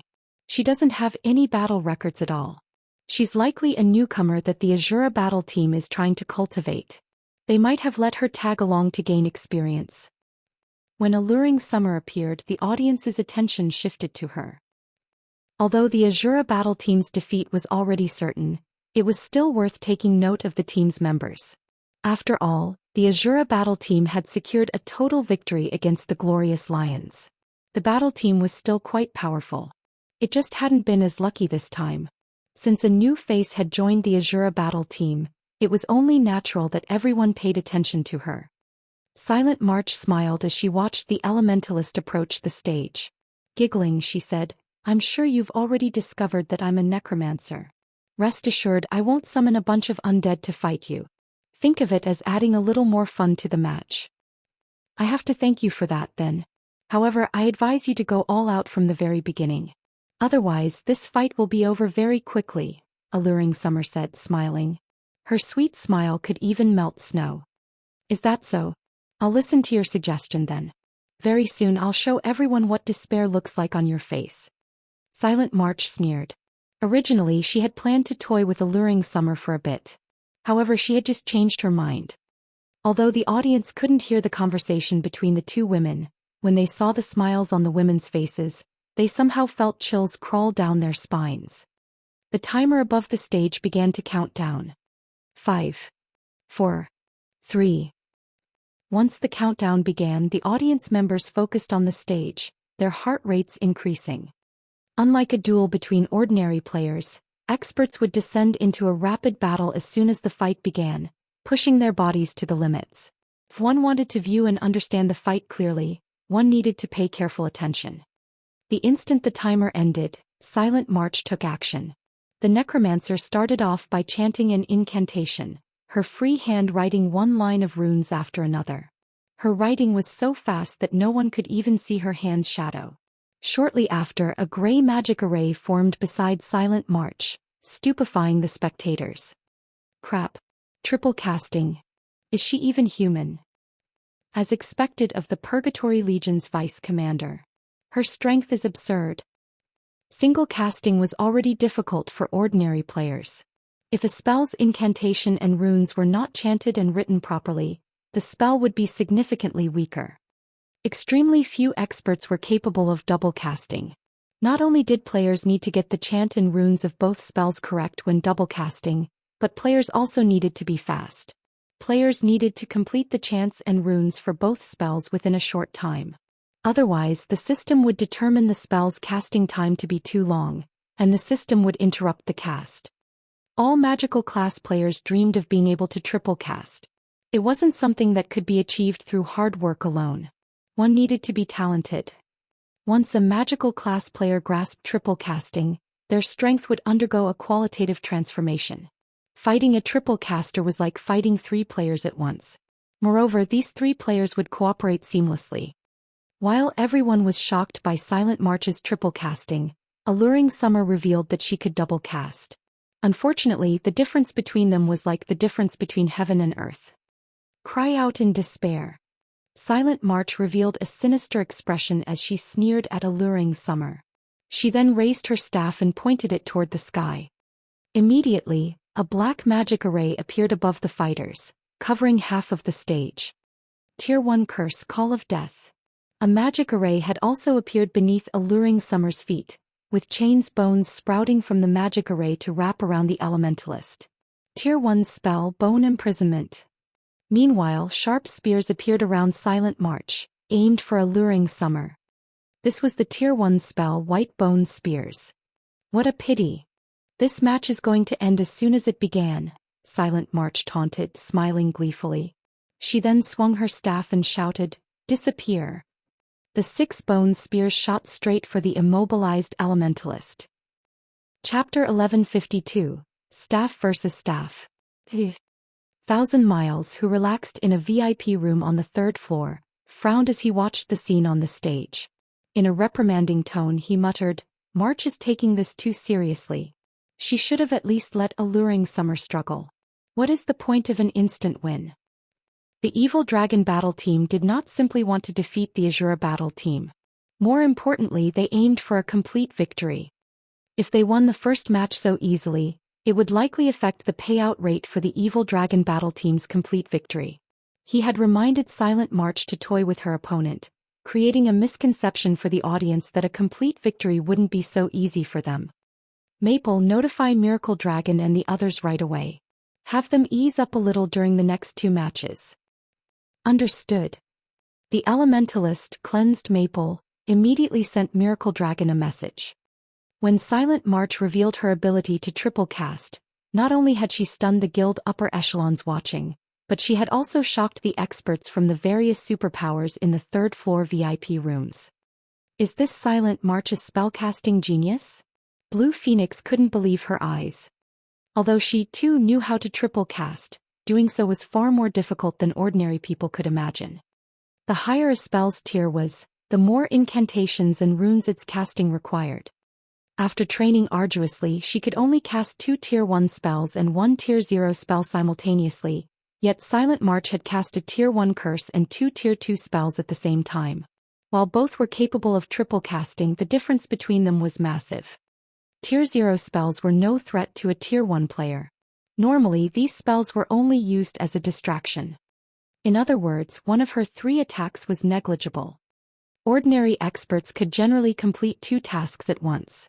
Thus, defending against 2 attacks wasn't difficult. Her opponents only needed to defend against her Tier 1 spells, ignoring her Tier 0 spell altogether. The most a Tier 0 spell could do was deal some minor damage. If an ordinary expert fought her, as long as they were careful, they could even find an opportunity to counterattack and turn the tables. However, of the 3 spells Silent March used, 2 were significant threats, while 1 could deal a killing blow. While ordinary experts could survive against her for some time, Silent March would kill them instantly.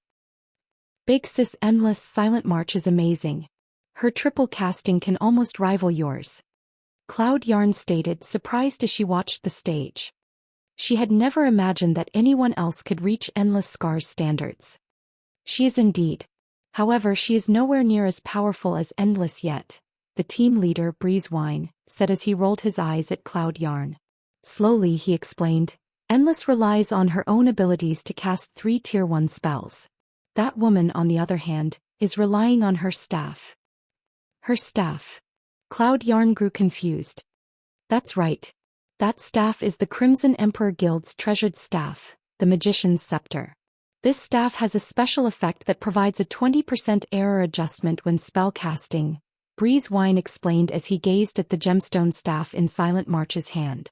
Enviously he said, Magician's Scepter can improve a magical class's spell casting tremendously. In the hands of someone like Silent March, that weapon is even more magnificent. Unless that Alluring Summer can reach Endless standards, this fight won't have any meaning. Meanwhile, above the stage, the 6 bone spears transformed into 6 streaks of white light that arrived before Alluring Summer instantly. Everyone locked on to the Elementalist's vital points. Even without Bone Imprisonment's restraints, Alluring Summer couldn't escape the bone spear's attacks unscathed. Die. Silent March sneered. Ping, ping, ping. As the spears were about to strike Alluring Summer, a layer of ice appeared around the Elementalist, encasing her. Not only had Ice Barrier removed bone imprisonment, but it had also deflected the bone spears. As for the level 42 Lord-ranked Skeleton Knight that Silent March had summoned, it could only watch the Elementalist helplessly. Not a bad decision. Unfortunately, Ice Barrier is an Elementalist's most powerful life-saving skill. You can only use it once in this match. What are you going to do once the spell's duration ends? Silent March asked contemptuously. She wielded the Magician's Scepter as well as a Peak Legacy. She could even challenge a Domain Realm expert, not to mention Alluring Summer. However, as Silent March was about to cast another series of spells, she discovered something off about the mana flow above the stage. She tilted her head back to look. The moment she looked up, however, she was startled. A massive, blue magic array gradually formed above the stage. This array was no weaker than her Tier 1 curse. The audience was similarly stunned by this sight. What a decisive move. Even a fool could tell that the magic array was a large-scale destruction spell. Large-scale destruction spells did not differentiate between friend and foe. Everyone within the spell's range was free game. However, Ice Barrier was a life-saving skill that gave its user invulnerability during its duration. Alluring Summer could easily endure her own spell. However, summoners did not have invulnerability skills. If Silent March couldn't defend herself against the large-scale destruction spell, she would definitely die. Boom. As one lightning strike descended after another, over half of the stage had transformed into an electric hell. Even Silent March could not escape the spell's range in time. After the thunderstorm had passed, the battlefield was unrecognizable. Alluring Summer finally emerged from her ice barrier. As everyone assumed that Silent March was dead. The instant Alluring Summer's ice barrier vanished, the previously summoned Skeleton Knight charged out of the smoke and slashed its long sword at the Elementalist. Instinctively, Alluring Summer used her blink skill and instantly appeared 15 yards away from her original position, avoiding the Skeleton Knight's chop. "You're still alive?" Alluring Summer was slightly surprised when she saw Silent March reveal herself from the smoke clouds. The necromancer appeared completely unharmed. Her expression, however, was much darker than before. "Good. You are the first person to force me to use my legacy life-saving skill. As a reward, I'll teach you the true meaning of despair." Silent March growled coldly as she stared at Alluring Summer. In God's domain, while summoners did not possess any life-saving skills that provided invulnerability, necromancers did. The skill's name was Shield of Death. She had kept this trump card hidden. However, Alluring Summer had forced her to expose it. As soon as Silent March finished speaking, she began to chant once more. At the same time, she controlled the Skeleton Knight to attack Alluring Summer. Alluring Summer was forced to dodge the Skeleton Knight's attacks while interrupting Silent March's casting with ice spears. However, Silent March blocked the incoming attacks with Bone Wall. "Rise, my undead army." As Silent March finished the last verse, skeleton warriors pulled themselves from the ground before her. Some of the warriors wielded long swords and shields, while others wielded battle axes and some had bows. In the blink of an eye, a small legion had appeared before Silent March. Although the majority of the small legion consisted of level 42 common-ranked skeleton warriors, as undead's magic resistance was quite high, even cannon fodder could prove to be troublesome for an elementalist. Furthermore, among the 60-plus skeleton warriors, there were even a few level 42 elite-ranked skeleton warriors equipped with good equipment. This move was none other than Necromancer's trademark skill, Undead Legion. As Silent March's Undead Legion was still a Tier 1 skill, it could only summon 60 common-ranked skeleton warriors with a chance to summon elites. Upon reaching Tier 2, however, the Necromancer could summon 100 elite-ranked skeleton warriors with a chance to summon special elites. Everyone fell silent as the skeleton warriors filled the stage. Even MT classes like Guardian Knights and Shield Warriors felt chills crawl down their spines. This numerical advantage was overwhelming. "You want to fight as a group?" Alluring Summer revealed a joyful smile as she grinned at the Undead Legion before her. "Come then." Saying so, Alluring Summer stored her original staff and retrieved a black scythe from her bag. There were extremely intricate skulls and magical patterns engraved on the scythe. At a glance, it looked like the Grim Reaper's signature weapon. This staff was none other than the staff that dropped from one of the fossilized Tyrannosauruses. Death Sigh. Chapter 1153. One-sided bullying. Hellscythe _ Fluffy Goblin. Chapter 1153. One-sided bullying. When Alluring Summer replaced her staff, her aura began to transform. If Alluring Summer had been akin to the warm sun before, then now she was cold like the moon. Moreover, her aura wasn't the only thing that had transformed. A faint layer of gray fog had also appeared around her, obscuring her from sight. Is that a staff? Why does it look more like a melee weapon? Rather than an elementalist, the crowd thought Alluring Summer looked like a god of death. That weapon is giving off such a powerful oppression. I bet it's an epic weapon. It's a pity that there isn't much point to switching weapons right now.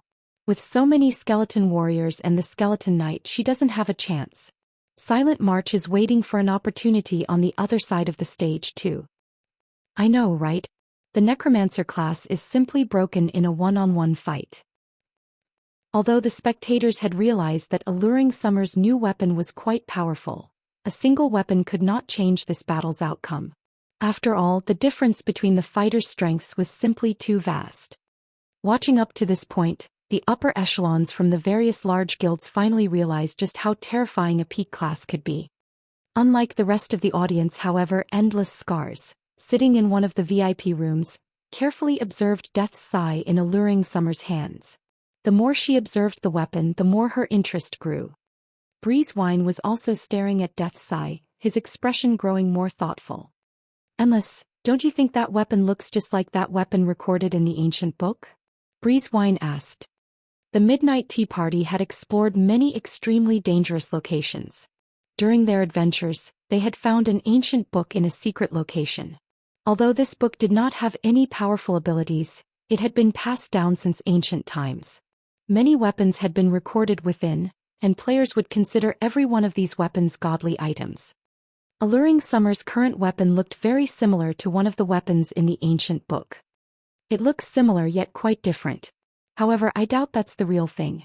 No matter how I think about it, it is impossible for current players to get their hands on that weapon. Endless Scars denied Breezewine's conjecture. Suddenly, Silent March began her attack. Immediately, the Necromancer directed her Skeleton Knight and Skeleton Warriors to attack Alluring Summer from all sides. This way, the Elementalist could neither defend herself nor blink away. In the end, Alluring Summer would be surrounded and killed. As the Skeleton Knight and Skeleton Warriors inched closer to Alluring Summer, she responded by using the Tier 1 spell, Blizzard. A snowstorm then enveloped an area of 10 by 20 yards, turning every skeleton warrior within range into an ice statue. A damage of over -6,000 appeared above the skeleton warriors' heads. Alluring Summer frowned. These undead monsters' magic resistance was much higher than she had expected. Unless she used a large-scale destruction spell, she couldn't instant-kill these level 42 skeleton warriors with 45,000 HP.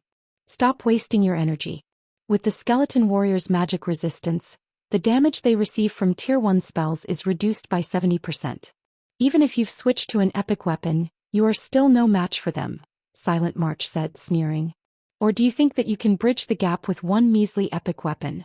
Don't forget that I have my own epic staff. As soon Silent March spoke, 6 white bone spears appeared around her once more. You had used your life-saving skill to defend against this attack. I want to see how you survive this time. Silent March shouted and swung her staff down. Immediately, the 6 bone spears flew towards Alluring Summer. Seeing this, the audience assumed that this match was over. Regarding basic attributes or class, Silent March was greatly superior to Alluring Summer. It was impossible for Alluring Summer to secure victory by relying on one epic staff. It's over. However, the Asura battle team has not lost this match in vain. Without any advantages, the loss isn't unusual. The crowd couldn't help but pity the Asura battle team. Although both battle teams had the support of a guild, the difference between Zero Wing and Miracle was massive. In the previous competition, the Asura battle team had relied on their basic attributes, weapons and equipment to achieve victory. Unfortunately, they were weaker than the Evil Dragon battle team in every aspect. Boom. As an explosion rang through the battlefield, Smoke and dust flew into the air. Silent March frowned, confused as she looked at Alluring Summer, who stood amidst the dust and smoke. Alluring Summer had only evaded the 6 bone spears. The elementalist had not bothered to use skills to defend herself. No magical class expert would make such a simple mistake. 4 bone spears had struck Alluring Summer, her HP falling below 50%. As long as she launched another volley with the white bone spears, she could take the elementalist's life. In reality, even if Silent March didn't attack, her skeletons could defeat Alluring Summer easily. Giving up already? Silent March could not help but laugh. Giving up? Alluring Summer shook her head. Chuckling, she said, I have not given up. On the contrary, I owe you my thanks. Thanks? Silent March was confused. Thank me for suppressing you with my overwhelming strength. No. This death sigh is a very special staff. Only when its user's HP is below 50% can display its true potential, Alluring Summer said, helplessness filling her voice as she gazed at the scythe in her hand. Are you trying to say that you can defeat me once you have less than half of your HP? Silent March could not help but grin at the elementalist, glaring at the woman with contempt and ridicule. She had 3 epic items on her right now, and every one of them had astonishing effects. She hadn't even used one of their effects thus far. Alluring Summer was dreaming if she thought she could beat her with some epic staff. No, not defeat. Chuckling, Alluring Summer said, this will just be one-sided bullying. Silent March was instantly furious upon hearing Alluring Summer's confidence. Lightly waving her magician's scepter, she activated one of the staff's skills. Mana Amplification. Increases the effects of all skills used by caster by 500% for 10 seconds. Cooldown, 2 hours. Now, Silent March was even strong enough to face a Grand Lord of the same level. Immediately, 30 white bone spears appeared around Silent March. Moreover, every one contained more power than the previous spears. The audience was flabbergasted. Crap, this is just too overpowered. She's too strong. Even 10 of me couldn't take her on. Is this the strength of the Purgatory Legion's vice commander? If these players had thought that they had any hope against an expert like Silent March, then now she felt like an invincible monster. Turn to ash. Silent March waved her staff towards Alluring Summer. Shoo, shoo, shoo. The 30 bone spears flew towards Elementalist, leaving her with no space to dodge. I was waiting for this. Alluring Summer was unperturbed in the face of the incoming spears. On the contrary, she appeared excited. Gripping Death's side tightly in both hands, she swung the weapon down towards the enemy necromancer. Ping! The sound of glass shattering reached the spectators. The space before Alluring Summer then split like 2 halves of a broken window. Following which, both the incoming bone spears and the skeleton legion turned into ash and dust. Although Silent March tried to say something, she suddenly collapsed to the ground. Her vision faded to gray before she saw nothing but a black void. Before everyone could react, the system signaled the match's end, the sound echoing throughout the arena. The victor's name appeared above the stage. Victor, Alluring Summer. Chapter 1154. 12 Great Legendary Staffs. Hellscythe Undershirt Fluffy Goblin. Chapter 1154. 12 Great Legendary Staffs.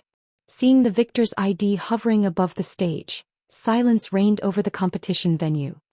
For a moment, it seemed as if this silence had blanketed the world.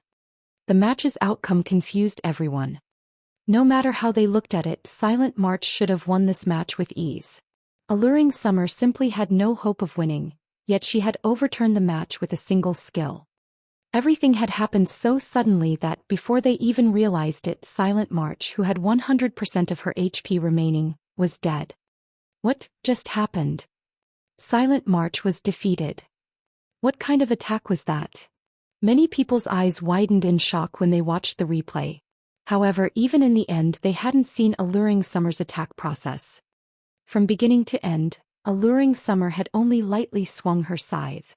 After that, the space before Alluring Summer had split in half, killing the undead and Silent March, who had been 30 yards away, instantly. In God's domain, ranged attacks normally had a trajectory indicator.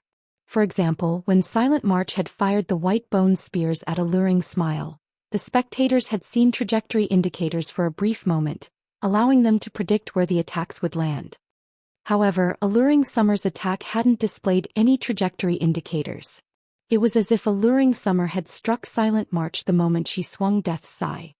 Big Sis Endless, I just watched the replay multiple times and I couldn't see any indicators. Does Alluring Summer's skill not use them? Cloud Yarn could not help but ask. If she were to point out who knew the most about God's domain, then it would definitely be Endless Scars. If Endless Scars didn't know something that no one else in the team would either. You don't need to look for them. Her attack does not have any trajectory indicators. Endless Scar's eyes shone with excitement as she stared at the scythe in Alluring Summer's hands. I really didn't expect this. Although it isn't the real deal, I'm shocked to see that Zero Wing has obtained such a weapon. Silent March had not lost without reason. Breeze Wine nodded in agreement with Endless Scars' words, fear filling his eyes as he looked at Alluring Summer's weapon. He was certain that the weapon Alluring Summer wielded was a replica of one of God's domain's 12 great legendary staffs, Death's Sigh. As for the weapon being the real deal, that was very unlikely. According to the ancient book, the real article had been destroyed long ago. Even a blacksmith god couldn't repair it. Thus, he was absolutely confident that the elementalist's Death's Sigh was a replica. However, the imitation was considerably similar to the real thing if it could even use dimensional fracture. Dimensional fracture was an unblockable skill. Even invulnerability could not stop it. Dimensional fracture ignored distance and all forms of protection. When activated, the skill would even penetrate invincible defenses and attack the target directly. It was rumored that the real Death's Sigh could instant-kill any creature below Tier 6. Of course, that was only a rumor. Moreover, Alluring Summer only wielded a replica. Even so, a replica should have no problems instant-killing a Tier 1 magical class player. She's dead. Phoenix Rain was somewhat confused after watching the match's outcome. This win was too sudden. She hadn't been prepared for such an outcome. Rather than calling this a PvP match, it had been a one-sided display of power. Damn it! Damn it! Thousand Miles's eyes radiated killing intent as he glared at Alluring Summer. He wanted to rush onto the stage and kill the elementalist back to level 0. This single loss had foiled his plans to annihilate the Asura battle team. He had bet tons of resources on the evil dragon battle team achieving a complete victory. Now that his plan had failed, why wouldn't he be furious? He had intended to use those resources to compete for the authority over Thunder Island. Now, however, they were gone. Very quickly, Thousand Miles calmed himself down. He turned to Cleansed Maple and said, "Notify Miracle Dragon immediately. I don't want to see them lose another match. I want them to go all out in the next 2 fights." Now that a complete victory was no longer possible, they could only defeat the Asura battle team and recuperate their losses from the competition's winnings. Many large guilds had come to participate in the upcoming auction. Before the auction began, however, many of these guilds would try their luck and bet on the competition. As long as the Evil Dragon battle team won, their winnings might make up for the losses they suffered. Hence, Thousand Miles was now taking the competition seriously and refused to give the Asura battle team any hope of victory. However, compared to Thousand Miles's rage, Abandoned Wave had nearly gone mad in another VIP room. Abandoned Wave had bet practically all of his guild's resources on the Evil Dragon battle team's complete victory. He could not afford for the team to lose even a single match. Zero Wing. Abandoned Wave's eyes were bloodshot as he glared at Shifeng's group below the stage. Zero Wing had spoiled several of his plans now. He resolved himself for the final struggle. Drunkard, notify the Beast Emperor and tell him that I'm willing to become an evil god apostle.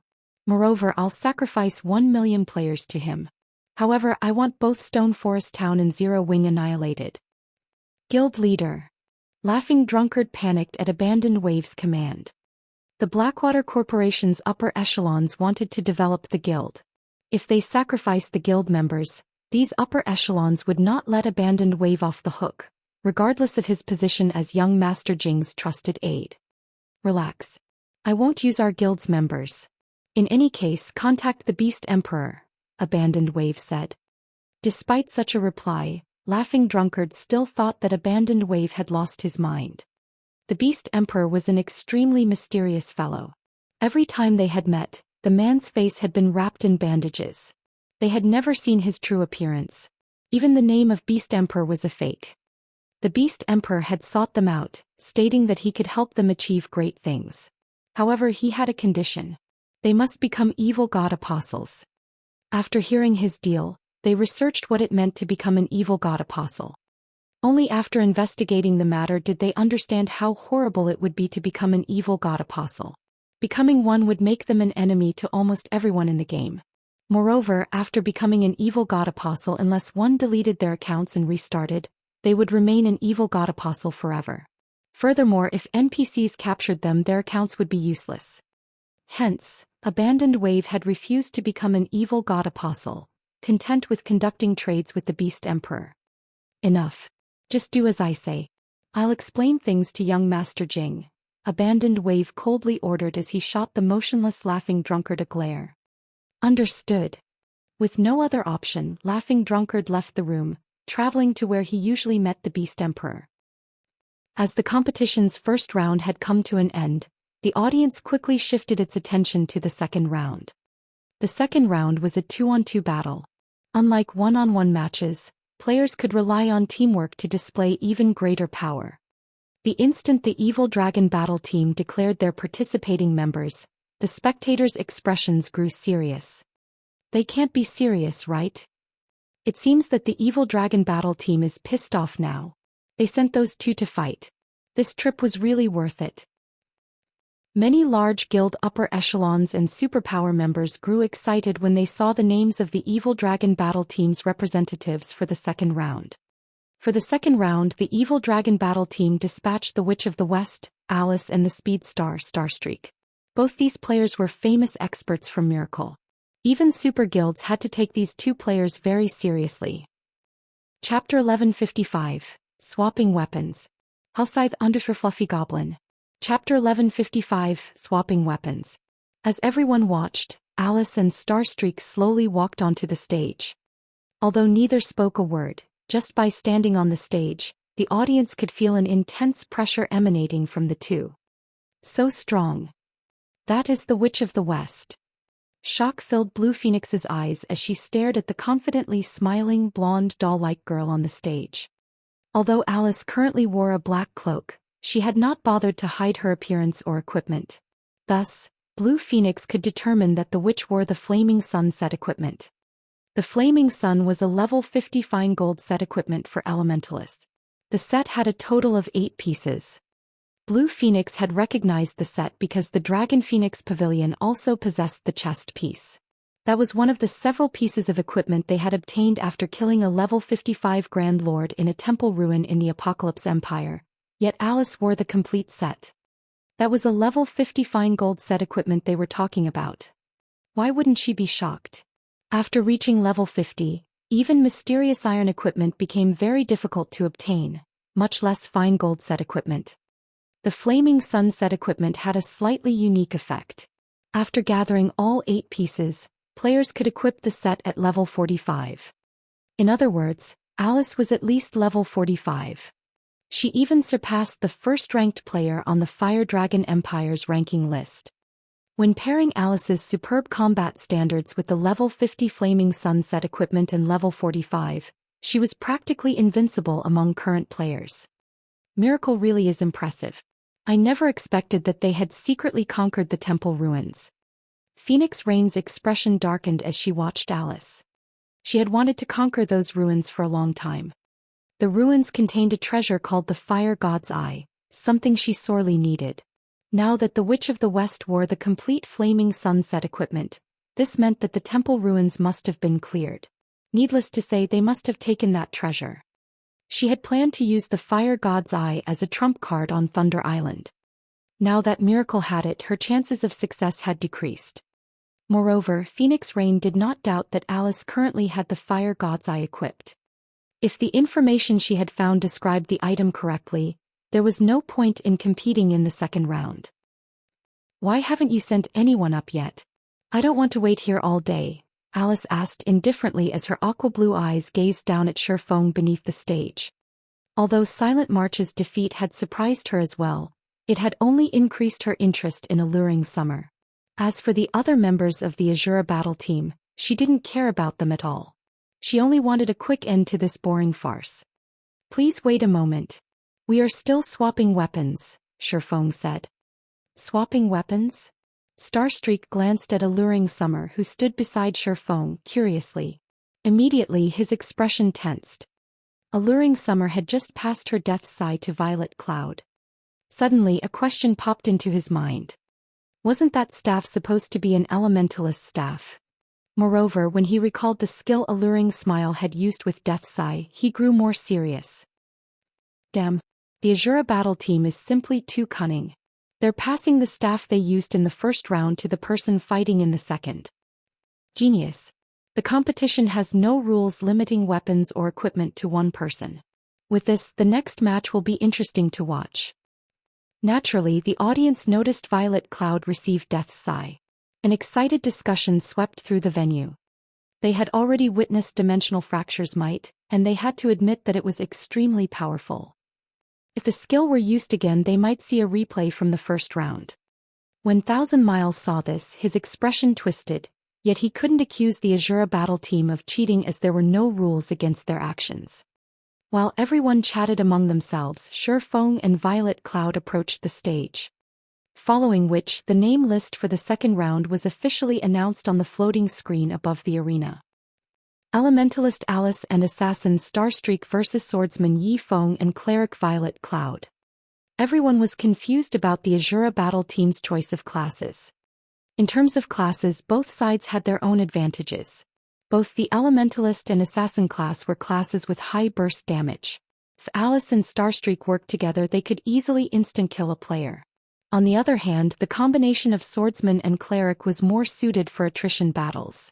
With a Cleric support, the Swordsman could fight without worrying too much about defense. However, against a pure burst damage combination, the Swordsman and Cleric combination would be at a huge disadvantage.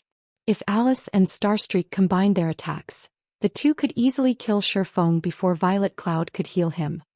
The Asura battle team should have fielded a Swordsman and an Assassin instead. Is the Asura battle team trying to rely on the move from the previous match and sending their sole remaining magical class player onto the stage? Everyone had their guesses. Staff weapons could only be used by magical class players. Among the 5 members the Asura battle team had brought to the Dark Arena, excluding Alluring Summer, Violet Cloud was the only magical class player remaining. Taking Death Sigh into consideration, it wasn't surprising to send Violet Cloud into the second round. You can't be hoping to rely on the move that killed March to defeat us, right? Alice asked Shifeng. Laughing, she continued, I admit that the move is indeed powerful. However, its flaws are obvious. If we didn't know about the skill, it would certainly kill us. However, we know about it already. As long as we treat that Cleric like a melee player, we can easily disable the move. Furthermore, you have to face Starstreak and me, not March. Or do you think that you will have an opportunity to use that skill? Alice hadn't spoken quietly. Hence, the audience had heard her clearly. Some of the players who originally thought that the Asura battle team had a chance of victory couldn't help but agree with Alice's words. Although the Asura battle team's plan was a good one, had they forgotten who their opponents were? They were talking about the Witch of the West and Speedstar.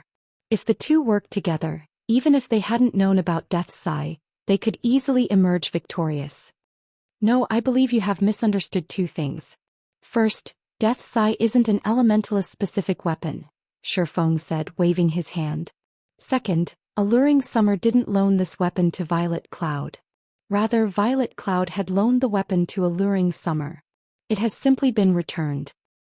The venue fell silent after Shifeng's explanation.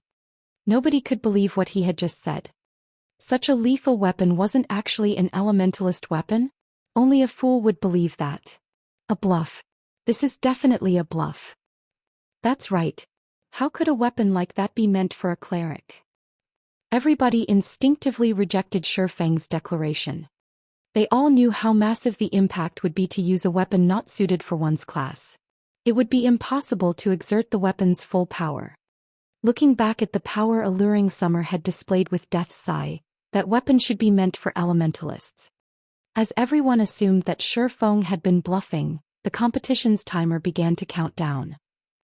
Chapter 1156, Inborn Witch. Hellscythe Undershiv Empire. Chapter 1156, Inborn Witch. Although Feng had not spoken loudly, every word he said made everyone present shudder involuntarily. Particularly the members of the evil dragon battle team, who had thought that they were already at the cusp of victory, now wore stiff expressions on their faces. He must have deliberately said those words to disrupt Alice's and Starstreak's mental states. Does he really take us for fools? Since they're too weak, they can only use small tricks like these to have any hopes of winning. That's right. It's a pity that their opponents this time are Alice and Starstreak. Even if what he said is true, it won't change the outcome of this match. He's just bluffing. Let's see how Alice will take care of them in a moment. None of the evil dragon battle team members believed Feng's words. They all began laughing in ridicule as they looked at Feng and Violet Cloud. Is it really a bluff? Unlike his teammates, however, Miracle Dragon continued scrutinizing Feng. However, even after observing the swordsman for some time, he did not discover any awkwardness on Feng's face. On the contrary, Feng's eyes were practically glowing with confidence. Seeing this convinced Miracle Dragon that the swordsman's words were true.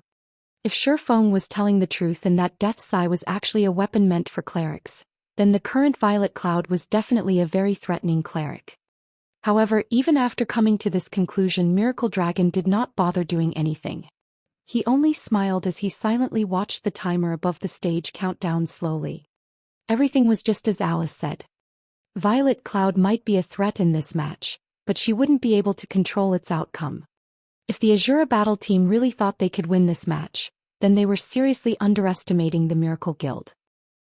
When only 5 seconds remained on the timer, Alice and Starstreak, who had been motionless all this while, suddenly moved.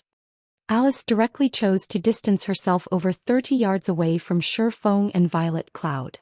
Meanwhile, Starstreak circled around to Violet Cloud's side. His motive could not be any more obvious: to kill Violet Cloud first. When Alice was 35 yards away, she took out a crimson wooden staff, which had a crimson flame burning at its tip, the flame looking just like an eye that could see through everything. The moment this staff appeared, fire-type mana began massing rampantly around Alice, the mana casting a faint red glow around the elementalist. At this moment, it was as if Alice had become the goddess of fire. Although I don't know whether your words are true or not, the fact that you've exposed your trump card so soon will only lead to your miserable defeat. After Alice completed her preparations, she smiled faintly at Feng. Right as she finished speaking, the timer above the battlefield hit 0. At the same time, Alice began chanting. Although she was only double casting right now, her chanting and writing speeds were much faster than silent marches. In the blink of an eye, a massive crimson magic array appeared before Alice. A tornado of flames then emerged from the magic array and extended rapidly towards Feng and Violet Cloud. At the same time, a gigantic dark blue magic array formed beneath the swordsman's and the cleric's feet, freezing the ground beneath them completely. Ice-cold fog then rose from the ground, enveloping a radius of 15 yards. This scene stupefied the audience members. This is the Witch of the West? She is simply a monster. Blue Phoenix's eyes were wide open as she stared at the stage, her heart twinging with helplessness like never before. The two spells Alice displayed were the Tier 1 Curse Torrent of Flames and the Tier 1 Curse Freezing Fog. Although both these spells were extraordinarily powerful, they were extremely difficult to learn. Moreover, their casting times were also considerably long. Blue Phoenix herself needed around 3 seconds to cast either of those spells. In a PvP match between experts, these spells were simply too impractical. Nevertheless, despite double casting 2 curses, Alice had managed to complete them in less than 2 seconds. This casting speed was unbelievable. As expected of the Witch of the West. To think she has managed to grasp even the technique to double cast Tier 1 curses. Phoenix Rain wore a grim expression as she looked at Feng and Violet Cloud, who were about to face an assault from ice and flames. Magical class players were generally countered by speed-based classes due to their weak melee capabilities and long casting times. However, in their research into the combat techniques of God's domain, the various superpowers had discovered a technique to shorten the casting time of spells, speed casting, which even allowed some higher-tiered spells to be cast instantaneously. In God's domain, the purpose of chanting incantations and writing runes was to assist in forming an accurate magic array and hasten the gathering of mana for a spell. The higher the accuracy of a magic array, the higher the completion rate of the spell cast. Meanwhile, the higher the completion rate of a spell, the greater the power said spell could display. At 50% skill completion rate, the system would determine a skill to be effective and allow its activation. Hence, as long as players managed to visualize a sufficiently accurate magic array in their minds, they could still use a spell successfully, even without chanting or writing. Only the higher tiered a spell was, the more complex its magic array would be, which naturally made imaging the magic array in one's mind more difficult. If one wished to accomplish this, they needed to go through a long adaptation process. Meanwhile, speed casting was a technique that required players to form a prototype mental magic array of sorts while using incantations and runes to compensate for the imperfections in the magic array. By doing so, players could save up on plenty of time. Although the principle sounded very simple, in actual practice, the technique was extremely challenging, not to mention applying it in double casting. This was no longer a feat that was achievable through hard work. Fortunately for Alice, she was wielding the Fire God's Eye, which Phoenix Rain had been hoping to obtain all this time. The Fire God's Eye had a passive effect that improved the skill completion rate of fire-type spells by 5% and other types of spells by 3%. While this increase might seem very small, it could allow elementalists that were still a step away from grasping speed casting to grasp the technique, raising their combat power to a whole new level. At the same time as Alice launched her attack, Starstreak had entered stealth and was waiting for an opportunity to land a fatal blow on Violet Cloud. Icefire Domain? She's using her trademark move right off the bat? The corners of Shurfeng's mouth twitched as he looked at the approaching tornado of flames. The Icefire Domain was Alice's trademark. She would first use ice-type spells to restrict her opponent's movements, then follow up by attacking with a large-scale fire-type spell. The combination of these two opposing elements would amplify the power of both spells exponentially. When she used this move against an MT of the same level, even if said MT had activated a life-saving skill, they would either die instantly or have most of their HP taken away. "It's up to you now," Shurfeng said softly as he looked at Violet Cloud. Nodding, Violet Cloud began twirling the scythe in her hands while chanting an incantation. Boom! When the tornado of flames came into contact with the icy fog, like a keg of gunpowder coming into contact with fire, a massive explosion ensued, releasing a torrent of blue and crimson mana. Even Alice, who stood quite a distance away, had her mage robes blown back by the resulting shockwave. As for Starstreak, who was relatively close to the epicenter of the explosion, he nearly got swept off his feet. The power of the attack greatly surpassed that of a Tier 1 curse. The explosion engulfed everything within 20 yards of Shurfeng and Violet Cloud, the range of the attack surpassing even that of Alice's freezing fog. This range could already rival that of a large-scale destruction spell.